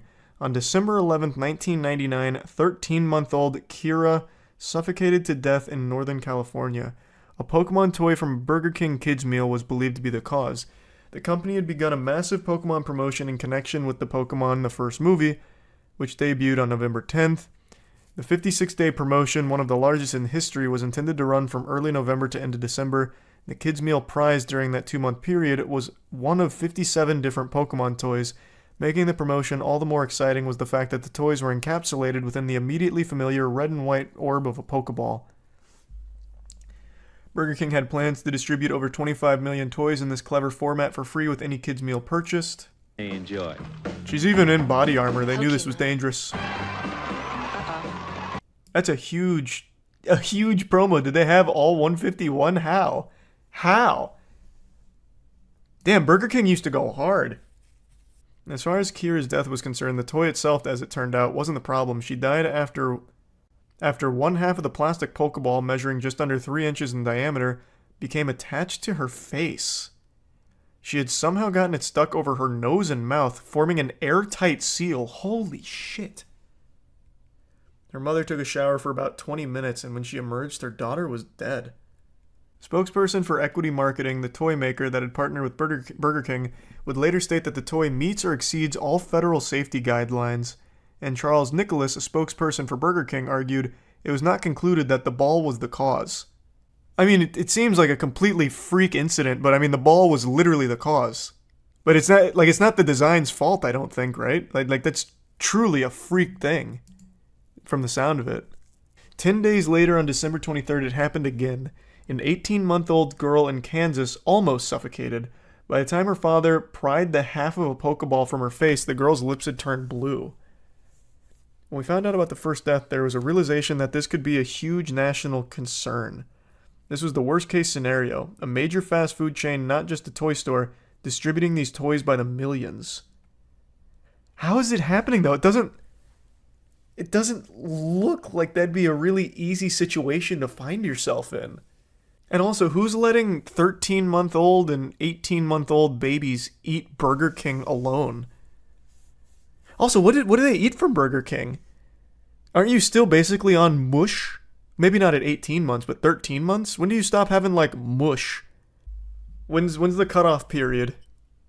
Why is every major fast food controversy about Burger King? Because Burger King it's actually a scourge. Burger King needs to just be shut down. They make the worst fucking food imaginable. Burger King have come around now, but we did have to push them. Oh, they have a recall commercial. It was such a different time back then. They had to make another advertisement in order to advertise the recall. Nowadays, they'll just make a tweet, be like, hey, we're sorry we killed some kids. Like, what more is there to say? We're sorry. Like every game dev that comes out right now when they release a pile of shit. January 25th, 2000, a month after the recall began, 4-month-old Zachary Jones was found dead in his crib in Indianapolis, Indiana. He too had been suffocated by a Pokeball. It's hard to believe that you go to get the kids something to eat, you bring home a lethal toy. How is a 4-month-old eating Burger King? And unmonitored by their parents? Now, of course, there clearly is something wrong with the design here, I think. Maybe the pictures aren't doing it justice for what the Pokeball actually looks like. But what the fuck? This is a 4-month-old with Burger King? And no supervision? Holy shit, that's a recipe for disaster even if it wasn't Burger King lethal Pokeballs. Are they just clipping it around their nose like a pin? So from the way it describes it, it seems like what was happening is the baby would be playing with the Pokeball and the half would get caught on its face like a fighter pilot, basically, with their mask. And it created an airtight seal that suffocated them. There's a fascinating controversy brewing right now around whether or not a sun bear in a zoo in China is actually a real creature or a man in a bear costume. I'll go ahead and let you form your own opinion here, because that's the beauty of being an individual with your own thoughts. Let your eyes tell you the story before I give you the real story and hit you with the cold water of the truth. So, you can see that the creature is a bit odd. It looks like something out of Spore. By far the weirdest part about it is the bear's ass. It looks like a Krabby Patty. It actually looks like Homer Simpson's lips.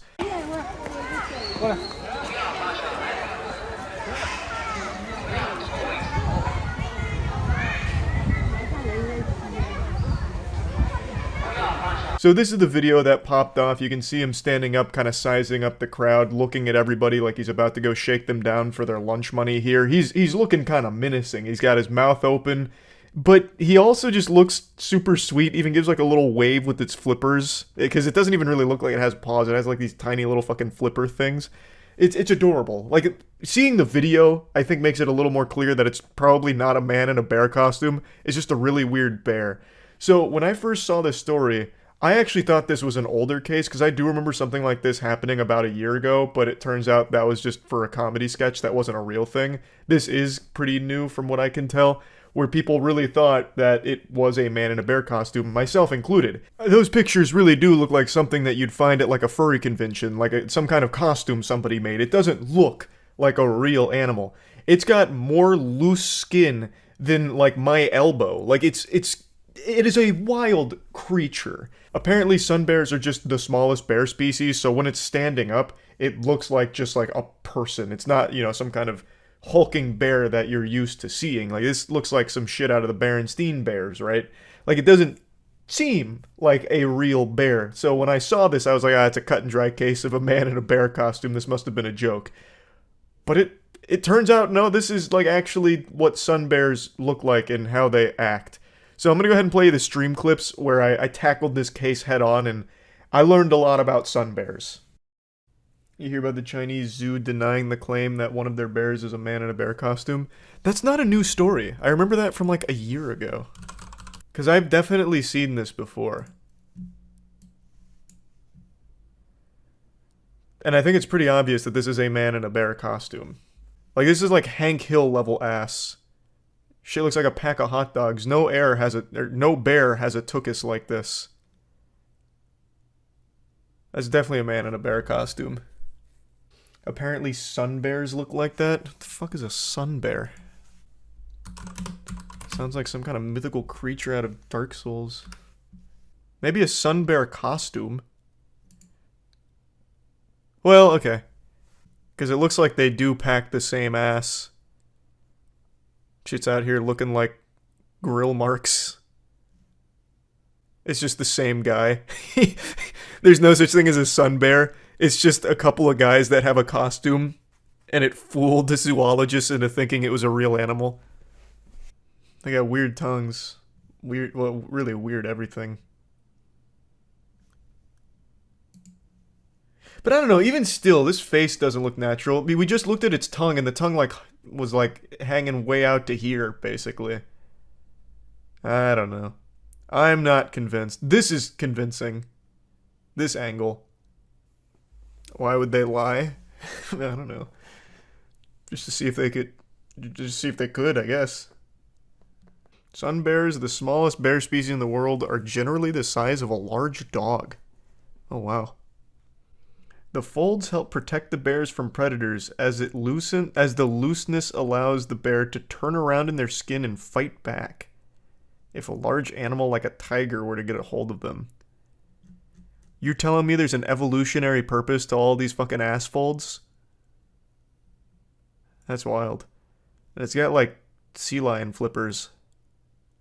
Like it's like the most incomprehensibly smart thing ever, but at the same time super fucking stupid with the solutions that it finds. How are we gonna protect us? Just give it a lot of ass skin, so that way if something bites our ass, we can move around a little bit. What about horseshoe crabs? There's so many fucking creatures out there that have just been condemned, forsaken by evolution. Like the, what's the actual name of the blobfish? It's a really embarrassing species. But the reason it looks so gross and looks like a goofy face when you bring it up to the surface is because it literally implodes. So, like, as you take it out from its, like, high-pressure environment, it just implodes. But that one's pretty embarrassing. Evolution did it dirty. A lot of sea creatures are like that. There's one that's called the pinnacle of evolution, the perfect species, because it hasn't evolved for, like, actually 20 million years or something crazy. It's the, what is it? The something worm? Hagfish, not a worm. Hagfish, yeah. This thing. And not because it's, like, perfect, like, you're not about to see handsome Squidward or anything, The reason it hasn't evolved is because it just literally doesn't need to. It found the perfect solution for its environment. So this is the hagfish. And what it does is it's just this gross looking little worm thing that when it's either threatened or anything like that, it just excretes really, really thick slime. Super slimes. It just Nickelodeon slime times whatever's after it, and it clogs up its mouth and it kills whatever attacked it. The slime gets clogged up like in their gills and everything, and they die. It's not worth killing, and it's such a fucking hassle, and it's actually really adept at surviving, all because it can super slime. Got a little sidetracked with hagfish once again, as is known to happen. Hagfish are a remarkable species of bewilderment. But back on the topic of sun bears. So, it is a real sun bear from everything I can tell. Of course, I'm not a fucking zoologist here. I can't say beyond a shadow of a doubt that it's a sun bear for sure and not a man in a bear costume. But based on everything that I read and everything I researched, it's most likely a real sun bear. But I really love to suspend disbelief for a moment here and play with the idea that it's actually a man in a bear costume. What would be the goal? Let's start looking at this in a philosophical way and start speculating. If it is a man in a bear costume, or if it was a man in a bear costume, what could they possibly gain from that? Well, I've been racking my brain on it. So let's picture a dystopia where most animals are extinct, right? We're losing tons of animals all the time. There's a lot of species that are on the brink of the extinction. So let's just toy with the idea that all of them go extinct. Like that famous streamer clip, The government's lying to us, the aliens aren't talking to us, the animals are leaving. All the animals leave, right? So now we've got nothing left. That's very bad for business at zoos. So, what if they spent a lot of resources and a lot of time developing very convincing costumes that look realistic enough to fool us into thinking we're looking at the legitimate species. So when there's no animals left, they can still fill zoo exhibits with, people in costumes that'll work part-time when the zoo's open and then, go home. They'll clock in, clock out in their costume, right? So it's species you're used to seeing in zoos, bears, giraffes, and all of that, and the costumes are really convincing, and maybe there's animatronic components to it, and this was their first attempt at trying to slip it in there to see if they were at a point where they could fool us with the costume. I don't think that's the case, but what if? What if it was? This was their first foray into like a alpha test, seeing if the prototype's good enough to get people speculating on if it's a real bear or not, or if it's convincing enough that everyone assumes it's just a real sun bear. It's just an interesting thought experiment. What could be the goal if it is a man in a bear costume? And that's the only conclusion I can come up with. Of course, it is not a man in a bear costume. It is most likely a very real sun bear. But who knows? You can't trust anyone. Not even bears. So, yeah, I just thought this was a fun little topic to go over briefly. That's really about it. See ya. Do you know what separates us from animals? It's our ability to learn, and learn at a high level. Complex, nuanced, big wrinkly-brained things that only human beings are capable of. Yeah, a dog can learn to sit and roll over, and a wild animal will learn how to hunt more efficiently over time. Whoopee! But you know what humans can learn? We can learn to jiggle peek in Counter-Strike. We can learn to juggle. What else do you really need at the end of the day? You'll never see an animal do any of that shit, not even Air Bud. Point is, we can learn. And I think today it's important that all of you watching learn that criticizing video games is not a crime. I really think it's time we stop treating the purchasing of AAA games like it's some kind of heroic charitable act. For some reason now, there's been a trend where even if a game releases and it's absolute repulsive dog shit, people treat it like it's some kind of GoFundMe for a noble cause where it's like, yeah, but you bought the game and that's what matters, thanks for supporting. Or if you decide that, hey, I bought this game and I really don't like it, so you start to criticize it, for some reason there's a not small group of people that will label you evil and say that what you're doing is just wrong and unethical because so many people worked on the game, how could you say these awful things about it? I just think it's so backwards and weird. A lot of people have been upset that a lot of customers are criticizing Redfall heavily. Redfall has been catching more shit than the porta potty at a construction site. It is a bad game.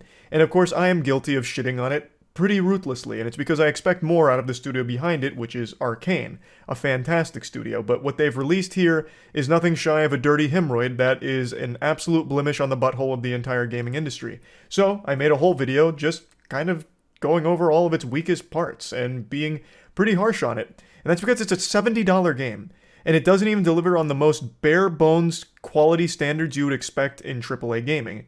It is 30 FPS locked on console, for example, which is a laughable joke, and it doesn't even meet the threshold for what you would expect from a modern title. It is lacking in every possible department. It feels like I just was the victim of an NFT rug pull for paying $70 for this game. It's not good. And pretty much everyone everywhere is saying the same things that I am. But there is a not super small group of people that are treating this game like it's an ASPCA commercial, and they're having like some kind of bleeding heart response to it where they feel protective, like their motherly instincts have kicked in and they need this game to suckle on their bosom to keep it safe. So they're getting mad at people that are saying the game is bad. Like, how could you? So many developers worked years on this project just for you to shit on it? Ridiculous. Have you no heart at all? And I just think that is so misguided and ridiculous. People have paid $70 for this. That is not a cheap game by any means. That is the highest level price that you can charge for a standard game. So you would expect the highest level quality product from it, which you do not get here. So it is entirely within people's rights to call it out for how lacking it is. It doesn't mean they hate everyone that worked on the game. I certainly don't. I just wish that the game wasn't so disappointingly bad. But there's nothing wrong with pointing out it is weak. It is a bad game.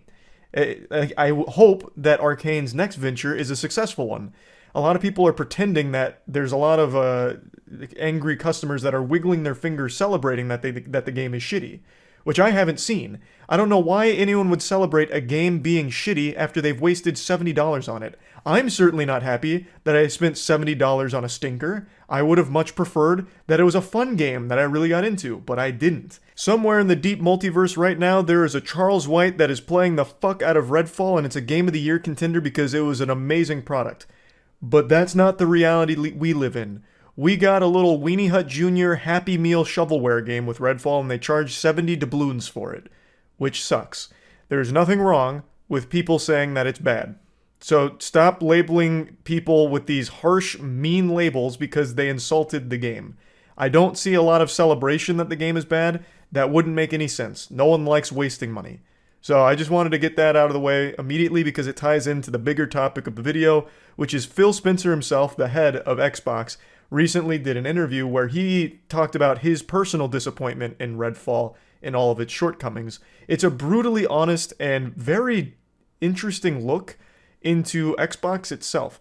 So I want to dive into all of it because he gets into more than just Redfall. He gets into Xbox in general and how it's like really not even a competitor in the console wars, which was shocking to see him say that out loud because there's still so much copium from people that swear by Xbox, you know, consumer warriors that will fight tooth and nail for their favorite billion-dollar company.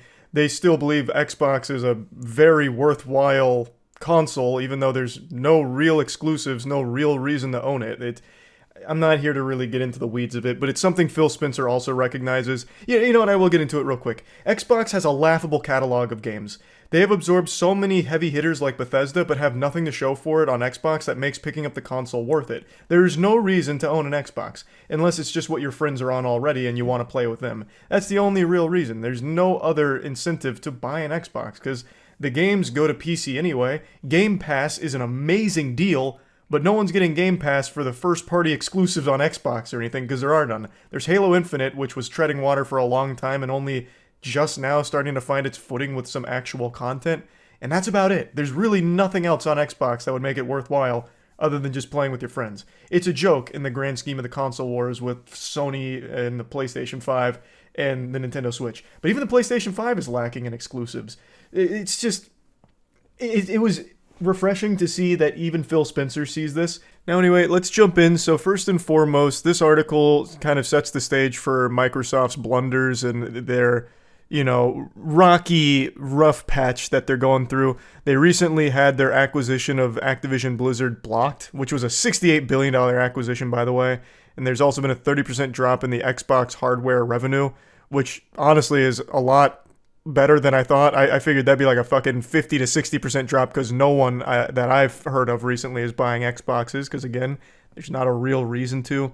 When asked about Redfall, he really does kind of just own up to all of it. And when I initially read it, my impression was that he kind of pushed it off onto Arcane Studios and less on like Microsoft itself.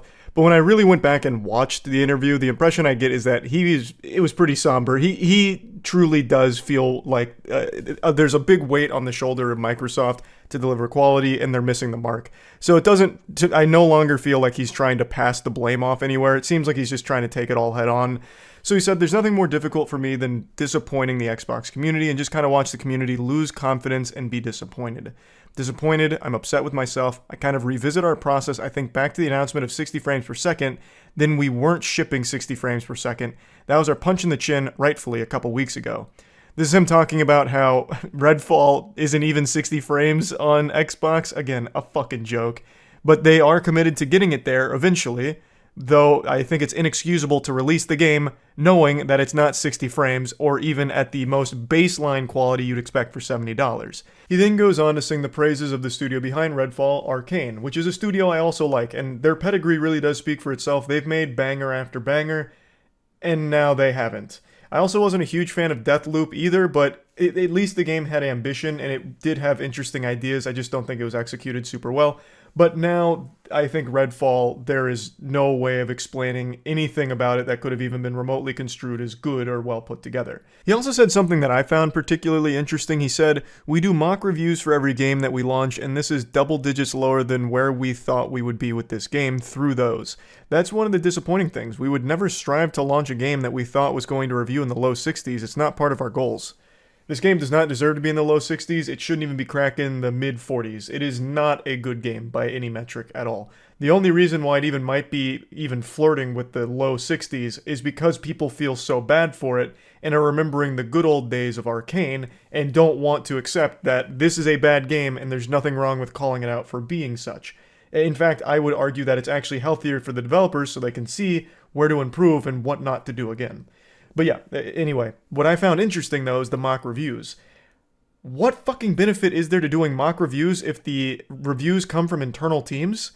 Obviously, they're not going to go hog wild and say everything, super bold. They're not going to be mean or aggressive with it, whereas in the gaming space, people aren't pulling punches. People are going to be brutally honest. So I really feel like mock reviews are kind of worthless. There's got to be a better system in place, and I think Phil does take notice of that. I think this has been a wake-up call for that whole process. But I just don't understand why they would have ever been under the impression that doing mock reviews with internal teams is somehow going to be helpful and a good metric of where reviews might end up in the real world. Because again, no one's going to be being that honest with their boss and their peers. No, it's just not going to happen. Everyone's going to try and sugarcoat things and be as gentle as possible, caress their cheeks a little bit, butter them up. They're not going to really give you the nitty-gritty, tough-to-swallow pills about the product. This next part is where things get very wild. So he said that we're not in the business of out-consoling Sony or out-consoling Nintendo. He then goes on to elaborate saying, "I see the commentary that if you just build great games, everything will turn around. It's just not true that if we go off and build great games, all of a sudden you're going to see console share shift in some dramatic way. We lost the worst generation to lose in the Xbox One generation, where everybody built their digital library of games. We want our Xbox community to feel awesome, but this idea that if we just focused more on great games on our console, that somehow we're going to win the console race doesn't really lay into the reality of most people. There's no world where Starfield is an 11 out of 10 and people start selling their PS5s. That's not going to happen." I overall disagree with his core statement here about even if they were making great games, the Xbox is still kind of left in the dust, saying that no one's going to sell their PS5 or Switch for an Xbox, which I think is a weird way of looking at it because you really shouldn't be trying to think of like stealing Sony fanboys or stealing Nintendo fanboys for Xbox. You can be a fan of Sony, Nintendo, and Xbox. Like, you could just be someone who enjoys good games, and each console offers good games. That would be the ideal circumstance. So if you did have great games, system sellers, I really do think people would go to it. So I disagree that great games wouldn't matter. At least that's the way I interpreted his statement. But he does talk about some important things as well. And it's also shocking to see that the head of Xbox, the fucking guy at Xbox, is just openly admitting defeat to Sony and Nintendo in the console wars. saying that they're not under any delusion about out-consoling Sony or Nintendo here. So just kind of surrendering there, which was odd to read. But Phil Spencer calls a very important attention to the last generation of consoles where Xbox was not even a player, not even in the conversation. People probably didn't even realize Xbox One existed because it was such a fucking piece of shit. Xbox One aimed to be more than a gaming console. It aimed to be an entire entertainment hub, but it failed on that front and also failed at being a gaming console. They completely just wiped their ass with the idea of having good games anymore and wanted to get a little bigger. Their gluttony, their eyes were bigger than their stomach. They tried to bite off a market share of something that they really shouldn't have tried touching, which was just general entertainment. They needed to focus on gaming, which is what made the Xbox 360 so special, because the 360 had an unbelievably stacked catalog of games. 360 fucking went wild with how many games and how many great games it offered, and then you went to the next generation, and the Xbox One had fucking nothing. Actually nothing. And the PlayStation 4 went really hard on getting these very strong titles for their platform. And of course, Nintendo always has incredible exclusives, so they also went hard, and Xbox floundered. And they completely lost that generation, and Phil Spencer recognizes the severity of that because it got people off of Xbox and made them Sony customers or Nintendo customers, and people just kind of forgot about Xbox even making games, and it was really hard to try and claw that back. So now, with the Series X and everything, they tried to make these big strides of acquiring so much talent in the gaming space, acquiring very well-respected studios, getting fucking Bethesda, of all things, under their umbrella to try and really pump up their catalog of games because they recognize what a disaster it was to abandon that. But they're playing catch-up and they're not really making ground right now. The best thing Xbox has done is Game Pass. But it's also not exclusive to Xbox because you can access it on PC as well, which is usually just a better experience, like in the case of Redfall. You get 60 FPS on PC, you don't get 60 FPS on Xbox. So why the fuck would you even use Game Pass on Xbox for something like that? You wouldn't. You'd use it on PC. So they're just having a really hard time of getting strong titles and making it a good catalog that makes people want to get the Xbox Series X. But Phil Spencer says that even if they did have an incredible catalog of games, no one's switching at this point, which I just wholeheartedly disagree with. I feel like if Xbox did have an incredibly stacked catalog like the 360 did, people would be more than open to checking out the Series X. They would be more than open to considering getting the Xbox and playing those games. That's just the way it works. No one is playing the Nintendo Switch for third-party games. No one's getting the Switch so that way they can play fucking Elden Ring or anything. It's not happening. The Switch can barely run mobile games. The reason people have the Switch is because their catalog of exclusives, their first-party games, are so good, so people get the Switch for that and nothing else.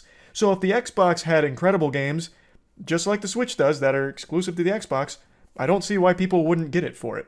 Again, I think the Switch is the perfect case study here. That is an outdated, archaic piece of hardware. It fucking sucks when it comes to its technical aspect. But no one cares because the games on it slap. The first-party games, rather, and nothing else, not third-party games. I would be shocked if anyone ever played a third-party game on the Switch on their own volition. They're only getting it for the first-party games. So if the Xbox, which does have great specs, if they had good games on there, I really don't see why people would just be like, ooh, yucky, I'm not getting an Xbox, even for those incredible games. I feel like they'd be more than willing to. So yeah. Unfortunately, that's not where we're at right now. Xbox is just printing things that no one wants. Fucking Binky Moose Knuckles, Grand Adventure, Redfall. Like, no one's going to be getting an Xbox for any of that at all. It just becomes completely worthless. But if they turn it around and start making great games, I don't see why they couldn't at least make themselves less of a joke in the console wars or the general gaming space. So yeah, I just want to talk about this because I actually really appreciated Phil Spencer's honesty here with everything and how willing he was to be open with all of it, because I imagine as the head of Xbox, that's a really hard thing to just take on the chin. Just come as the fucking face of this company, which gets spit on a lot because it's not doing super hot against the other consoles or anything, and the games haven't been great. And just come forward and just be really open and honest with it. That takes a lot of guts. So I applaud him for that. I appreciate the insight, and I really am hoping for a turnaround for Xbox. I would love to dust mine off and have a reason to play it, but right now, I don't. But hopefully in the future there will be. So I just kind of wanted to go over all of this. That's about it. See ya. If history's taught us one thing, it's that gamers are the pride and joy of the human race. I feel like the only reason the Lord ever even made humans to begin with was so that we would eventually evolve to a point where we can finally reach our ultimate metamorphosis and become the turbo gamers we were destined to be. And my friends, it's with a smile on my face and butterflies in my tummy that I proudly announce that we are entering the golden age of gaming. We have arrived. Gamers can't stop winning. We eat good, fuck good, feel good, and when someone stands in our way, we say, "Listen, Buster, you noob, get out of town or I'm gonna have to level up on your ass." And that's exactly what just happened in court, basically, with the FTC. The FTC got the latest smackdown from gamers when they tried to block Microsoft's acquisition of Activision Blizzard. Those fools at the FTC, those bumbling, imbecile, homunculus morons, thought that they could walk all over our God-given right to game. Hard. And now, they're learning a tough lesson. Don't tussle with the virtual muscle, or you're gonna end up looking silly. The cyberspace is a circus, and now you're the clowns. Now, for those of you who have no fucking idea what I'm talking about, I'll briefly explain. Microsoft made an offer to buy Activision Blizzard for $69 billion. An offer Activision Blizzard couldn't resist. Like Mr. Krabs with the dollar signs in their eyes, they were pretty on board with the idea, so they began moving forward with the conversations, because $69 billion, that's a lot of doubloons. That's enough clams to make you slap your own mother. So they were going forward, going through with the process, but encountered quite a few obstacles along the way, the biggest one being the Federal Trade Commission blocking the acquisition. They were arguing that if Microsoft was to acquire all of the properties under Activision Blizzard, they would then have the means and motivation to harm competition and be very anti-competitive, because they could basically take something like Call of Duty exclusive to Xbox. This was a big talking point, actually, Call of Duty in particular, but Activision Blizzard has major heavy hitters in the video game space, and they were arguing that under Microsoft's control, they wouldn't really have incentive to release a quality product on rival consoles like Sony's PlayStation. So they were a bit concerned about, this being anti-competitive and maybe potentially even forming a monopoly down the line, so they motioned to block this acquisition. And this has been an ongoing battle for the last few months, and Microsoft's been making a lot of arguments about why it'd actually be the contrary. Should Microsoft get Activision Blizzard, they would actually enable more access to the properties, taking Call of Duty to a platform like even the Nintendo Switch. For all 6 people that would be delusional enough to buy a Call of Duty game on the Switch, because that'd be running at 5 FPS. That fucking console can barely even handle mobile games. But there would be more access to it, according to Microsoft. And before the Switch gamers start fucking steaming out of their ears and slapping on the keyboard, I like the Switch. It's just a really embarrassing joke of hardware that can't really handle third-party modern games super well. Like Apex Legends on the Switch had to be the biggest joke the video game industry ever tried to pull. Nintendo Switch is good for just basically their first-party exclusives, so it is cool if Call of Duty does go to the Switch like this. That's great. More access is always a good thing, but that would be the worst way of playing this game, I imagine, unless they release the Switch 2.0. But regardless, Microsoft was arguing that if they do get Activision Blizzard, this would only actually help give people more means of playing these games on consoles. They wouldn't take anything away from rival consoles, and they've been making these arguments for quite a while now, and it seems to have worked, because today the judge ruled in favor of Microsoft. So they chose all of the correct dialogue options in order to get the Microsoft good, true ending, I suppose. According to the judge in this case, they stated that this court's responsibility in this case is narrow. It is to decide if, notwithstanding these current circumstances, the merger should be halted, perhaps even terminated, pending the resolution of the FTC administrative action. For the reasons explained, the court finds the FTC has not shown a likelihood that it will prevail on its claims this particular vertical merger in the specific industry may substantially lessen competition. To the contrary, the record evidence points to more consumer access to Call of Duty and other Activision content. The motion for a preliminary injunction is therefore denied. fucking caps lock denied there. That's like some shit out of League of Legends. Judge was getting a bit toxic there, fucking locking that one down in caps. So the judge gave the thumbs down in the Coliseum here to the Federal Trade Commission's block on this Activision Blizzard play from Microsoft. They even just wiped their ass with an analysis from a Harvard economics professor who was arguing that they would have financial incentive to make Call of Duty an Xbox exclusive. And they said that this failed to take into account plans for the franchise to remain on PC, come to Switch, and be accessible through cloud gaming. Before the merger, a consumer wanting to play a Call of Duty console game had to buy a PlayStation or an Xbox. After the merger, consumers can utilize the cloud to play on the device of choice, including, it is intended, on the Nintendo Switch. Perhaps bad for Sony, but good for Call of Duty gamers and future gamers. I think they're actually right on the money with this one here. Before all of this hoopla here, if you wanted Call of Duty on the console, it was either Xbox or PlayStation. So I do understand the rationale behind if the Xbox manufacturer gets a hold of Call of Duty, if they grab the scrotum of Call of Duty, why would they even bother to continue putting it on Sony's PlayStation? You know, that's their competition. Like, I get where the thought process is coming from, but they fail to take into account that Microsoft itself already allows its exclusives to go to rival platforms, the PC. Microsoft itself, there's no such thing as a real Xbox exclusive anymore because all of their Xbox exclusives go to PC at the same time pretty much. So they kind of already shown that they're okay letting their biggest titles go to other platforms. So I don't see why they'd think that it would be different here if they controlled the IP.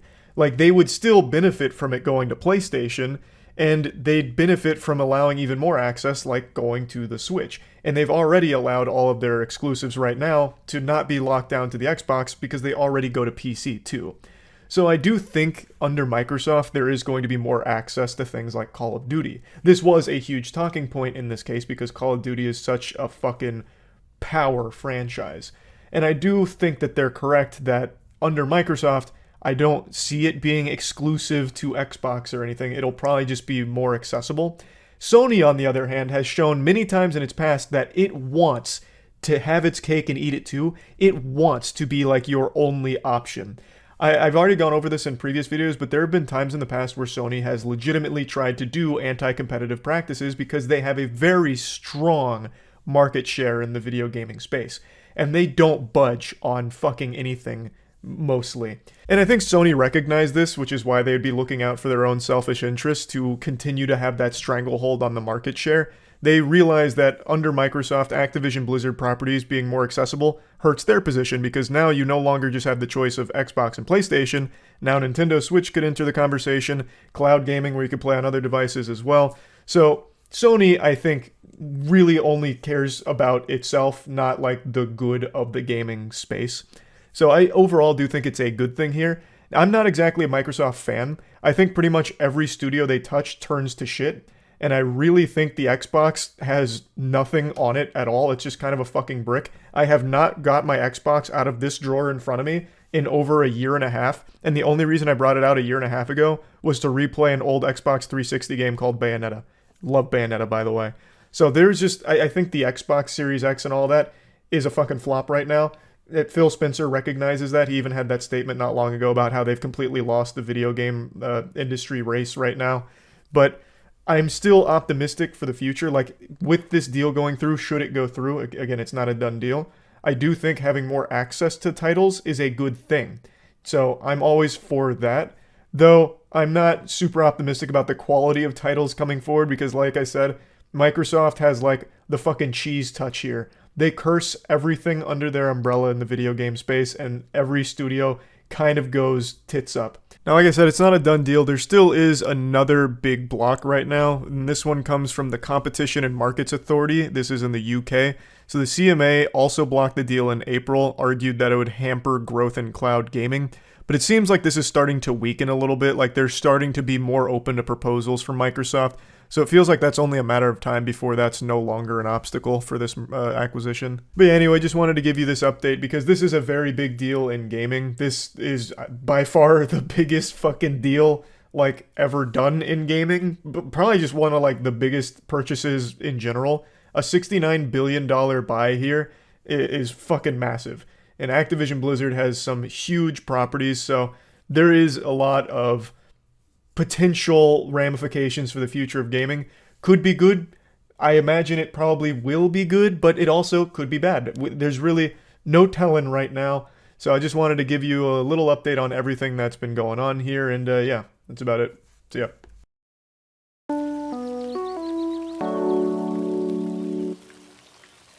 Probably isn't going to change our day-to-day life, but it really helps further our understanding of the universe because, again, that's huge. Yeah, I saw they said they've been hunting these waves for over a decade now. Yep, and they can finally confirm it with compelling evidence. Which, can you imagine dedicating your life to something for over 10 years and then being right and finding it? That's good news. That's like the story of Moby Dick. That's their white whale, and they caught it. We finally did. I think it's very interesting, and I'm excited to see what else we can learn about the space around us. Hopefully the next one is dark matter. What do you want to find out about dark matter? That we can use it in some way. If I remember correctly, now this could just be totally wrong, and I'm willing to admit that. It could be. If I remember correctly, a single like pencil tip of dark matter creates a big enough explosion like 10x a nuclear bomb. I feel like we don't want to learn to harness that. But imagine if we did. You don't have to imagine it. You know exactly what would happen. We would weaponize it and use it. We'd use it for really fast internet speeds. Dark matter routers. Gaming on 5 billion gigs per second. Then you could finally download Ark Survival Evolved in less than 3 days. Oh my God, you're so right. Wow. The future is bright Thanks to and dark. To the gravitational waves, baby. Important for our understanding of life elsewhere. It is. I'm a little surprised they don't have like a personal chef to cook some yummies for them on this long Well, I don't think they would going to Mars either. An astronaut chef, I think, would be integral. That is true. You got the engineer, the You're gonna medical need good officer. nutrients. I mean, I guess if you really think about it, they get bags and they Yeah, they but just imagine have if you had a food. personal chef to take those ingredients and make something incredible out of it. They really rehydrate those foods. Yeah. Yeah. I think it's an untapped market. I think you're right. We should train to be astronaut chefs. We could open our own like space restaurant, and maybe then we'd finally get some extraterrestrial visitors. Like, I want to try this cuisine. Nobody visits here because they go, this food stinks. They got Waffle House here? No, thank you. Yeah, I'll I don't go want to get in a elsewhere. fight. I want food. I keep thinking of gravitational waves now. So like the ripple effect that causes the gravitational waves is absolutely nuts too, because it has to do a lot with like black holes and shit. Totally unrelated to the Mars Yeah, thing. We can I move mean, on. not really. They're going to have to fly through it. So the gravitational waves push and pull the space-time continuum itself, if you can believe that.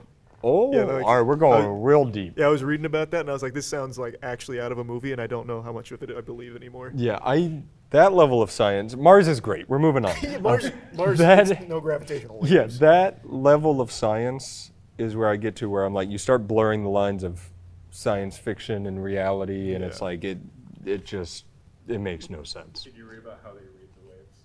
It was a big antenna, right? It's basically a big tuning fork. That Really? They stick out because they measure the distance, like when the waves hit one bar, and then the time it takes to hit the other bar. Oh, wow. So they basically, it's just a massive like series of antennas that travel. That's Well, so cool. and like that shit literally sounds like the plot of a Rick and Morty episode It where really Rick's does. like, I'm gonna send out the tuning fork into space and listen to Morty, space music. I'm gonna have to sleep real quick. Yep. Cover me while I and then sleep. it just tuning fork comes out and it like starts playing like fucking Green Day in the ship, and it's just like, it's fucking You Rick and glorbed in Morty. my trick hole again, Morty.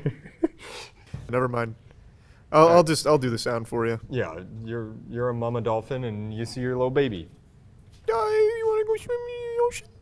Oh, you go for a little swim. You go for a little swim. Swim. That was spot on. Yeah.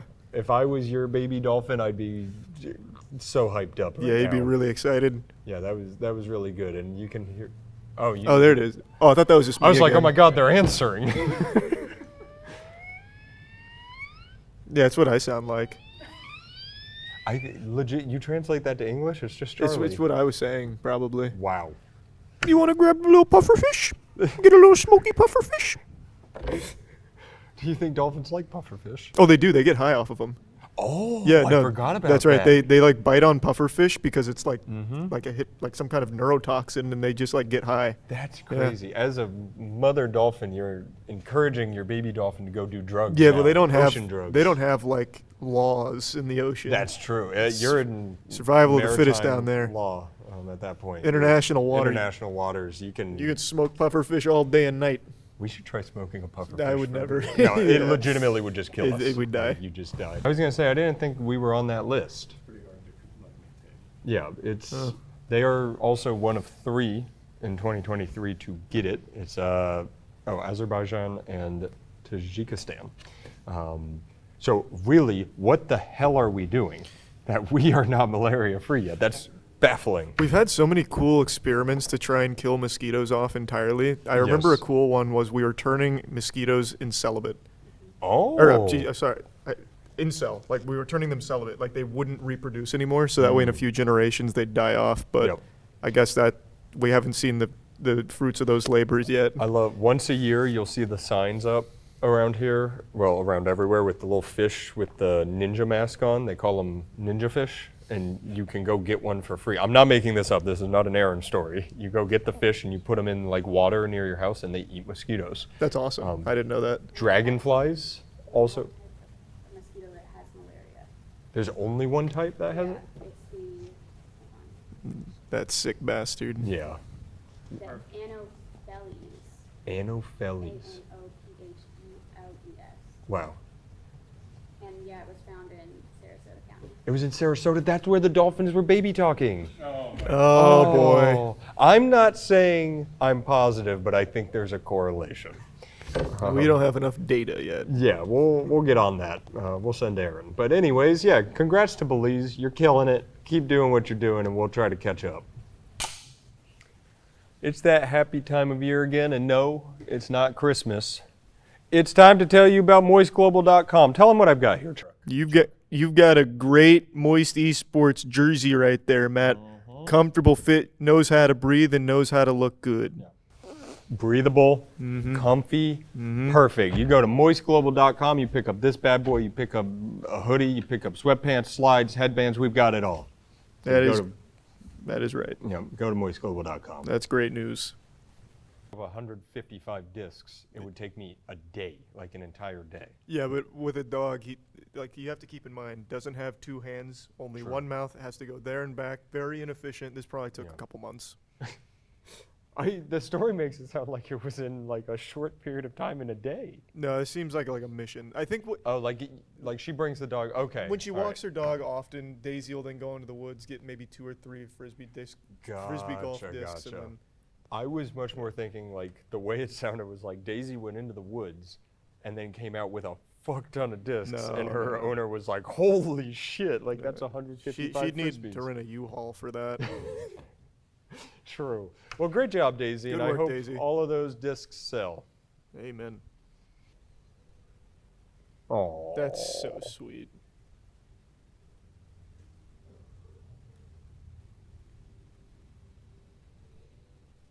Oh my god. This might be the cutest one we've covered yet. Yeah, this is I can't adorable. handle that. I'm gonna cry. And immediately getting into the shade because the sun hurts. Yeah, it does. It does. So there's some bad there too.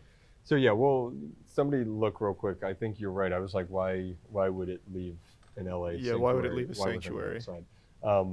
But yeah, as you saw there, Vanilla and Shake got rehomed. They were 2 of the last 7 chimpanzees to get rehomed from this facility. Shake ran right outside. Shake was excited. Vanilla was apprehensive. She sat in the door and was like, I'm not really sure. And then as you saw, Dwight, the alpha male, was like, no, you're good, come out, jumped right out. Just adorable. That was adorable. But yeah, so it's from a New York, yeah, redact everything I said about the LA thing, made no sense. From a New York-based lab rehomed to Florida. So yeah, that seems weird as shit. Why would you not? Maybe they just didn't even see the thing about Beckett. Maybe they didn't. I know just about can't Beckett. imagine you know about PSA but not Beckett. Yeah, especially after like this kind of publicity around the card. But yeah, so it has been apparently authenticated, but I do want to at least put out a little wiggler here that there's a chance that it could be counterfeit. From what I recall, there was at least one instance where a card did get graded that was fake. Throw it out there. It's counterfeit. Maybe. I'm just saying. I'm not saying it is. I'm just saying it could be. It's a one of one, meaning that they had nothing to compare it to. But I imagine if they authenticated it, they had to go to Wizards, right? If Wizards didn't but like look at what it. we were expecting, where Wizards would hold the card to sell more boxes. Yeah. Imagine they did, and this was found, but Wizards knows how much shit they'll get if they say that's not the real card, and they're just like, fuck. Yeah, how do you know that's not the real card? Well, Yeah, because like the real card's in my office right now. It's Like, still in my office. Oh yeah. man, they're in a pickle. I know this is all just us making things up, but man, are they in a pickle? It's a speculative pickle on our head theory. Yeah, as I like to say on the legal side, that card is as fake as I legally can say as a joke. Good news though for the. Yeah, I hope you cash in. I hope you get your I hope money. you cash Please in. sell the card. You gotta sell it. There's a lot of people who'll be like, I'm keeping this and hanging it on my wall. You may do that. Just sell the damn thing. I don't think there's many people that would turn down $2 million for a Magic the Would you Gathering sell it? card. Well, we were gonna hold it right That's true. for more That's money. true. It would have been, which you're welcome to do, by the way. If you want to give it to watching. us, what, we'll pay half price? We'll take like a finder. Well, finder's fee. He's the opposite. We'll take pay a you like a finder's a hostage fee. fee to let us conduct the ransom negotiations. All right. Now I want it. Hey, it's that magical moment of the good news segment where we win you a lot of money through the lottery. Here's this week's Powerball winners coming right up. Oh, Jesus. I'm catching a big one. You know, if the guy would have just played our numbers, or girl, he wouldn't have needed that Lord of the Rings card to sell. That's true, because your first Powerball number is what, Matt? 66. All right. I'm going back into the money pool. Oh, that's a big duck. It's crazy that we give out such good content for free. We actually make you money. 25. Mm-hmm. Make sure to play these, sports fans. What do you think the next one's going to be? It's going to be an 8. Really? Yep. That's an 8. Oh, it's a 50. You know what I'm feeling on this one? Huh. 12. 12. That's like catching a giant tuna. Whoop. Here we go. Why? He's on the line. Why is it like catching a giant tuna? Yeah. I don't know. 44. Man, hey, far be it from me to question our scientific method, but these are some high numbers. We are simply the vessel that God reaches through to pull out these numbers. True. Ain't that the truth? All right. Some would call us angels. Yep, last one. 36. And now your Powerball number. Where's those special ducks? That was genocide. I'm going into a different pond. Nice. Fish on. All right. Your Powerball number? 2. All right. All right, here, hold your mic. So we go smallest to biggest, right? Yep. I gotcha. All right, read them for them. 25, 36, 44, 50, 66, and 2. Man, that's going to be a crazy Powerball drawing this week when 10 million people win it. Yeah, they're all going to get $1. Yeah. And it'll be great. It'll be a big split, and you're I welcome. really cannot wait for that to happen. It's going to happen. I'm It feeling will. good. I agree. All right. And here's Aaron with the Grimace Shake. Hey Patriots, it's Grimace's birthday, so I'm back to review another special sandwich from a very special restaurant for a very special boy. This is the Grimace meal. I got the purple shirt on, just special for him. It's a Big Mac, some fries, and a big yucky purple shake, just like him. I don't really love that because it makes me feel like I'm eating the big guy, and I don't want that. No, I didn't come here to beat around the bush. Let's get right into what we were really looking for. Speedrunning this one, the Grimace milkshake. Got a good color, a little bit uneven in the dispersal of the syrup, but it looks good. I don't know what it's supposed to taste like. Maybe an elderflower, elderberry, lavender sort of flavor, very herbal.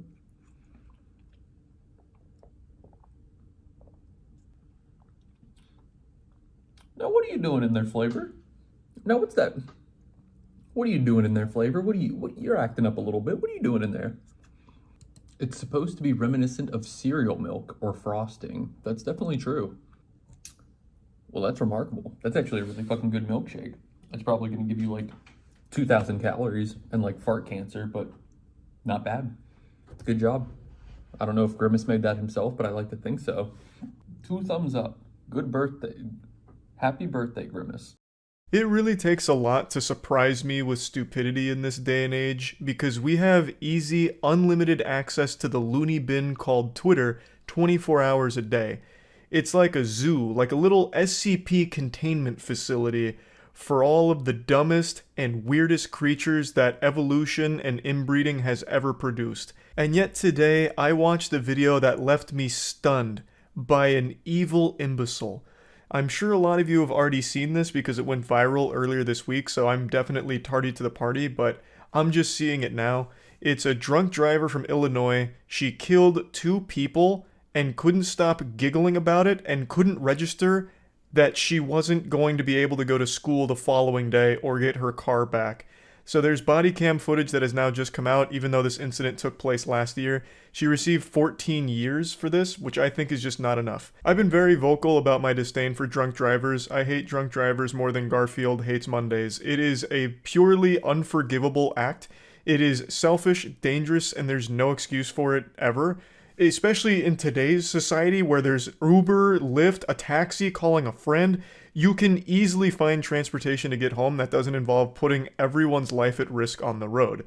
And this lady killed 2 people while drunk driving. Just normal, innocent people that did nothing wrong, and not only did she kill them, she couldn't stop laughing about it, just having a giggle fit like she was in a tickle fight. The body cam footage released, and it is disgusting. Keep your head straight. Okay.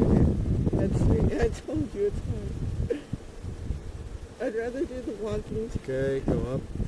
Keep your head straight. Just look up with your eyes. She's reacting to a fatal accident like a child reacts to a clown at a birthday party. And she was informed that 2 people involved here died.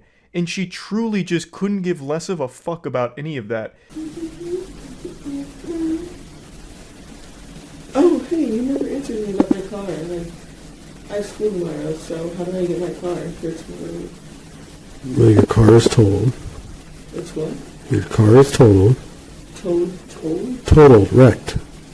So they conducted field sobriety tests, all of which she failed because obviously she is completely hammered. They then get to this point in the video where the officer and her are in the room and she doesn't like the silence, so she says that she's going to start singing. So she starts flexing the golden pipes with some of the worst fucking singing you'll ever hear. It's not really singing, it's more like some kind of Gregorian chant if it was being farted out of a walkie-talkie, and she starts dancing like she's in some kind of trance. But regardless, she starts boogieing down and singing. She's treating this whole situation like she's at fucking Mardi Gras. Like it's like she's celebrating that she had just killed 2 people as if it was some kind of fucking sacrifice, and she's happy about the whole situation. It's not even that she's not registering it. She actively doesn't care, which is completely different. Yes, she is beyond drunk, clearly, but she is aware of what has happened. He has told her multiple times. She understands why she's there and just actually doesn't give a fuck. Okay, so how do I get here? You don't. So, I don't go to school tomorrow, is what you're telling me? You brain dead fucking worm. Obviously you're not going to school tomorrow. You just killed 2 people in a drunk driving accident. This isn't GTA where you can just reset and undo what happened here. You took 2 people's lives away because you're a fucking ridiculously stupid idiot. Like, holy shit. And the only thing that she can even process is that this might be an inconvenience to her because she has school tomorrow and she doesn't want to miss class. No, man. You want me to be honest with you? You're going to jail. You don't have a bond. You killed 2 people tonight. I don't think you understand that. You do not have a bond. You are not getting out of jail. Your car is property of East Peoria Police Department because it's a crime scene. It killed 2 people tonight. You are clueless with that, clearly. I've already explained this to you. You're going to jail for reckless homicide tonight. You're going to jail for aggravated DUI for killing 2 people. That's what's going on. So no, you're not going to school tomorrow. You're not getting your car out of impound. Can I have a Tuesday for my night class? How this officer didn't just stand up and flip a chair over out of frustration is beyond me. Just watching this had me want to flip a table like I had just lost a game of chess and got upset about it. He just laid down all of the brass tacks here, explained the situation for the fucking 50th time already, and once again, she still only cares about her standing, about being able to go to class. So then she says, well, what about Tuesday? You know, like, as if she thought she'd only spend like 24 hours in jail or something after killing 2 people. Like, okay, you know, I'll do the time for the crime. Oh, okay, I get it. Punishment is necessary. So 24 hours, right? Tuesday I can get my car? We can just go ahead and magically put my car back together even after it's been totaled after my drunk driving accident that took away 2 people's lives? Yeah, do we have a Magneto on board who can fix my car up so that I can get the class on Tuesday? Did you just hear what I just told you? You said I'm not going tomorrow. I'm talking about Tuesday. Did you hear when I said that I'm going to jail tomorrow. You're going to jail when we're down here? Yes. Did you understand what I told that you killed 2 people tonight? Yes. I'm just wondering when I can go to school. Okay, we're done. Once again, she is hearing him loud and clear. She is acknowledging that she is hearing that she is responsible for the death of 2 people. She just doesn't care. They could have brought the corpses in, and she probably would have let out a hearty belly laugh like Santa Claus. She doesn't fucking care. She didn't know them personally, thus their life is meaningless to her. The only thing that matters is now it might be somewhat of an inconvenience because she thinks she might not be able to go to school tomorrow or even on Tuesday now. So now she's starting to get a little panicked because, oh, she's going to miss her fucking Tuesday night class.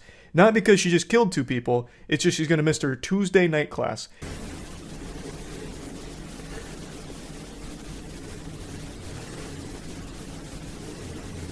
You're all on body camera being completely careless about killing 2 people tonight.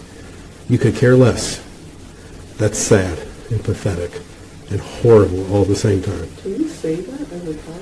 Yes, ma'am, I can. Okay, so can I ask when I can go back to school? I'm not the officer on the scene here, but I can answer the question for you. 14 years, and you can go back to school. And hopefully, if you do go back to school in 14 years, everyone bullies the shit out of you and never lets you forget this moment and never lets you forget what you did. I don't think you should be able to go back to school in 14 years. I think that is way too lenient of a punishment for what you've done. I think the sentence should have been much longer here, for sure. But I wasn't the judge on the case, so it's clearly not up to me here. I think she is irredeemably stupid, and I do think stupidity can reach a level where it is dangerous, like in a case like this, where you become a danger to everyone around you because you are such an absolute bumbling fucking moron. Now, she was singing a bit of a different tune here, talking about how remorseful she was, saying she's sorry for everything and she'd never commit anything like that again, hasn't drank since that day and doesn't plan on drinking ever again. However, the judge was implored to just impose the maximum 28-year penalty, which I do completely agree with, but unfortunately, she only received 14 years.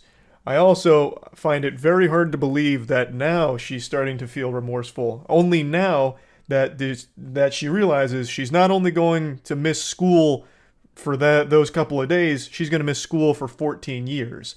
I still don't believe she has any level of remorse for the victims here. I truly don't. I understand she was drunk, but I used to get drunk a lot, and if you told me I so much as pushed somebody and hurt them, I would have been inconsolably upset that I was responsible for something like that, even while fucking inebriated. Like, it's not like when you're drunk, all of a sudden you become a callous statue that can't process emotion or process any level of information. Because she acknowledged multiple times that she understood 2 people died from what happened. She just still didn't care. She kept singing and dancing and just talking about school and how it might be an inconvenience to her. So I really do think that even while sober, she just doesn't fucking value anyone's life that she doesn't personally know.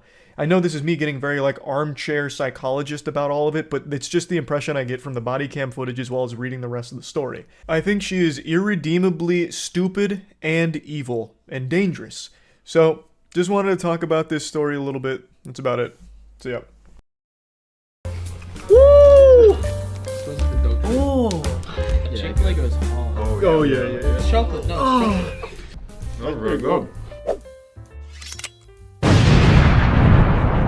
Hey, we're trying a bunch of goofy shit, and today we're joined by the Moist Esports Apex squad. They're from Australia, so we're going to be trying their silly little snacks here and introducing them to some fine, red-blooded, God-fearing American cuisine.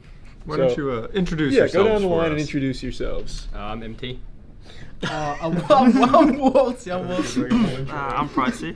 I'm Droga. So I think we should start with an Australian one. Which is your favorite? I think we just get to the best one immediately. It's got to be Tim Tams. Yeah. Tim Tams? Which one's? It's this, right? Yeah. Okay. Can I show them off with it? Rich cream, crunchy biscuit, and luscious Tim Tam chocolate. All right. What would be our equivalent here? I guess we have to try it first. But. It's gonna be a quick, like, if you go from that to Vegemite, it's gonna be real bad. Like so a big drop let's off? save that, yeah. Okay. I'm not expecting to like Vegemite, but these look good. These look incredible. Yeah.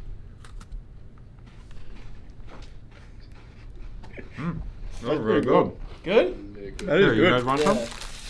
No, I mean, we've had heaps.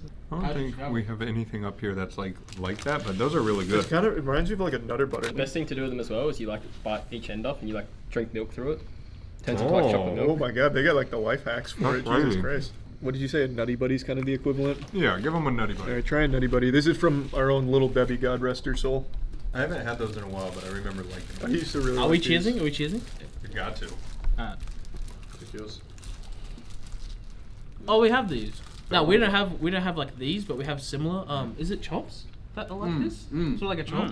Yeah, Like if we a had, chop. if we had a This chop. one's like peanut butter. This is more nutty. Yeah, you guys love peanut butter. Everything's peanut so butter. good. Yeah. Peanut butter infiltrates pretty much everything in the American diet in some way. Your pretzels, the Reese's. You guys doing like a 1 to 10? So like, what would the Tim Tams be? Oh yeah, we can tier list it. Yeah, well, I'll give the Tim Tams like an actual comfortable A. Well, they said we got to use numbers on this. Oh yeah, they're on like the metric scale. Right, they or don't. something. They don't use the letters. They don't we use use, freedom so. units. Yeah. All right, so I'd give it like an 8. I was gonna say 7 kilometers. Yeah, I'd say about an 8. I mean, if I'm not eating any more of this, but I'd give it like a 3. You're a 3. Yeah. That's so brutal. I'd say it's like a 6 or a 7. Trash can behind you guys, so you can. I'd give this an 8. I like this. Oh. Okay, there we go. See? Hey, do you really like it? Thank you. Okay, finally someone can appreciate the American culture. Okay. So let's get into the cheekies. Can you remind me the backstory of the cheekies? I don't think he wants to. Yeah, he does not. I don't think that's channel friendly coming out. Jelly Babies meets Chocolies. Flavor deliciousness of Allen Cheekies. Delightfully chocolatey, squishable, and yummy. Wow. Everything is E. Yeah, everything is E. Ooh, I don't know how I feel about these. It's like a chocolate gummy. We just trust the stuff we eat, I guess. Do you guys like these? He's definitely naked. Yeah, he's for naked. starters. It smells bad.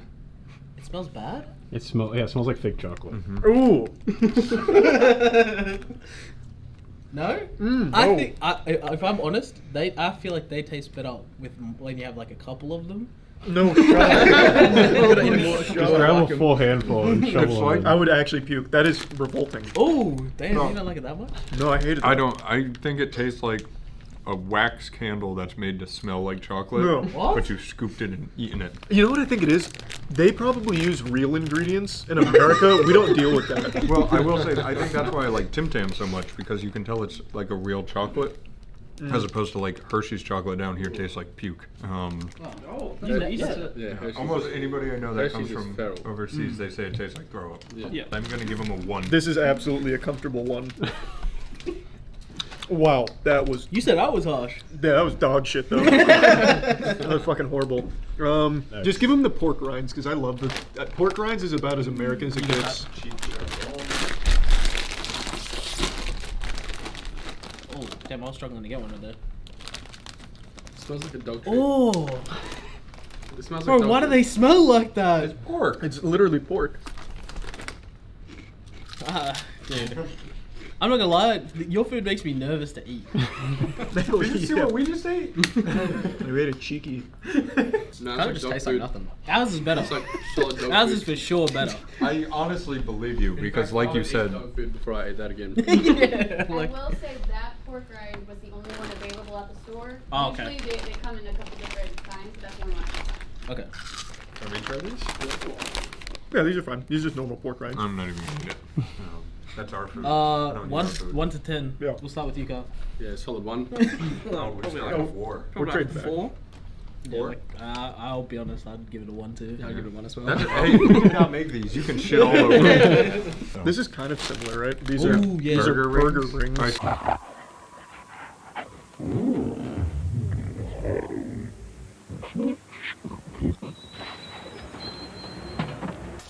So after burger rings, we'll go into Funyun rings. Yeah. We'll trade rings back and forth.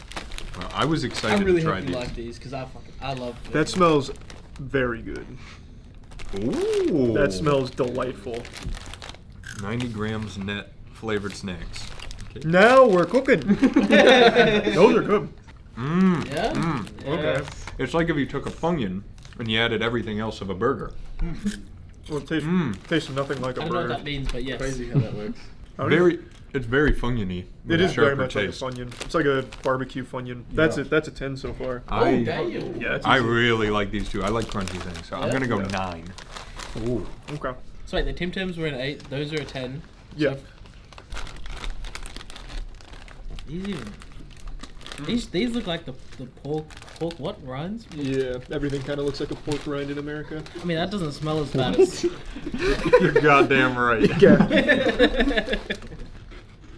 Oh yeah, I see it. Yeah, Good. Very good. similar. It's like a chicken version. Is that like chicken? Yeah, it's nice. It's just an onion. It's Yeah. onion flavored. Why's it? They're a nice little treat on a hot afternoon. I don't think I like the name, but Funyun sounds like fungus. Yeah, fucking I don't I'd give it like a 7.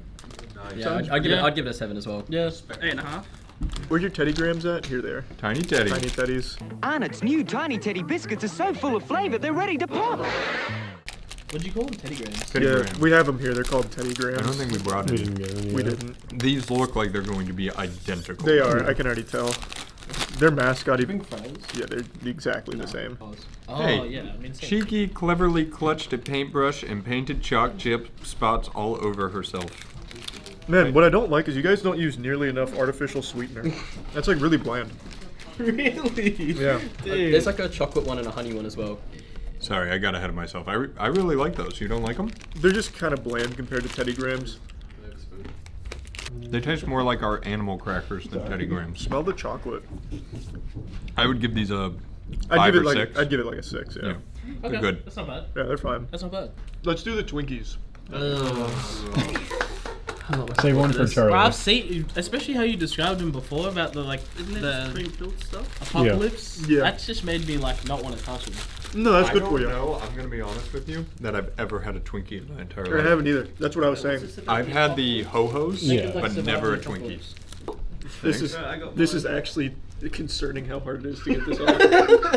It's not look good. Oh, Lord. MT, I'm so sorry. This is so embarrassing. Did you just I try think it? my stomach Is it is good? gonna like not be able to process this. That's what I'm worried. Oh yeah, about. you guys are gonna be shitting so Yeah, bad like, tonight. I'm It's gonna be worried- Crazy. That's not good. Not good? Go ahead, go ahead. No, sorry, what was that? I didn't spoil it. Oh, it smells like It's like the worst cake you ever eat in your It's life. like- it smells like just. It's like a cupcake out of an easy bake. Oh, it's like a Lamington. Yeah, no. But Yeah, like way, sort of. no, not Lamington. Oh, it tastes like a 2. Can you open that? It's so sweet. Just way sweeter. It's way too sweet. It's just way sweeter than what we have at home. Yeah, I think that's kind of across the board what you'll find. The world's your oyster. How are we opening this Milo? Usually just use a spoon. Oh, It you has guys to are go doing in milk, dry right? Milo? Oh yeah, we'll do dry. You might not like I'll it be dry. honest. No. In Australia, we like put like 6-7 scoops in, and then like milk. Yeah, you then like, usually we you like just eat it shovel whilst the you drink Milo. it. Ah, okay. You can like mix it and like make it into like a We chocolate. gotta wait for a screwdriver. You put your Milo in the same thing we put paint in. Oh. This is concerning. You just gotta keep it safe because it's so you know what I mean. Oh yeah, it's like gold. Yeah, exactly. We don't protect any of our food like that. They're good, right? Yeah. I know. I'm under the table consuming burger rings. So. I'm with you. Wait, why are you eating it? wait. Wait, Matt, no, it's you're supposed to put the powder in Ovaltine, something. guys. It's Ovaltine. What's Ovaltine? Milo, what they have, but it's just like Crushed up version. Way better. Good stuff. Ovaltine is the powder. What? I don't know. I didn't. Okay, I it's thought just- it was already We have- mixed. We Your have- spit will. We have it. We'll do it. Yeah, but Yeah, spit. the same Ovaltine as them, but we have those little like Circles. They were just kind of turning into chocolate. It's yummy stuff. That's really good. Yeah, if that was in like a chocolate milk and you eat it at the bottom, it's like the best part, you know what I mean? Yeah. I really like Don't that. really mix it up as much then? No, you do, but like you also try to leave. you some want at like the a bottom. lumpy on. I like it lumpy on the top. Yeah, Just or you can like, eat it off the you top. kind of eat it as you drink it. Well, that was surprisingly good. Yeah, I'll take a little What more. would you give it? I'd give that like a comfortable 7. I'm thinking the same. I think that's better Nesquik, honestly. Once again, it's not overly sweet like Nesquik is. Oh, Rice Krispies, you guys haven't had that, right? Those are iconic. I may have tried one the other day. Sour gummies, Thanks, man. I love these. I mean, they look like what we have, but again, I think it's just going to be so much sweeter. Yeah, pretty good. Definitely. He doesn't look You look so upset. unimpressed. What would you give it? What would I'd you give it like a 7 or an 8. I'm starting to think I'm real patriotic for Australia, and I'm starting to think like ours is just better than yours. You know what I mean? Like it's just. Well, it's all right to be wrong. Yeah, I'd say an 8. 8. I mean, I'd give it like a 6. It's like not bad. That's fine. That's alright. What else here is like really worth trying? Let's go. Chicken crimpy shapes. Mm. They are like unbelievably good. Chicken crimpy? Yeah. What the fuck does that mean? It means nothing. It literally says flavor you can see. On its barbecue shapes. Flavor you can see. But it's just plain. It's They actually like just they cracker. changed the flavoring like on these like a couple of years ago. And there was like a global outcry about it. Yeah, they had a whole actually like a had whole to of change it back. like a whole of Australia complained. We literally Thank you. Australia forced them to change it back. Looks like a Ritz cracker. It does look like It actually just looks They're like a so little good. Ritz. What flavor can you see here, though? It's the chicken crimpy. Man, that chicken crimpy is fucking... Okay, that's cooking right there. That's- That's pretty good. That's almost like you took a Ritz cracker and took a ramen chicken flavor packet Yeah, and dumped stirred the 'em powder on together. there. That's good. I'm starting to see the flavor. They're really good. Those are really What the good. hell do we have like that? Nothing. That's a 10. Oh, Yeah. and those are shapes. So then, like, you got like the pizza ones and stuff as well, and the barbecue. So it's like, Woo! They made bagged pizza. Wait, Shapes is going so hard. Easy 10 on those, though. damn. Wow. Try the Cheetos. Those are kind of our crowning jewel. This would be a 5. I can guarantee. Wait, where do you see that? Because I'm looking at the Vegemite right now. Right here. Oh, that one's definitely like a 10. Yeah, but where? I think only Shapes does it. Oh, okay. Oh, I see. Okay. Yeah, they're good. You like those? Yeah, I'd give those like a 7 or an 8. I'll give them like 5.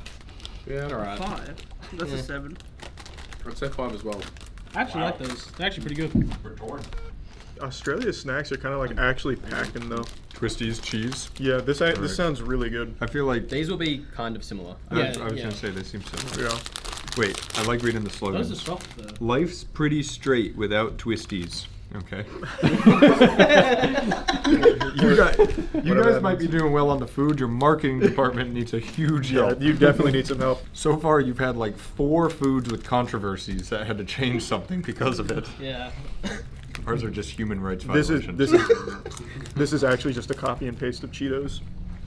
They even copied the look, though. Mm-hmm. That's disgraceful. Have some shame. Are you sure it's not the same company? Oh, I actually don't like these. The more you eat, the more they're kicking in. I don't like those. I'm gonna give it a 3. I'd give it like a 6. It's still fine. Give them one that's gonna startle them. What do you think? Like either the honey buns or the sweet tarts, maybe. Wait, do the honey buns, yeah. Yeah, something that's gonna make them sick. These ones? Yeah, do these. I think that's Little Debbie again, so she's back for revenge. Wait, what? Anything that can give you a heart attack is made by Little Debbie. Yeah. What little? That's frightening. Oh. Oh, yeah, there she is again. Do we have to? You do. Yeah. You do. Oh.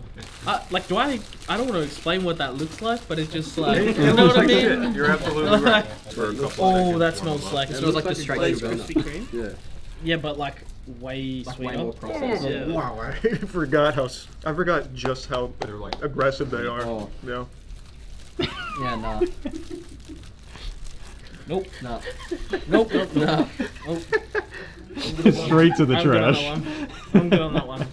I've never bitten into something and being like more disappointed. I like it. I don't mind it. Nah, that is way too That's sweet. definitely like 4 servings, but it's not bad. That's what's gonna pop out at night. Little Debbie.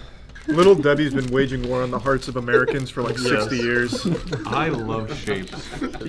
She knows what she does. Put it on your fucking ceiling. Well, pop that open. We'll go out of order here. You gotta try that. Those are like every elementary school kid, like grades. Yep. You turn 8 and you start eating those for the rest of your life.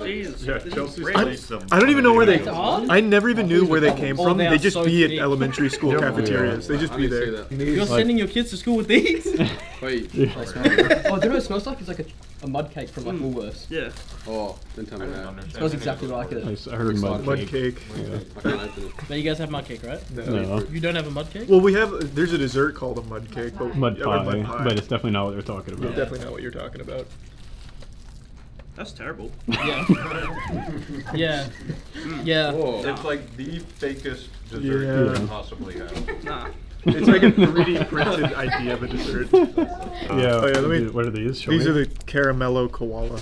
Oh, you should like these. Milk chocolate with smooth flowing caramel. Those look like what we get for Easter. Like The little like single. Well, Like this with- is Cadbury. Or Santa Claus chocolates. Yeah. Look at that face. He's so happy. It's adorable. This is legitimately the thing we have for Easter. Yeah, little Cadbury eggs and shit like that. Nope. That's very good. Good stuff. Hey, thanks, Caramello Koala. Alright, crush that moon pie. Tell me what you think. I'm hoping it's like a wagon wheel because I like wagon wheels, but if it's not. It has actually been probably close to 15 years since I've tried a moon pie.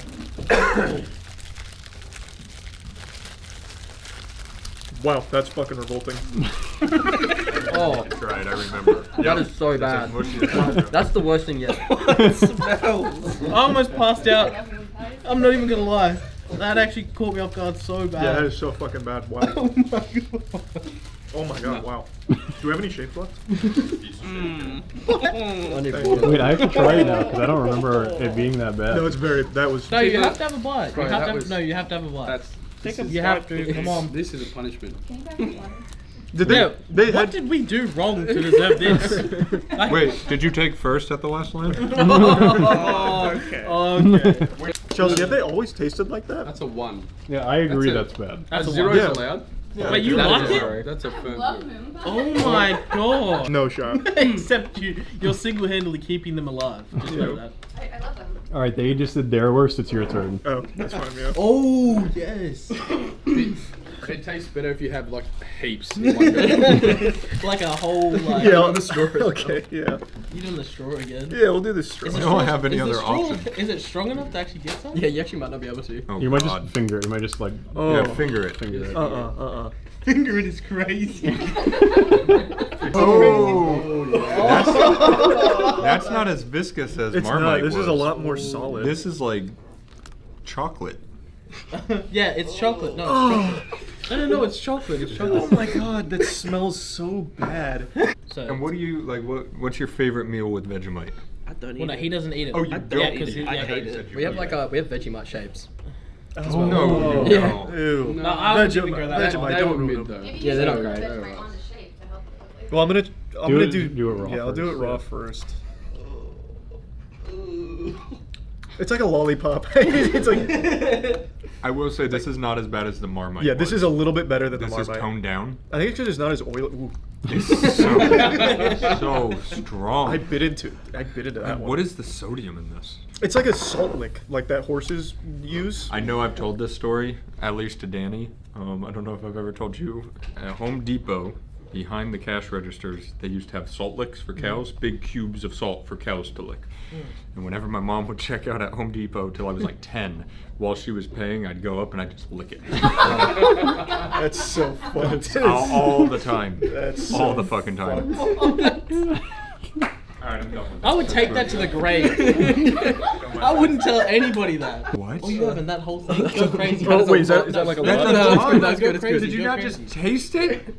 Well, I don't know what's it. It's what, meant to be how much consumed do you as- spread on toast? Because there's no way that makes it across the whole Oh toast. no, right? yeah, like it I depends. know it varies. Yeah, Like, some people I like put it a on little pretty bit. thick. Yeah. Okay. Oh! Wow. Ooh! Ooh! What did you? What? Can you bring the camera over here and Yeah. look at his little pile? This is the classic Charlie experience. We have 2 trash cans, and he's just dropping his nibbly bits on the floor. That sounds like an Australian snack. Yeah, actually. I'm in their heads. Oh my god, that's so bad. What the fuck? Okay, I can't finish. Yeah, wait. I've learned some over the years. I would say these shapes are fair dinkum tasty. Oh, there you go. Yep, that's all not I bad. know. Have you heard like Bloody Oath? What's that? Bloody Oath? Mm-mm. So if you said fair dinkum tasty, I'd say Bloody Oath. Like you agree? Yeah. Same. Wow. It's like a code language. I'm so cultured. Oh yeah. Damn, Do we the could do a lot more. Yeah, do the sweet tart one. See, they don't. No, but they don't seem that bad. Oh, these are like the kind of thing you get like at the deli. No, I'm so cool. deli. It's That's like how you call it, like a deli. No, like they have the same. They have the same. the sweet and stuff, like Yeah. pickle mix. Yeah, like we call it like a milk bar. Actually, I'm on these. These are pretty I don't like it. You're just weird. I don't like cherry, so. I hate cherry as well. I'm with Yeah. you there. Feel better. 9.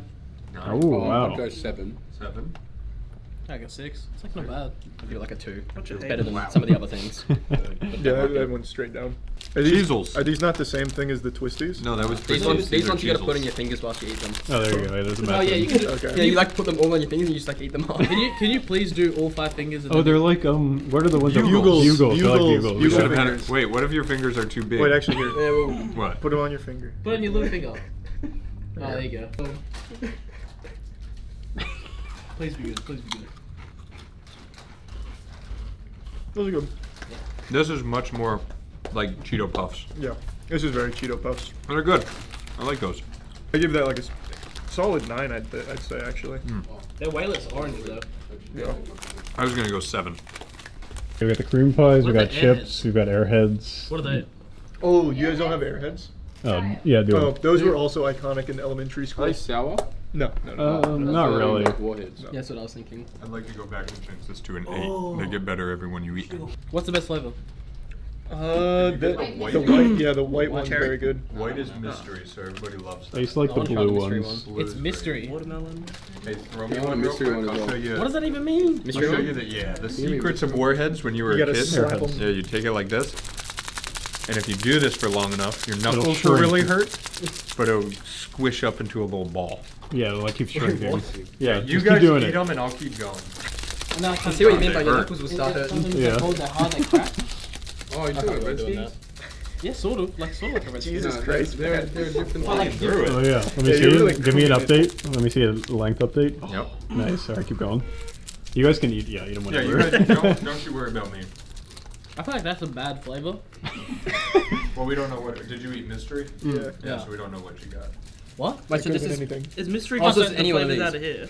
It has its own flavor, The but rumor used to be all the leftovers from the other flavors would get like jammed together, and that was your I mystery. believe it. It kind of tastes like I was gonna say, I watermelon. have no Yeah, idea this what just that tastes like watermelon. Just depends on what batch you got, you know. Yeah. This is incredibly like fake looking.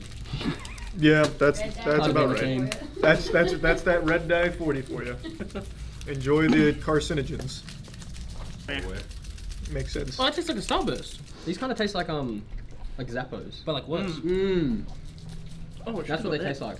They do taste like that. It's like, oh, it tastes like this, but like actual dog shit. No, the grape one tastes exactly like a Zappo. No, you're doing it. It bad. does. Try I'm trying to one. grab one. Bro, I'm saving a couple cherries for later. Don't mind me. all right. Sour cream and onion lays. No. That's next. They like don't sound bad. Yeah, pretty good. Just like a normal chip. Oh, Yeah. it's good. They're like the sour cream and chives. What? Smiths. Yeah, no, those are like. Yeah, those are good. Yeah, good. Like 8. Give them an 8. Oh, like a 9. Have you guys tried a cherry rocket? A cherry rocket? No, they're Cherry right. ride. Yeah, I like that flavor. Show it to me, Charlie. Cherry ride? Oh, also by Cadbury. Oh, interesting. All right. It's probably filled with cherry. Oh, ew, oh wow. Ew, ew, ew, ew. Oh, wow. Coconut? Oh no, that's like just actual. It's like cherry flavored coconut. I think. Yeah. Ooh. That's confusing. Oh, it's not. It's I think just they bad. get like better the more you have them. Oh, that's actual dog You shit. have the whole thing. I don't want the whole thing. That's up there with Vegemite. Really? Yeah. Those are good. That's no, that's a bunch of poop. Luscious cherries and coconut and old gold rich dark chocolate. It's I wasn't prepared for what I was biting into. Now that I know, I don't hate it. What is that?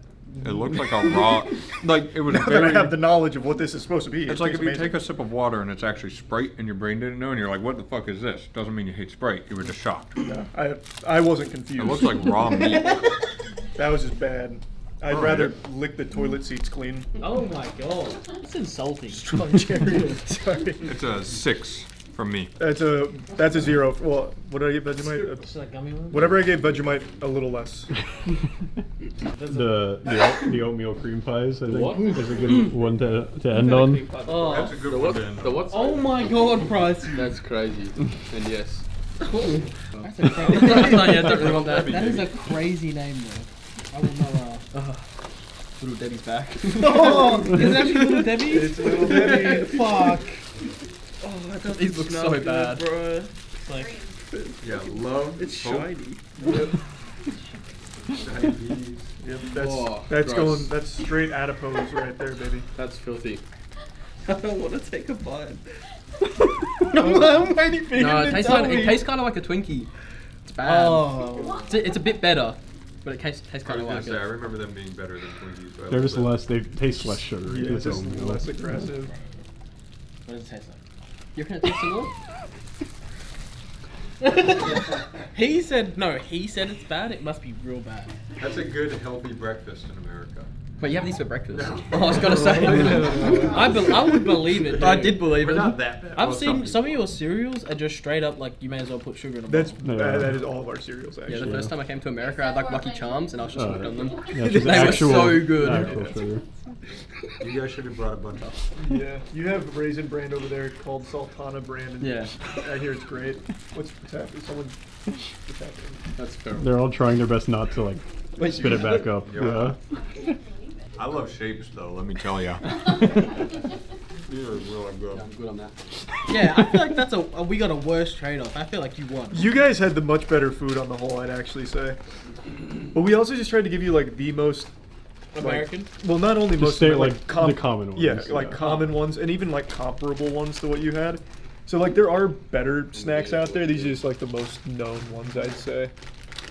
I feel like I'm not a fan of your like I'm gonna need this. Your like, way of sweets. life. Yeah. No, I like your sweets and stuff, but like some of your like I don't know, like your fast food's like kind of crazy.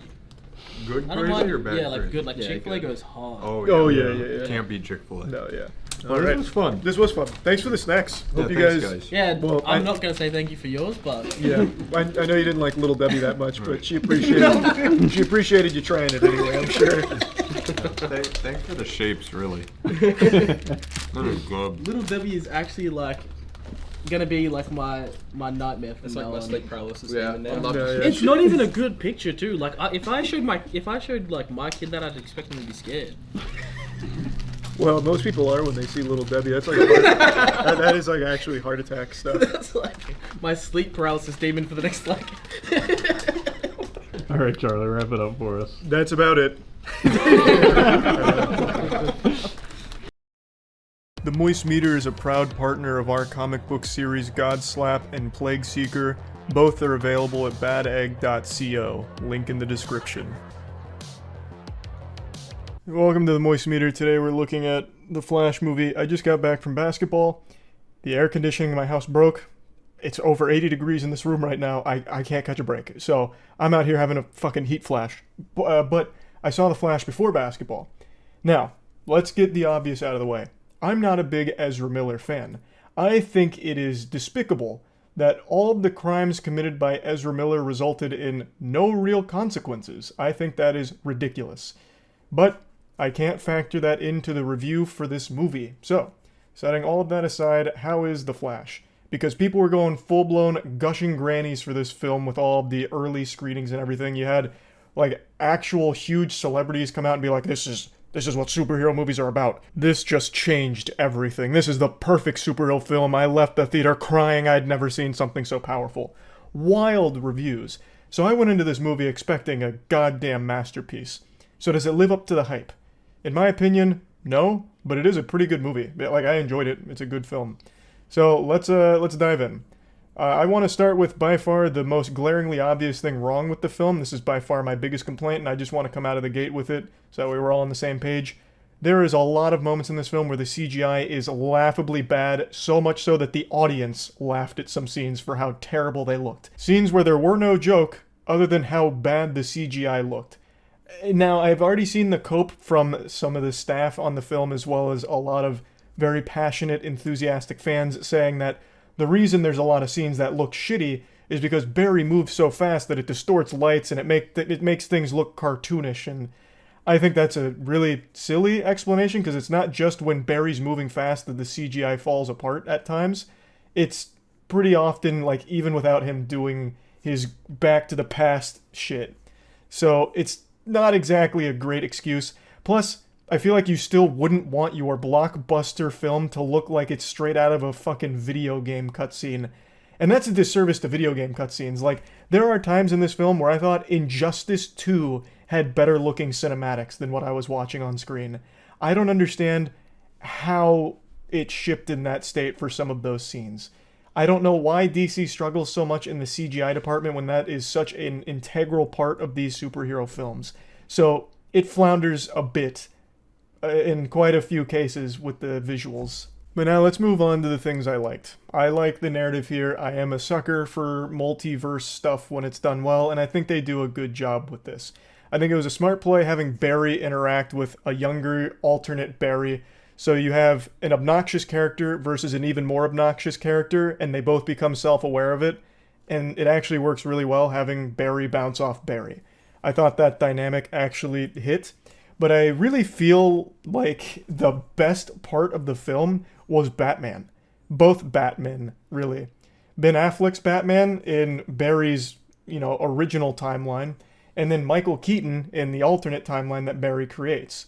They both work so well. There's a lot of cheesy, goofy dialogue moments with Michael Keaton's Batman, but it's charmingly silly. Like when he says, "I'm Batman," to Barry, who of course already knows he's Batman, or when he says, "You want to get nuts? Let's get nuts." It's like that line didn't fit anywhere in the scene that it was happening in, but I still had a smile on my face when he said it. So I think they did a great job with Batman. However, I don't think the same can really be said for Supergirl. She doesn't have a lot to do here, and she doesn't really go through any real development of her own or have any arcs or really even that much screen time. They don't even showcase just how powerful she is. She only has like 2 real scenes, and they're both fights.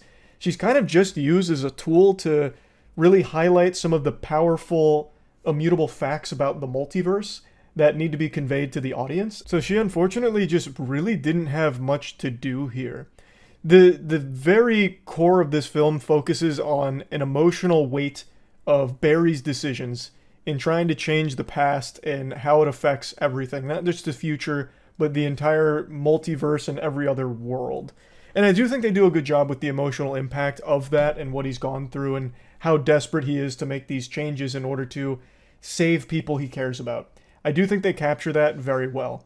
However, towards the end of the film, it really gets into some very cringe kind of moments. I'm trying to talk about it without spoiling things, but it shows you many different multiverses. And in what's supposed to be a serious moment towards the end comes across as just really embarrassing with some of the shit they show you and try and get across. It's hard to explain because it would be a very big spoiler, so I won't touch on it, but I do think they kind of dropped the ball towards the very end of this story. But everything up until then, I thought they did a great job with, and I do think they stick the landing at the end. It's just right towards the end. Right before the landing, they stumble and fucking faceplant for a moment before picking themselves up and getting back on track. I also thought there was a pretty decent balance between seriousness and jokes, especially for a character like Barry Allen. There were a lot of jokes between the 2 Barry Allens, but it wasn't overbearing and they weren't super bad or anything. I actually thought there was a pretty decent balancing act done with, here's this Barry that's a lot more serious because he's been through a lot more shit. He's now in a different reality than he's used to. It's all his fault. He's dealing with the emotional weight of that. He's trying to figure out how to fix it. He's also gone through a lot of shit that's left him in a very different state than he came there in. And then here's this Barry Allen who's just kind of a douchebag and not taking anything seriously, being over the top and silly. Them meshing and spitting some jokes back and forth. And then, I don't know, I just actually thought the humor was done pretty decently in this film, whereas that's usually a major complaint of mine from fucking superhero films, is just the formulaic, non-stop fucking jokes that never end, and they're always so generic and formulaic. This time around, I thought that there was a decent balance struck. So overall, there's just not a whole lot of things that I disliked about the film, aside from a lot of the CGI that happens here.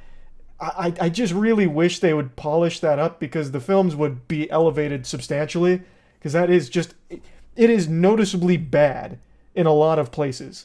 Like, there are just times where it is noticeably just bad. So that's just the major problem with it. And I do think there are a couple of moments narratively that didn't land, like I said. But overall, it's a pretty good film, and definitely better than I was expecting it to be. Plugging the Flash in the moist meter, I'm going to give it a comfortable, like, 70%. It's a good movie. I think all of the pre-release hype around it was a little absurd after seeing it now. Like, I do agree that it is a good movie, especially for DC, which makes a lot of stinkers in their cinematic universe. This is definitely not one of those cases. It is fun. Above all else, it is a fun film that I do think does justice overall to the Flash as a character, as well as just the entire universe. And I'm very curious to see how they pick this up going forward. They leave a lot of questions that the answers will be very interesting to see going forward now. So yeah, that's about it. So yeah. Huge thanks to ourselves for sponsoring this moist meter. Godslap is a comic series written by myself, Jackson, Matt, Danny, and Aubrey Sitterson. It follows the story of a character named Ace, who's an extremely powerful slapper in a world where slapping is king. Issue 3 just dropped. It's all available at badegg.co, and shit is starting to pop off. Ace is being hunted by a mysterious foe named Defister, who, after swan diving through a hospital, picks up Ace's trail and hunts him to the ends of the earth with his sidekick Olfactor. And also, our newest comic series, Plague Seeker, just came out. Issue 0 is available at badegg.co. It's written entirely by myself and edited by Jackson. It's set in a world 1,000 years after an apocalyptic event known as the Calamity. An asteroid hits Earth, and it brought with it mutations that changed all of its inhabitants. Now the world is infested with things called plagues, and atop the food chain sits 8 great plagues that control the entire world, and only one man stands against them, the Plague Seeker, who has an insatiable appetite to devour those 8 great plagues.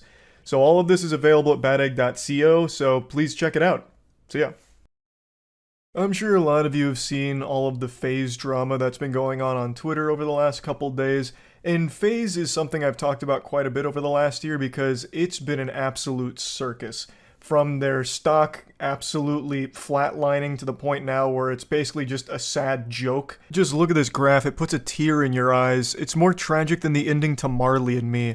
It's just been crazy to see them circle the drain like this and have this wild fall from grace, because they're one of the very few gaming-focused brands that branched out into the mainstream. Like, most people have probably heard of FaZe at some point in their life, even people that aren't associated with gaming. So they really did blow up in a big way, and now there's like a war going on between like the founders of FaZe versus the corporate suits that now control FaZe, and it's all just been bubbling over and becoming this massive shitstorm, and everyone's getting covered in the filth. It's getting stinky. Now the first domino that fell in this FaZe soap opera is the OGs came forward like FaZe Rain and Banks, and started criticizing the brand overall, talking about how it's become soulless and lame and just generally horrible. The main talking point is how the founders have lost control of the company to these zombies in suits that just don't understand the space. And they also show no respect to the founders that brought it there in the first place. They overrule them, they have no real decision-making power. Thus, the direction FaZe has been going over the last few years has been a negative one. And most people can probably agree with that. FaZe hasn't exactly been hitting home runs recently over the last couple years. So the founders have been talking about how disappointed they are with FaZe in its current state. And then FaZe Rain recently has just been leaking tons of information, like internal stuff, financials. He's been leaking more than the faucet at my college dorm room. he has been going hog wild with tons of information. And most recently, he was focusing on their numbers, like their actual numbers with their spend as well as what they're making. He made a video going over their financials, talking about how much they spend on certain games in the esports space, as well as the lack of return they see from it, even disclosing Nick Merck's salary for being on FaZe, which is like $1 million a year, and he just goes over how much they're spending and how they're not seeing any of that money. It's just fucking vanishing into thin air and just like literally bleeding them dry on finances. According to a lot of his numbers here, they're spending over $700,000 a month on like esports stuff. That's crazy, and they're not seeing any money come back into the company, which isn't exactly an eyebrow raiser. This is something everyone speculated for a long time because it's become very clear to actually every single person with eyes that the entire esports scene just doesn't make any money. What's wrong, Io? I don't know why the esports scene is so shit for generating profit. I have no idea. I don't have the answers. What's wrong? I've upset Io mentioning this. Because it is heartbreaking. Like, esports is a scene that you get in for passion, and you see a lot of orgs start to close their doors because they just can't stay afloat. It's very expensive, and you don't make anything. So Rain was going over their numbers, which I do believe because like the information he's been leaking has so far been confirmed accurate, and he's just talking about like how much money they're losing, and it's a lot. Over 700,000 clams, over 700,000 pristine doubloons is a ton of cash. That's nuts. To convert that to Robux, I wouldn't even know where to start. You'd need like fucking 50 zeros at the end of that number. It's a lot of money that they are pissing away and not getting anything back from. So he started revealing these numbers. More OGs came forward to talk about how upsetting it is to see the direction that the brand has gone and that it's completely lost its identity. The people at the top of the food chain don't understand the culture, so it's trash. All of these statements from the OGs then led to this like Marvel civil war within FaZe, where you had the OGs versus the people at the top and also new generation FaZe members. So a lot of the audience was on the OG side and a lot of the audience on the new side, and it's just been this constant clashing. And yesterday it really festered into something pretty foul. So just to give context here, it started with this tweet from FaZe Clan where they said, "We want more women in FaZe Clan." To which FaZe Rain replied saying, "Spoiler alert, it's Grace, and the only reason I heard was because she was on one episode of Stranger Things." He's referring to Grace Van Dien, who is a streamer named Bluefy and also was in Stranger Things. So it turns out he was 100% right, because yesterday FaZe announced that Grace Van Dien is joining the FaZe family. Now, this all led to a lot of hubbub, a lot of discussion, and a lot of controversy. And with a very public fallout between the OG FaZe founders and current FaZe, people were already on edge. It also really didn't help with the FaZe tweet about wanting more women in the organization, because that got the community excited, thinking that FaZe was about to make a big signing from someone who's been grinding in the scene for a long time, working hard for an opportunity like joining FaZe.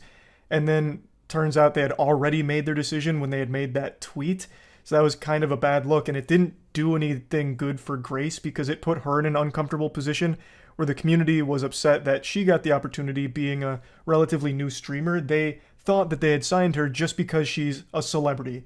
So some members of the community got upset at Grace directly, which I think is super misguided. There's plenty to critique about FaZe signings and business decisions, but Grace didn't do anything wrong here. She does stream often and then had this opportunity to join a huge org. Yes, being an actress did obviously help her get this opportunity for sure, but at the very least she seems excited about it and does actively stream, which is already more than you can say for half of their celebrity signings. Like Snoop Dogg, for example. They paid him a fat load of money, as well as stock, in FaZe in order for him to be on board the FaZe family.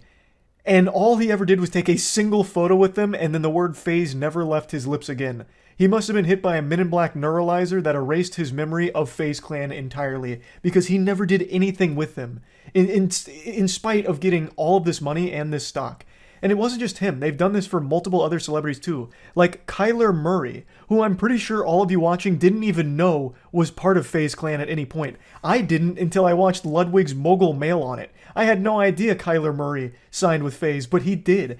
Kyler Murray never even mentioned FaZe Clan a single time. Not once. after joining. But in this case, Grace is an active streamer, thus will be presenting the FaZe brand to her audience, and she seems extremely excited about doing things in collaboration with FaZe, which is infinitely more than any celebrity that FaZe has signed recently.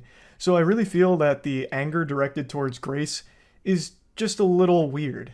The focus should instead be placed on how out of touch FaZe has become with the decisions they make. For example, this was also mentioned in Ludwig's Mogul Mail, but it's something I've talked about as well, where FaZe had that whole super expensive reality show where, you know, who wants to be the next FaZe member? So you want to be a FaZe superstar, do ya? Well, hop on board the Polar Express here for this FaZe show. And they put so much money into it, and only like 6 people ever watched it. Like, they dumped money into this completely geriatric, dumb ideas like that reality show that no one cares about, no one gets excited for, and all of their YouTube content is beyond dead. And no matter how much mouth-to-mouth they give it, they can't revive it. They can't get that heartbeat back, no matter how much they try, because they just don't know what they're doing or what direction to take FaZe. It's become very corporate, and most people don't vibe with it anymore. And it's also led to new FaZe members fighting with the old FaZe members, so they're like actually butting heads and, you know, throwing down in the Twitter replies against each other.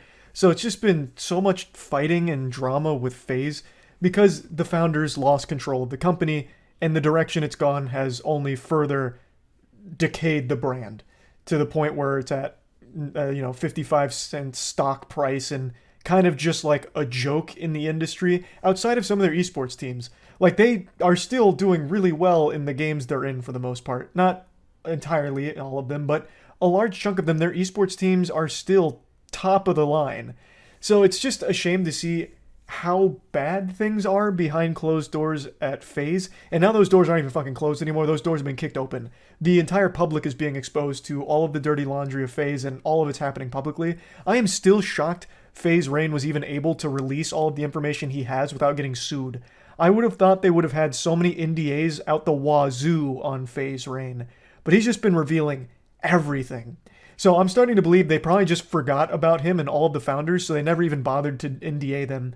So he'll probably just continue to share shit without repercussion. So I'm pretty excited to see what else he starts bringing to the public eye with FaZe. But anyway, I kind of wanted to talk about all of this because I just find it so fascinating and generally sad to see the state of FaZe. Like I said, it was one of the few gaming brands that broke into the mainstream and had like a very wide appeal to people even outside of the space, which is nothing shy of impressive. So to see what it's become is just wild, and to see how it continues to unfold is shocking. And I wanted to talk about it a little bit. I don't know how it recovers, I really don't. Like, even if it does get back into the hands of the OGs, I still don't exactly know how they right the ship right now. I don't know how they fix all the damage that's been done to the brand. They'd probably have to start over, like at the very bare bones level, and build it all again. Because it's just been so tarnished. And they've lost so much money as well. I just don't know exactly how you fix it. But anyway, I just wanted to go over it all. That's about it. See ya. Right now, there's a pretty ridiculous trend going on where if something flops, be it movie, game, or show, the immediate response from those behind the production is to get mad at the audience and blame them for it, saying that either they were too stupid to appreciate it, or they weren't real fans willing to support it, or they just told a story that was too hot to handle and people weren't ready for it. Thus, once again, we didn't fail. Our product's not bad. You guys are just turbo idiots that prevented us from the success that we deserved. And I'm just getting so tired of reading this. Every time something flops, this seems to be the go-to dialogue tree on the NPC quest line here. And it's just really, really starting to grind my ass. It just happened with The Witcher because Season 3 was a disaster. Full disclosure, I haven't watched Season 3. I just couldn't even pretend to be interested, so I haven't bothered with Season 3. But there was recently a statement made that the reason Season 3 hasn't done well is because they had to simplify everything because American audiences are too dumb, basically. And something very similar just happened with Marvel's Secret Invasion like a week ago, where the finale aired, and pretty much everyone said, "Oh brother, this stinks." They were just saying, "Boo! Boo!" and throwing tomatoes. It wasn't well received. Most people hated it. on a show that already didn't have many eyes on it to begin with. So it was just kind of a catastrophe. And the director behind it came out and once again just kind of blamed the audience and started pointing his finger, even having the gall to say that it's not his job to fulfill any expectations, and he doesn't read any of the reviews, so he doesn't really care if people didn't like it. Which I guess is fine. It's not exactly like the, puffed out chest alpha male thing that he thinks it is. It just kind of reads like you definitely did see the negative reviews and you're in defense mode. No one's forcing you to read any criticism of your show if you don't want to see what the fans are saying about it. No one's gonna peel open your eyes and sit you down strapped to a chair to watch all of the reviews come in. So it's fine if you don't read them, but why then just say that it's not your job to fulfill expectations and you don't care? I think you're pretending that you don't care. I think you definitely do, and if you don't, you should to some extent, at the very least. I don't expect any director to come forward and be totally honest, hey guys, look, this shit sucks. I really blew it, huh? Yikes. Yucko. This was no good, huh? I don't expect that. You should still have pride in your work, but you can at least take some level of responsibility and be like, hey guys, look, there was a story I really wanted to tell here, and I see that it's not resonating with a lot of the audience, and I'm sorry if I let some fans down with this, but this is my vision for the project, and this is where I wanted to take it. I think that's far more respectful than saying, you guys are all dumb and I didn't listen to you, don't care. I'm just really tired of seeing this attitude where the director or the team behind a production gets mad at the audience for not liking it, or not going out there to support it if it didn't capture their interest beforehand. This isn't just, The Witcher and Marvel Secret Invasion. This has been happening quite a bit. You see the director's Secret Invasion said about the negative reception. He actually said, is it our job to fulfill their expectations? No, I didn't see that. I'll look it up real quick, but directors are just getting really bold with how they handle bad reception. I can't remember who it was recently, but another flop had their director come out and say, yeah, we wanted this. In fact, this is what we were hoping for. I was what do you mean? You wanted it to fail? What? What the fuck are you talking about? Secret Invasion director doesn't care if you like the show or not. That headline goes so hard. You see, when it comes to Marvel shows, it's not about liking it. It's about just watching it because you're too deep already. Just consume for the sake of consume. You don't need to like it.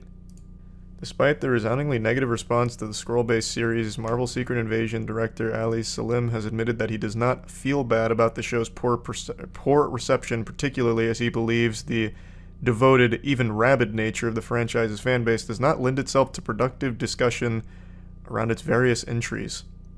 So because they're devoted, they can't have a real discussion around it? I think there's merit to saying that a fan base can be way too brainwashed and hive mind for a real discussion to take place. But that's not even what this is about. It's just people, everybody unanimously did not like the finale. Oh, I don't read reviews. With all due respect, for me, I view all the storytelling work I do as a dialogue with an audience. When the show is finished and put up on screen, that's my half of the dialogue, and the audience then starts their half of their response to it. I think that's valuable, but I don't know. I don't know how to answer the question. What the fuck? This is a direct contradiction. So if you don't read the reviews, then you're not even listening to their part of their response of the dialogue. So you give half the dialogue and then plug your ears to their half? What the fuck are you talking about, man? How is that productive discussion? That's the exact opposite of a conversation at that point. All you want to do is give your half and walk away. And then, I guess, get upset. I don't feel bad about mixed reviews. If you had unanimously good reviews, every movie would gross $10 billion trillion, right? Projects resonate with different people at different times for different reasons, and Marvel has a very devoted, even rabid fan base who have expectations. When their expectations aren't fulfilled, they move in the other direction. They give it a thumbs down. I don't know. Is it our job to fulfill their expectations, or to tell the story that we're telling? So it's a tricky thing. I would love if everyone loved it, but I also don't have that expectation of myself, so I feel great about the response to it. What are you saying? What are you saying? The expectation would be to make something good. Yeah, you don't have to, follow the most predictable shit ever, but at least make good on the expectation that you'll try. And then at least listen to feedback, instead of say, I don't read the reviews, and then say they can't have a productive discussion. I think the best thing he could have done is just been like, you guys didn't like it? Whatever. It's the story I wanted to tell. I'd be like, okay, that's totally fair. If this is the story you wanted to tell, by all means. I just don't understand the point of getting, like, combative and condescending about it. Like, yeah, you guys, it's not my job to fulfill your expectations. So what? I don't read your reviews. I gave you my half of the dialogue, you gave me a response, and I didn't listen. That was the transaction. I just don't find this response from the director to be sensible at all. Like, it just doesn't compute in my little noodle up here. You gain nothing from being this combative and aggressive with the audience. And there's certainly nothing to be proud of with not listening to them or reading any feedback or anything like that. Why do you want to exist in like an echo chamber or some kind of sensory deprivation unit where you don't get any outside stimulation or input on the thing that you would supposedly be very proud of making? I just really don't get it. There's nothing to be patted on the back for. Fuck all of you, I don't listen to anyone. Woo!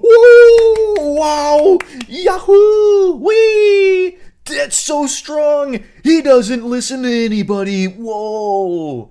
Like, it's just, again, I don't get it. That's not something to be proud of, that you only, like, take in shit from yes men and yourself alone.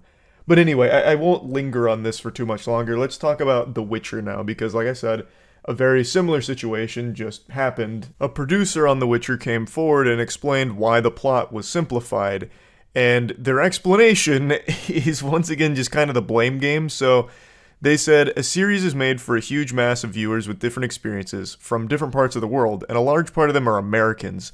In fact, he said they are necessary. When referring to plot simplifications, that was the whole thing. He's trying to give insight on why the narrative of The Witcher is significantly more watered down and less complex than it is in the books. And his argument is basically, you have to boil it down to the bare necessities, only the essentials, pure emotions, because Americans are probably watching, and those are some absolute fucking idiots, I suppose. He mainly points to things like TikTok and short-form content as kind of deteriorating the attention span of viewers, so he needs to make it more simple for them and more digestible, baby the audience, because the Americans are so used to just jumping from video to video. And to a certain extent, I understand what he's saying. I do agree that the attention span of the average person has deteriorated to a level I don't think the Lord could have ever predicted. We have the shortest attention span ever right now, shorter than it's ever been because of things like TikTok and YouTube Shorts and stuff like that, I imagine. But I completely disagree that this means you need to dumb everything down. In fact, I think most of the evidence points to the contrary, that the more complex you make something, the more successful it can become. The best example I can think of is Game of Thrones, because this actually did both. It had very complex narrative, very complex characters, and then it dumbed itself down, and the dumb part, seasons 8 and 7, were horribly received. So bad, in fact, that it ruined the entire legacy of the show. Seasons 1 through 6, where it focused on a complex story, world, and characters, people loved and cherished, and it was the biggest show at the time, and still one of the biggest shows ever made, because of that foundation it built. But in seasons 7 and 8, the entire team got hit by the orb of confusion and just went, fuck it.